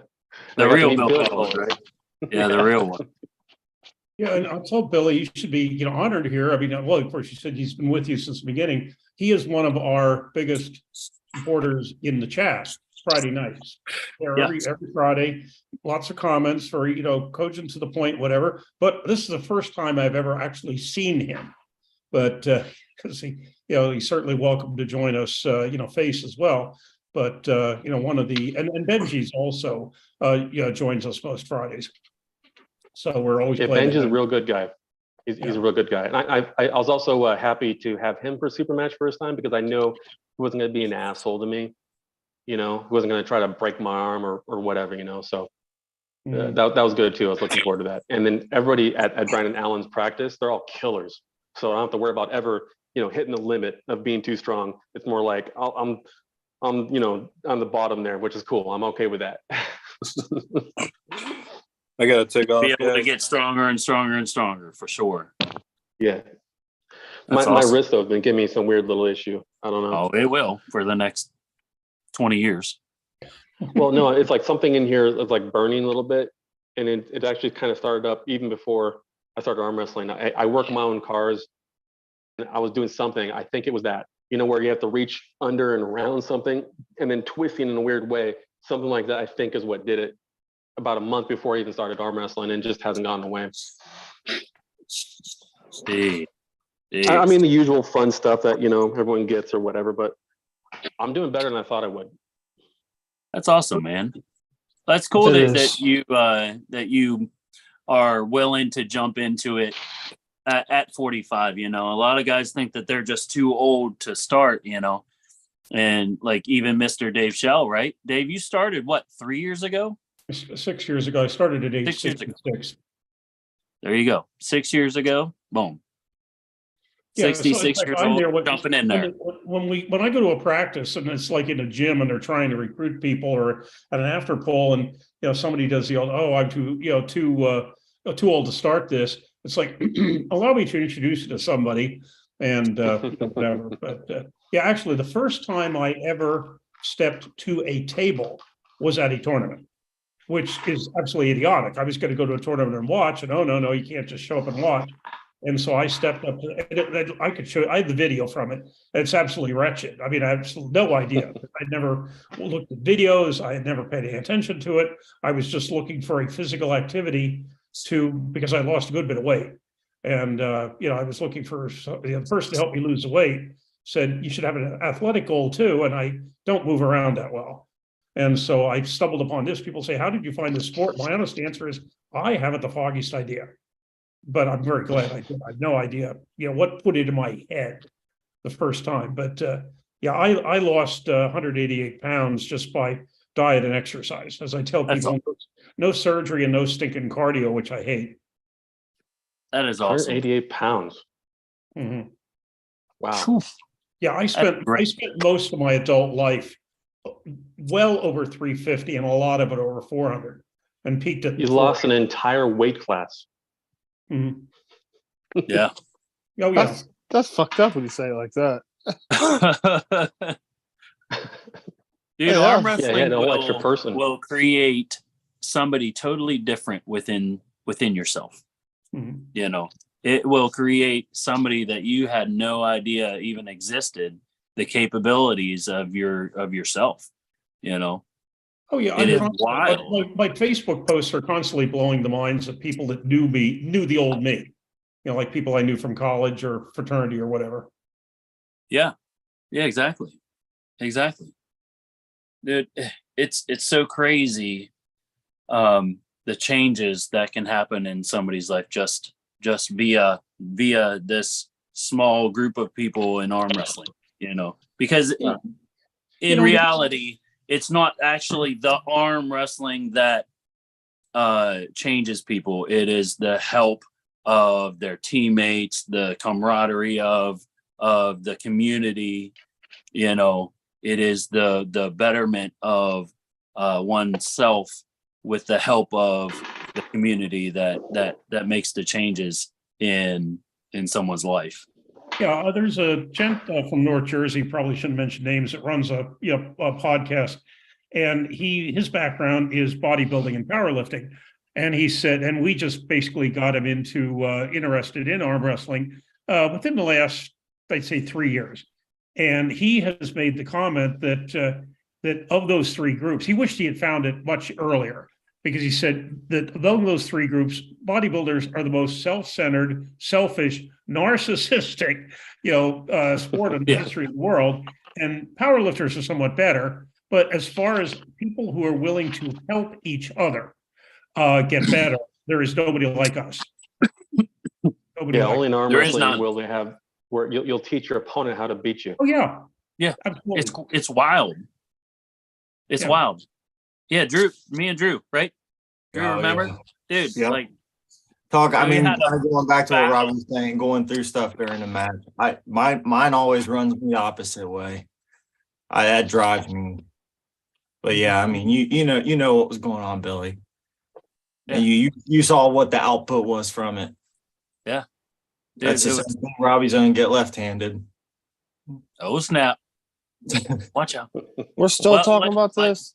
I said- still don't know what smack was talked. I heard something about he doesn't like the way I arm wrestle, thinks I'm a cocky asshole, but he hasn't said it himself. So I'm curious what's going No, on. see, Well, I this can tell second you're here, a you said cocky you didn't hear asshole what he to your said, but that face. was You like want me verbatim. to? Like, Oh my gosh. Shout out to Nathan Evans for letting me know what was going on. not like it's difficult. There we go. Yeah. Anyway, like I was saying earlier, Drew, after the event, I am not putting any more matches in the regular event for Garage. That's fine. He doesn't want to put money on the line against me. Anyway. But if you and Robbie want to do a best of 3 or a best of 5 in the after pool, I will ref it myself so Christina doesn't have to, and we can make that happen. Because if I add any more matches to this thinking event, dude, Christina will literally stab me in the side. I won't even bother coming. You keep fucking out of them. I'll have to get a hotel room. Hey, Robbie. Please, Toby, get a hotel room. Robbie, do you want to wait to do it for real, or do you want to do it in after pool? It doesn't matter to me. Okay, I'm cool with whatever. I'll have to if I'm going to do it, then let me confirm and make sure that I'm coming to that tournament. Like, make sure my plans are all arranged and stuff. Make sure that I've not got my kids and do all that. We're talking garage wars, wars, correct? like by the end of tomorrow. If you guys want to do Garage Wars and the after pools, that's perfectly fine by me. I just wanted to be sure that's what you meant. Garage Wars is what I'm talking about. If you guys Okay, want to do it that's what somewhere I was else, talking about. that's on you guys. No, I was talking about garage wars. Yeah, I know Garage Wars. You'll be over here, and Robbie, it's only what, an hour and a half. Yeah, right? it's not far. That's why It's I not should be able to bad. make it. I'm just checking, make sure I don't have my kids and all that crap on that weekend. Yeah, just make sure you are ready to put that elbow on the table. And he's giving the nod. Oh, he's already banking on my weight cut. That ain't a problem. No, you'll be fine. Oh yeah, Robbie's I'll be Robbie, what do you I'll sitting be at? fresh. My match with Chris Didn't you is say you were sitting at 160, Robbie? 163. 163. Perfect. You're probably right around that, right, Drew? I'll be more than that by the time I rehydrate. Oh yeah, yeah, you'll be fine. Oh, I mean, if you want me to get heavier, I can be heavier. Oh, it's an after pool super match. It's cool. It doesn't matter. It doesn't Like, matter. I'll be heavier on that day because I won't be 163. No. Yeah, Well, I'm we're on definitely 175 looking trapped in a 205 body. Jack, you might have to call off your honeymoon there, brother. Don't do that. Don't do that. I'm just joking. Don't do that. That sounds like Your a wife terrible will- idea. Your wife will kill me. She'll be like, I hate you. Or it could be like, I don't know if you remember Ryan Bowen for his honeymoon, went to New Zealand and decided to have a super match. Yeah. With a mate. Didn't he get waxed? Or no. That was just it was a tie. That was just a practice. That's right. Yeah, I mean, it was like an impromptu practice super match, so not an official thing. But I got you. Couldn't resist. Couldn't just have just a honeymoon in New Zealand. Had to meet Man, Big Matty. I don't blame him, but I tell you what, his wife is definitely more understanding than mine would for a honeymoon. Like, there's no way my elbow is going on a table around a bunch of guys on a honeymoon. Why? There's no way. No, Obviously, you're not she's an married arm yet, wrestler Toby. too. Obviously, you wouldn't be married if you're asking why. I'm saying she's an arm wrestler Toby, too. you got a girlfriend, right? She's just I wouldn't arm your wrestle. I wouldn't fiance arm or wrestle on a married? honeymoon. Yeah, Mary, yeah. Like, What if I'm you saying went on is your she- honeymoon, that's for the husband and the wife. That ain't for the Yeah, husband's exactly. only task and the wife's only task. That's for both of you all. That ain't Exactly. I'm not. That's out of my realm. I'm not dealing with that. Toby's not married yet, so he ain't gonna worry about No, Try not fuck to be. no. it. Oh boy. Drew, you married? 24. Oh, okay. No. No, sir. You got a lady in your life? I think just arm wrestling. I think that's Hey, it. there you go. That's the way to do it, buddy.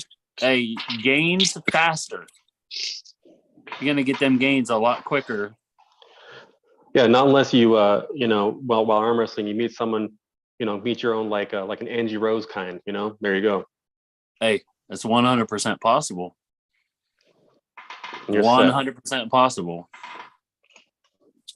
And then Hollinger, how's your well, everybody sees your training, but how you feeling these days?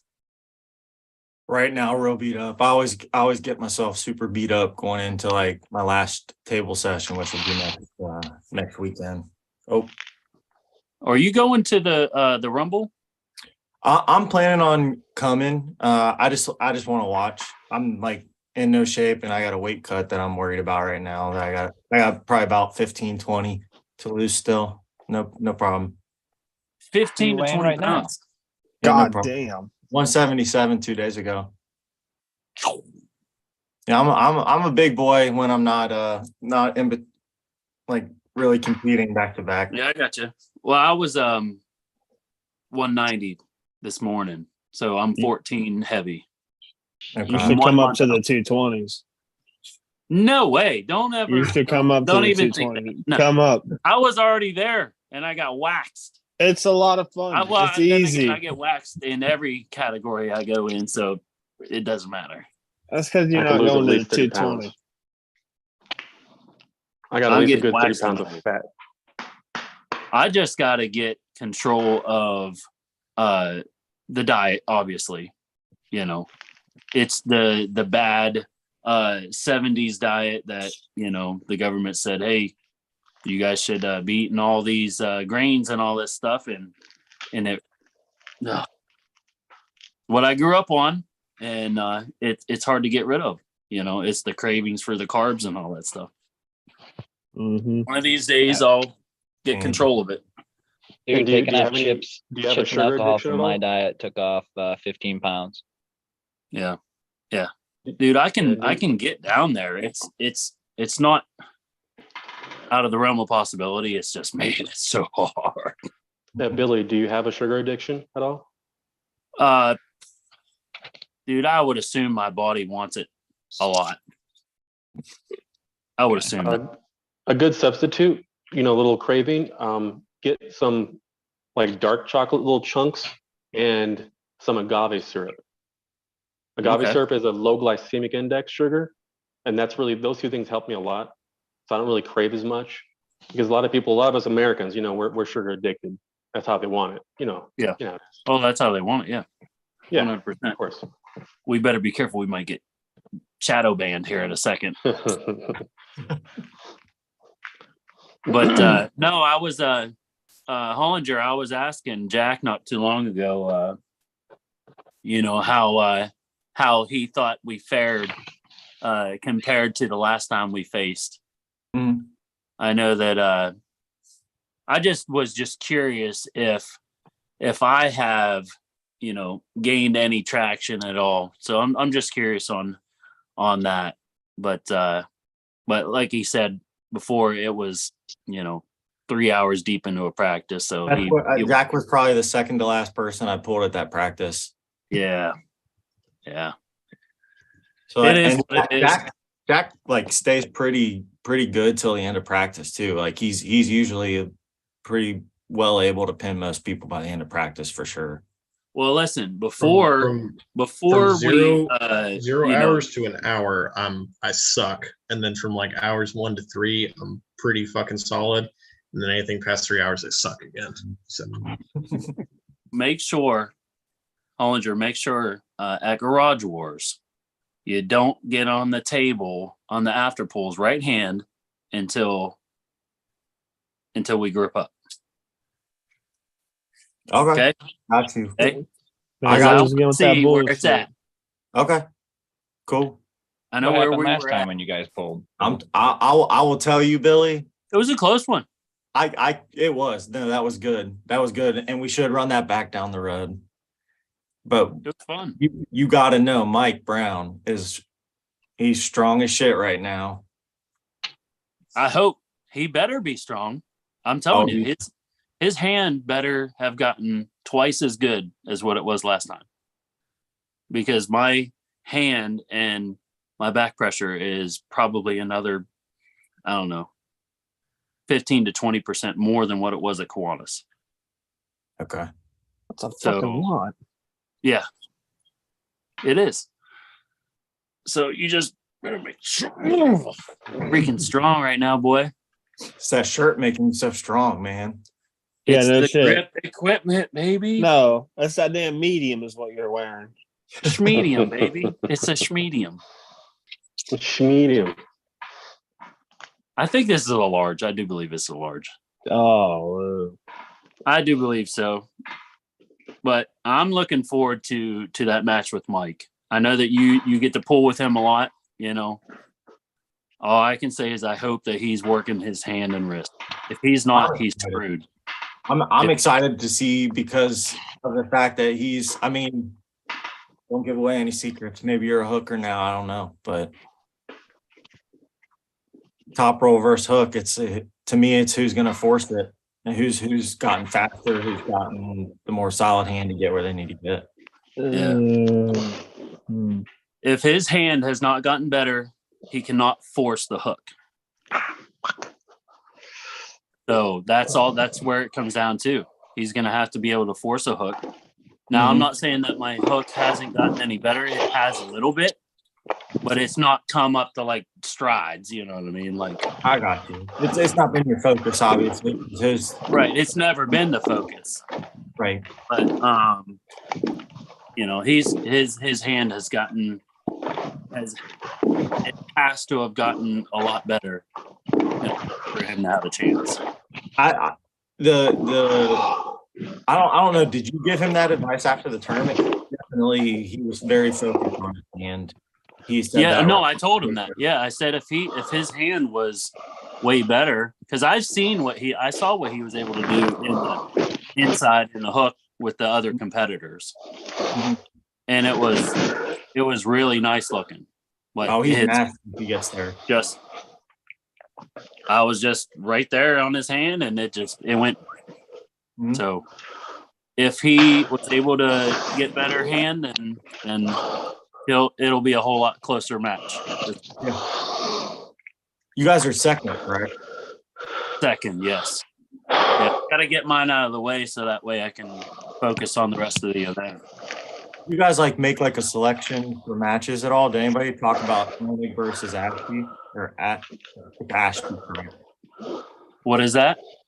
Josh Koenig versus Ashby. Yeah, that's a left-handed match. Did you guys already talk about that? A little bit earlier. Okay, then we don't talk about it again. I missed the first part of this. Hey, Drew, 24. You might, give it. If you're gonna, if you're gonna do that stuff, just mute your mic. Is it coming? Yeah, I through? thought you were fucking dying. Like you had me worried over here. Just mute your mic while you're doing your reps for me, brother. Is it too sensitive? Fuck yeah. Picking it up.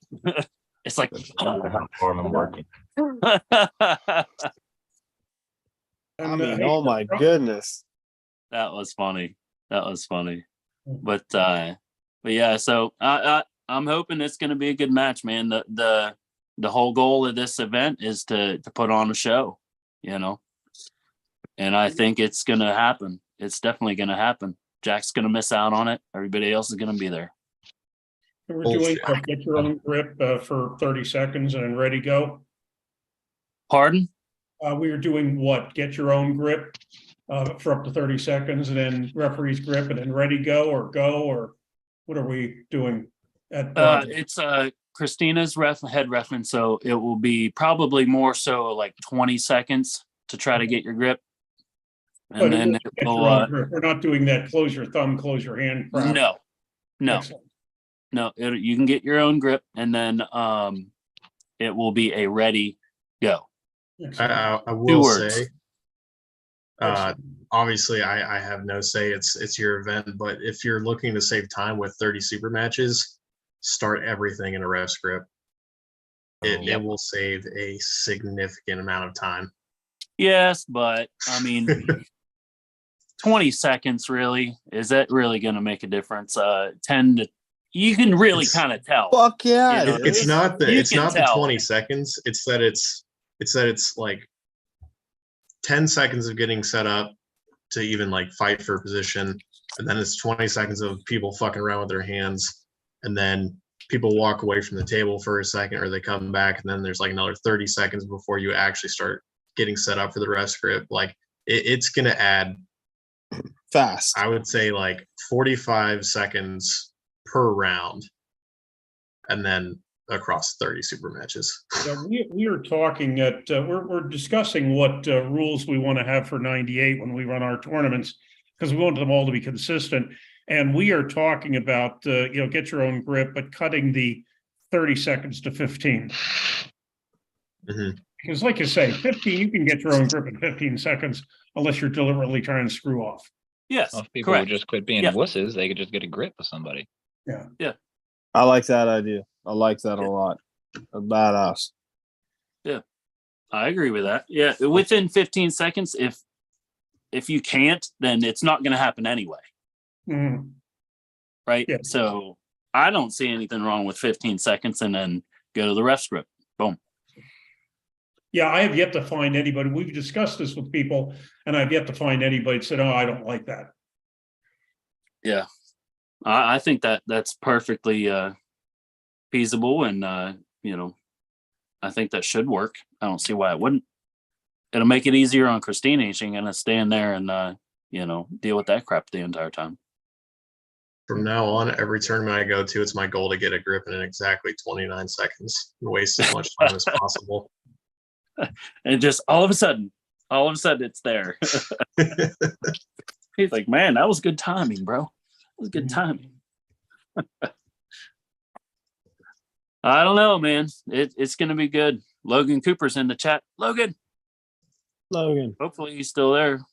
Greg Brown was here. He said still going. Yep. Yes, sir. Devin's forearm is giving us the help in the chat for sure. So stupid. I don't even care who you are. This is stupid. Yeah, I appreciate you being here, Toby. I mean, dude, why? Dude, we've been going on. What is this? 4 hours and 13 minutes. Are you kidding me? Oh, no wonder my phone fucking died. I better check it Your again. phone died 3 hours ago. Your Did it? phone died an hour and 45 minutes ago. Well, that's not 3 hours ago. Yeah, Billy. Hey, Billy, you can give Devin's forearm a wrench if you'd like. He could help out. I already did. Cool. All right. He's really good. He's a good guy. That was like 20 minutes ago. I give it to him. He was like, yeah. I was like, because I'm stuck here, so I can't help too much. No, he my computer, which I'm not. He give you a shout out for you and Benji Max super match. He posted that in the comments too. So if anybody wants, our super match. Yeah, Benji Mac. I don't know if you've seen. He recorded a lot of tournaments too. He's live streamed a lot of tournaments. Obviously more on the West Coast in California, but he's gone to other places, other states, and everything. He likes to travel. Oh, nice. I'm gonna try to see if Logan. Let me know, man. I'll send you the link if you want to jump on. Just say yes or no in the chat. Oh, I hope he comes in here. I hope he does too. I'm a motherfuck him. Why? Why you gotta be mean like that? I ain't talked to him or seen him in a long time. I gotta slur him.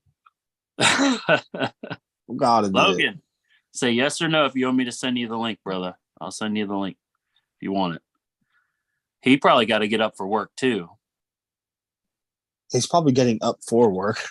Yeah, probably. He's probably on his way in. He's like, bro, I'm ready to go.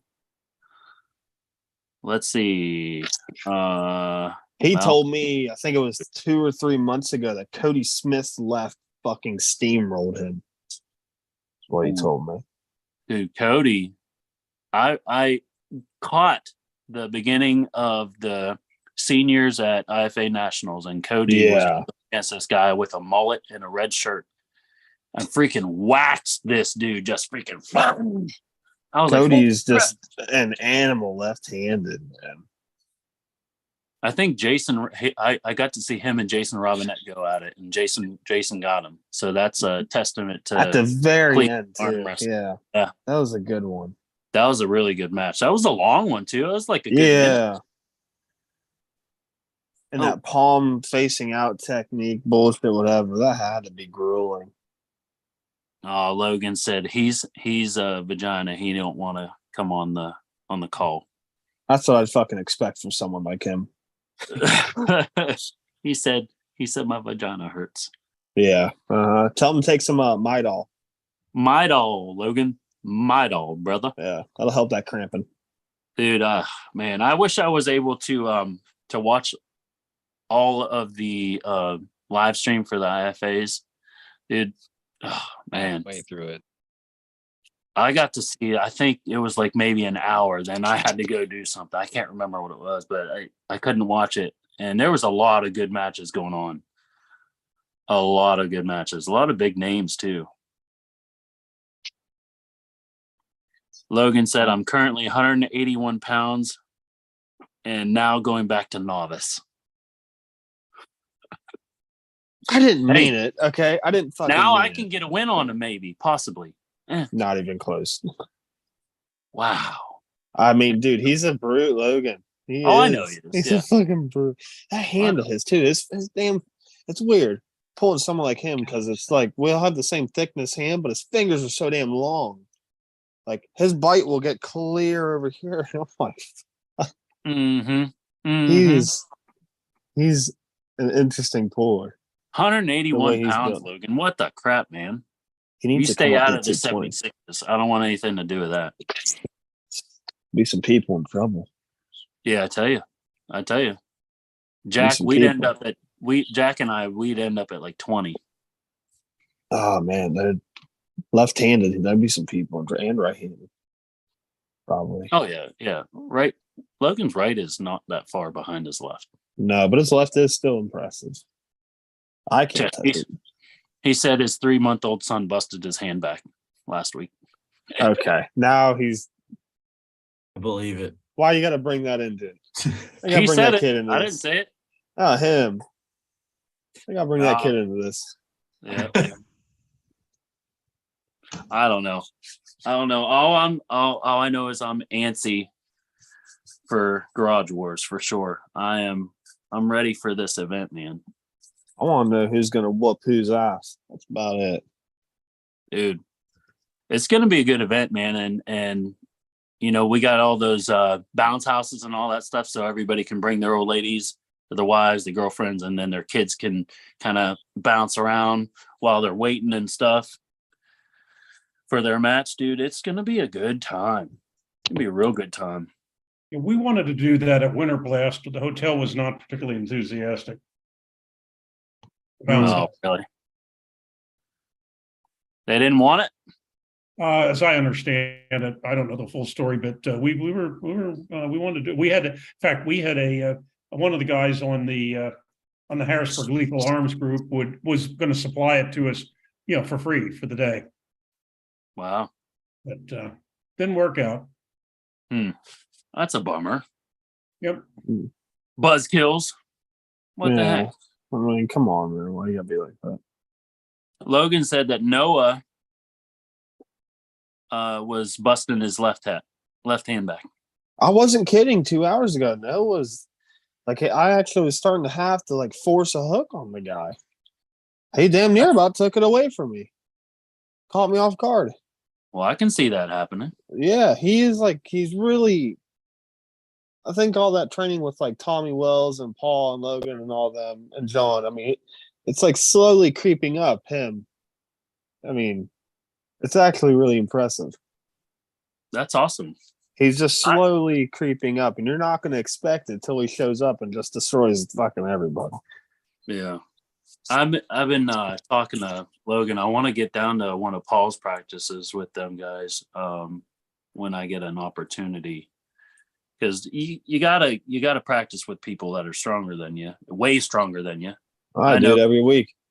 Yeah, my teammates, most of them are stronger, but they go to even way stronger guys. I don't know about that, Billy. Like I find that we've had all these new kids in our club. We've had them for we had like 15, 20 new people. And I actually found that because they're so novice, they don't arm wrestle correctly, right? But they're strong. But then that gives you all dominance. So like I'd arm wrestle them and we'd be all here, here, here, out here. Out Oh here. yeah. And what I mean by that is that I would I would keep control and they would work me, and I felt like I got a better workout. Like where after when these new guys showed up, I felt like I actually was like actually worked out. When I come back from like arm wrestling Kevin, Christian, you, stuff like that, I don't feel like I worked out. I feel like I got my ass kicked.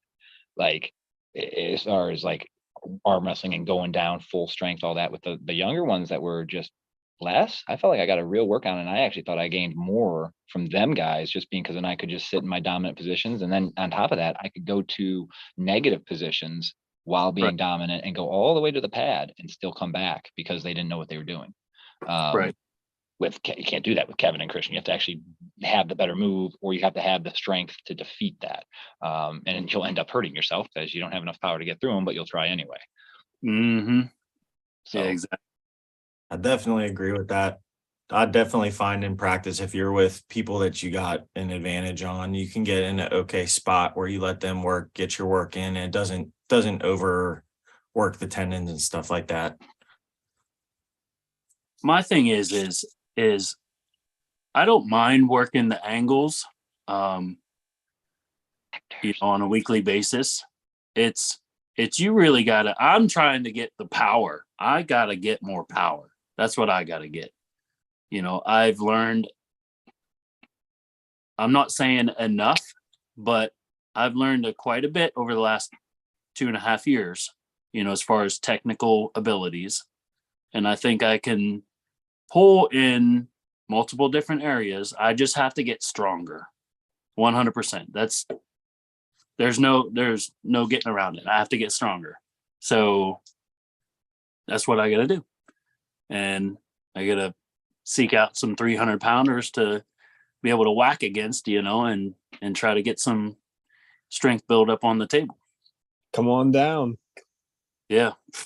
Tyson, you guys are what, 3.5 hours? Isn't it, Toby? Isn't it 3.5? Like an hour and a half from you. Yeah, right. No, Logan is 1 hour from me. Logan. Yeah, Logan's about a little over an hour from me. Yeah, I got to Logan's pretty quick. Well, I don't think 2 hours is out of the realm of possibility. Or we could all meet up at Logan's whenever he decides, because he was bringing up the idea to me about practice, him having his practices again. Yeah, well, he needs to, since the weather's getting better and all that. But I mean, that's the beauty of our team. I'm the lightest guy on it. Yeah, everyone else. I'd like to be the 300-pound range. Yeah, I'd like to be the lightest guy on my team. That'd be nice. I mean, it sucks. What is awesome? Usually, one of these days, Billy, I'll have to show you my arm wrestle machine I have. Yeah. Yeah, Moeller make it. The guy that made the WAL hammers made it for me. It was like $450, but I got an arm. It's on a table. It's a legitimate arm, and it can't be pinned if I don't want it to be. Like I can even set it to locks at different positions, and I can make it any weight to where even Larrett couldn't pin it if I want to. I can't do that, of course, but I can make it any weight. I'll have to try and bring it. It only fits on certain tables though, because your table's too if it's like this thick, it won't fit on. It has to be like a standardish table. Like my combat arm sports, it won't fit on my table. It's on my table that I made, so I don't take it usually with me because I can't fit it on your guys' tables. Yeah, I got you. I got a pulley system, but it's different than the pulley system by a lot. Yeah, I haven't been able to find a handle that I can replicate the way Art that arm. I pull. Get the art arm handle. Yeah, that's what I was thinking about. You don't have those. that? No. Oh, so I take a art arm, and you have it here, but then I take the the tricep rope thingy. Yeah. You slide the rope through it, and the rope is now inside the hand, and then you can take the rope, and now it's over top of you, and you can make it do a top roll. You can make it do a hook where it's trying to open you and palm you up, and then you can also switch it, make the rope go downward, and you can make it pull you this way, and you have to fight the hook.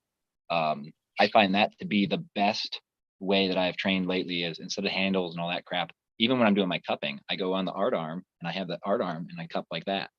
And Nice. it keeps you in your form, and I do it in front of my table, right? My table is right in front of it. I get the art arm, I put it on there, and I usually hold it, bring it back, right, and then it's here, and it wants to pull you open, depending on how you set it up and Yeah. what weight you put on. Yeah. But it's a great tool. There's some imitators out there now. Apparently, sold the design. I bought some for $55 for 2 of them, left and right-handed. They were pink, so they didn't want to charge $70 for them. So I was like, I don't give a shit. Like, there's a pink. I've been really trying to work on putting a strap literally on my thumb, going that way, and then just See, pulling that's back. but then like that's what I was saying with that rope, because the rope gives you this piece like over here, so the pull is pulling you rather than right here where it's on your skin trying to pull through you as bad. I find that when I'm trying to torque through right here, right on the wrist with like a strap or through the thumb, that I'm feeling a lot of torque there. But then if I switch it and then it's over here, I still feel the same torque, but it doesn't seem to hurt as bad as I would say. Like when I'm rotating through it and it's raised, I think it's a better rotation. I can feel the rotation better. But when it's right on me, I don't feel like I can rotate it as well. That makes sense? Yeah. Yeah, I gotcha. It's actually interesting. It's like a hell of a tool. Yeah. It's a really cool tool. I mean, that's like fucking what, 1 in a million the way you describe it. I mean, that's fucking sweet. Because it clips onto. This one I just bought for $55. Came with 2 handles, and it came with 2 extra handles, which are like just normal standard handles that you're going to grip and use and whatever. And they clip to that, but it's rubber. You can just put it on any, like even on a dumbbell. You can put this art arm on a dumbbell, and you can just have a dumbbell in your hand and just work with a dumbbell. But the art arm is in there, and you're in an arm wrestling stance, like hand position anyway. And this one I just bought, which isn't an art arm because that's why I bought on Amazon, but they didn't send me an art arm. It's some Colorado company stole his design. But the thumb theme just a bit thicker. Like this part of the thumb on the new ones I got seems a little bit thicker. So when I grab it, it feels more comfortable than my other 2 that I have. They feel just a bit thinner. Let me show you what I've been using. Dang, my hips are hurting. Because you're old. Dude, it's because we've been sitting for 4 hours. Yeah, my hips are fucking me up right now. So I got just a 2-inch PVC, right? And then just the strap. But I'll take and put the strap, I'll go like this and put it through underneath, right? Okay. So then it comes out the top. Like a multi-spinner? Okay. And then I'll put my hand through this, grab it like so. So this strap is coming out the top. And then I'll hook it onto said pulley from this side, right?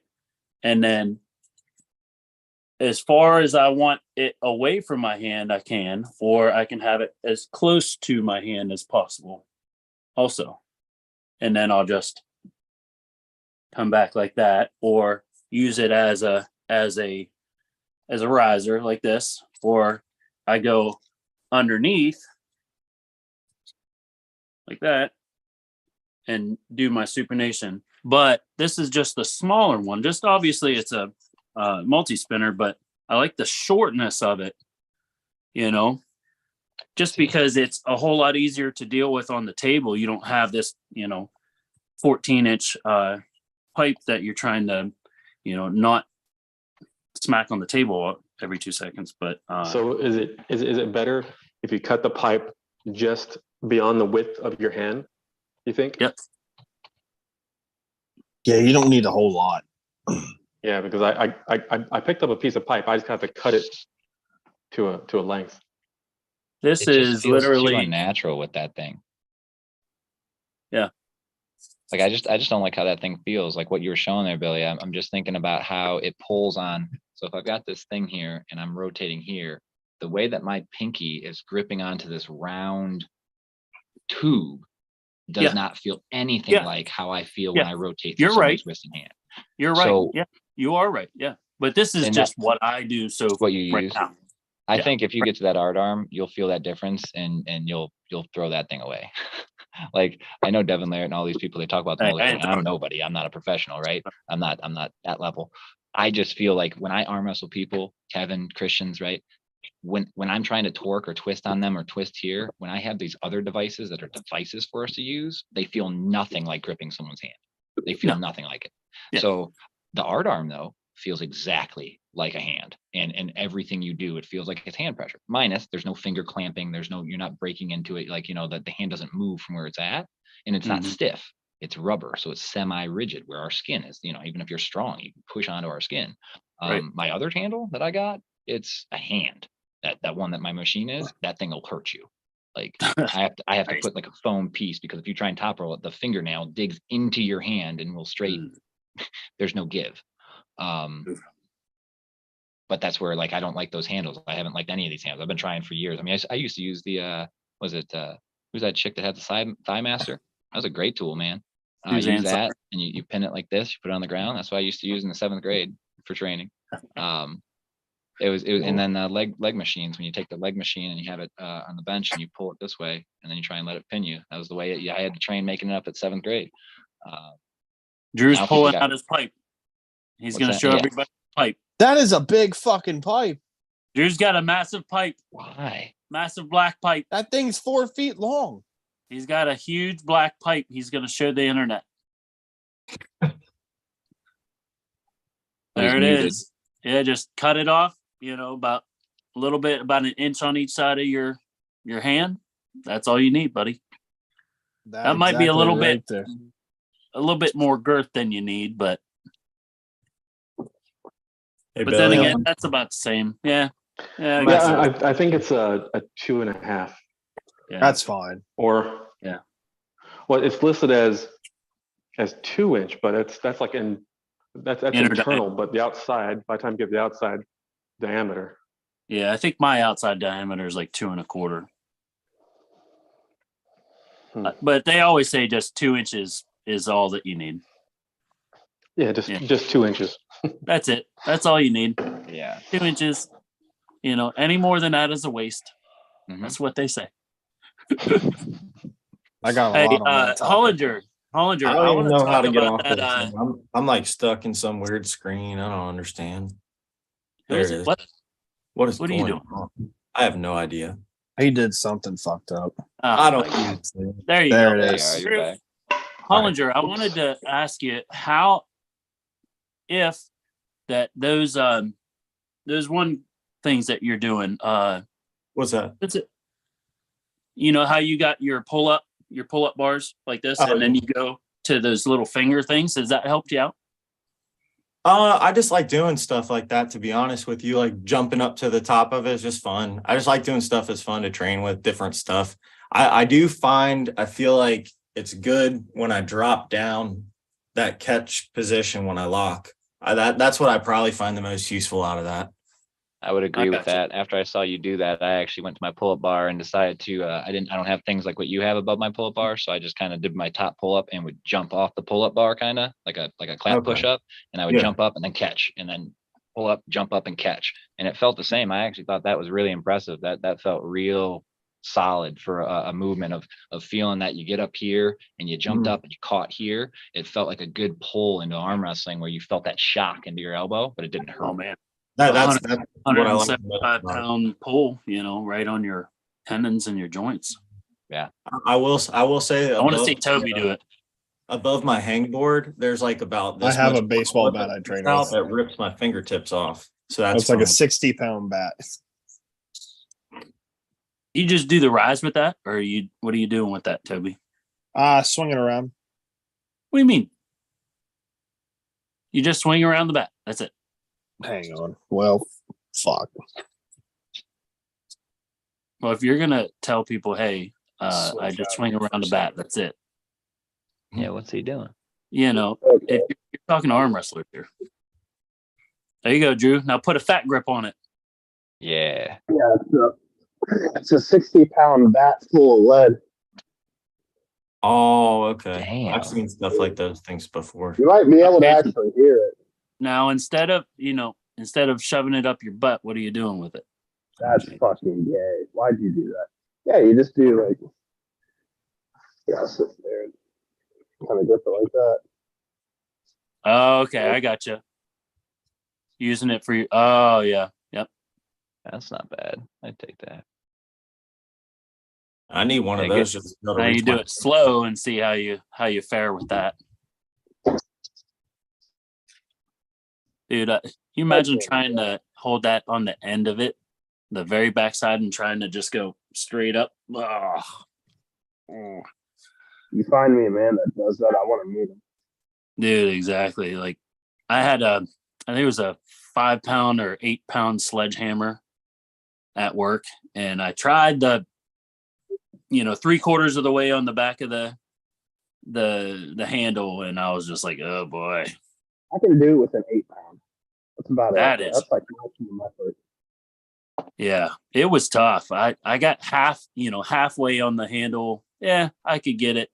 A little bit beyond halfway, it was really, really hard. And then 3/4 of the way on the handle, I just couldn't do it. It was just too much. Yeah, Logan, he said 60-pound. 60-pound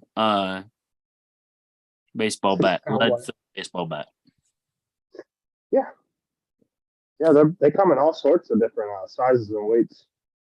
They make them small like this, or like 15 pounds. They Now, come in those all are sorts. for baseball players, aren't they? No, those are for, that's just a strength equipment. It's not for baseball players. Oh, okay. I got you. Jack, you're going to get you one of those. Probably not. He said, I don't want to be as strong as Toby. I'm not even that strong. I don't. I would be fucking scared of myself all the time.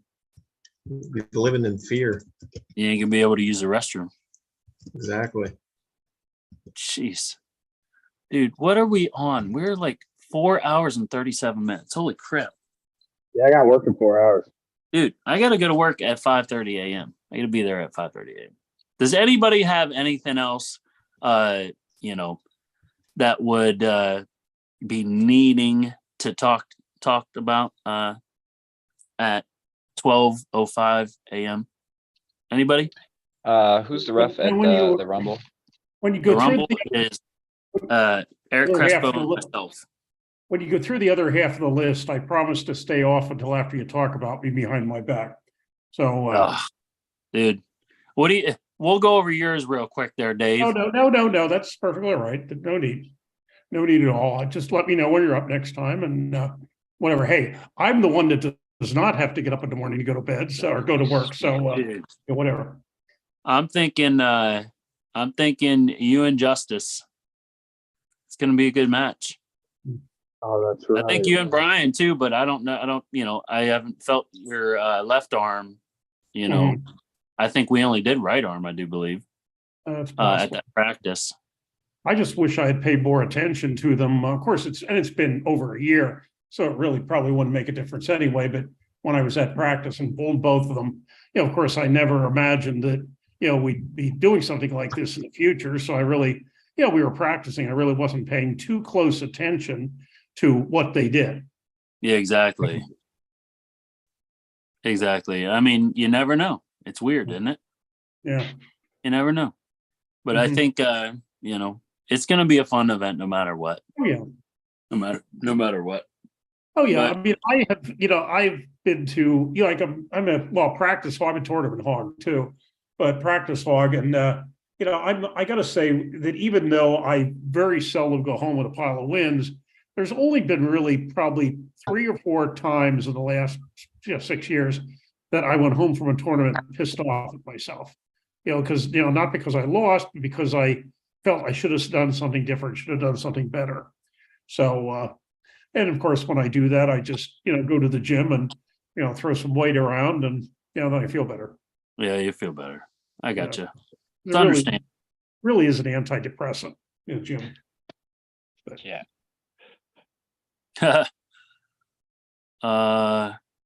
Yeah, we missed it. Freddie Sanchez, he goes, WTF, y'all still wilding it up in here. Yeah. That's hilarious. Yeah, 4 hours and 40 minutes. So that's only 21 hours shorter than Jake Ward did the other night. Dude, there's no way that I would want to do 25-hour live stream. Yeah. I'm ready to go. Guys, unfortunately, I appreciate you guys so much for being here. Robbie, enjoy the rest of your shift. Oh yeah, I got another 6 hours to go. 6.5 or so. Jeez. Yeah. Drew, I appreciate you so much, man. Thanks for being a moderator, man. Hey, good to see you. Even though for a while there I didn't recognize you because when you shaved and all that, and you got a little skinnier, I couldn't really recognize you for a while. Yeah, dude, I lose 30 pounds and shave everything off. I gotta look good for the a couple episodes. I thought someone was stepping in for you or something. I'm like, who? That's someone else. Who is that guy? Hey, as soon as I lose these love handles, man, I'm gonna look like a totally different man. Trust me. Oh yeah. Got to get rid of the barrel around my belly. Just gotta get I got too much. I got a 6-pack somewhere under all that cushion. Nice. It's buried deep. It's buried deep. Nice. I'm gonna be as skinny as Robbie Ingold one of these days. Yeah, 6'3", 165 is a pretty skinny dude. Yeah. Man, what the hell? Yeah. I'm just trying to just go like this. That's what I want to just be like that.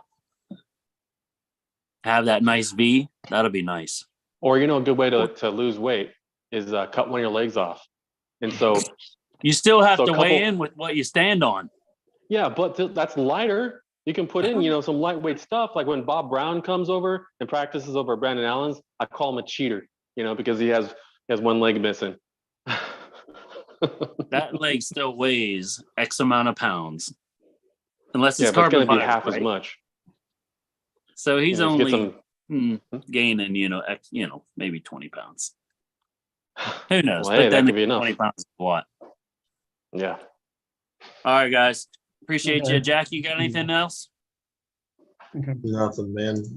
Nothing. Appreciate you coming on, man. And hope to God we don't get any calls overnight. Yeah, hopefully.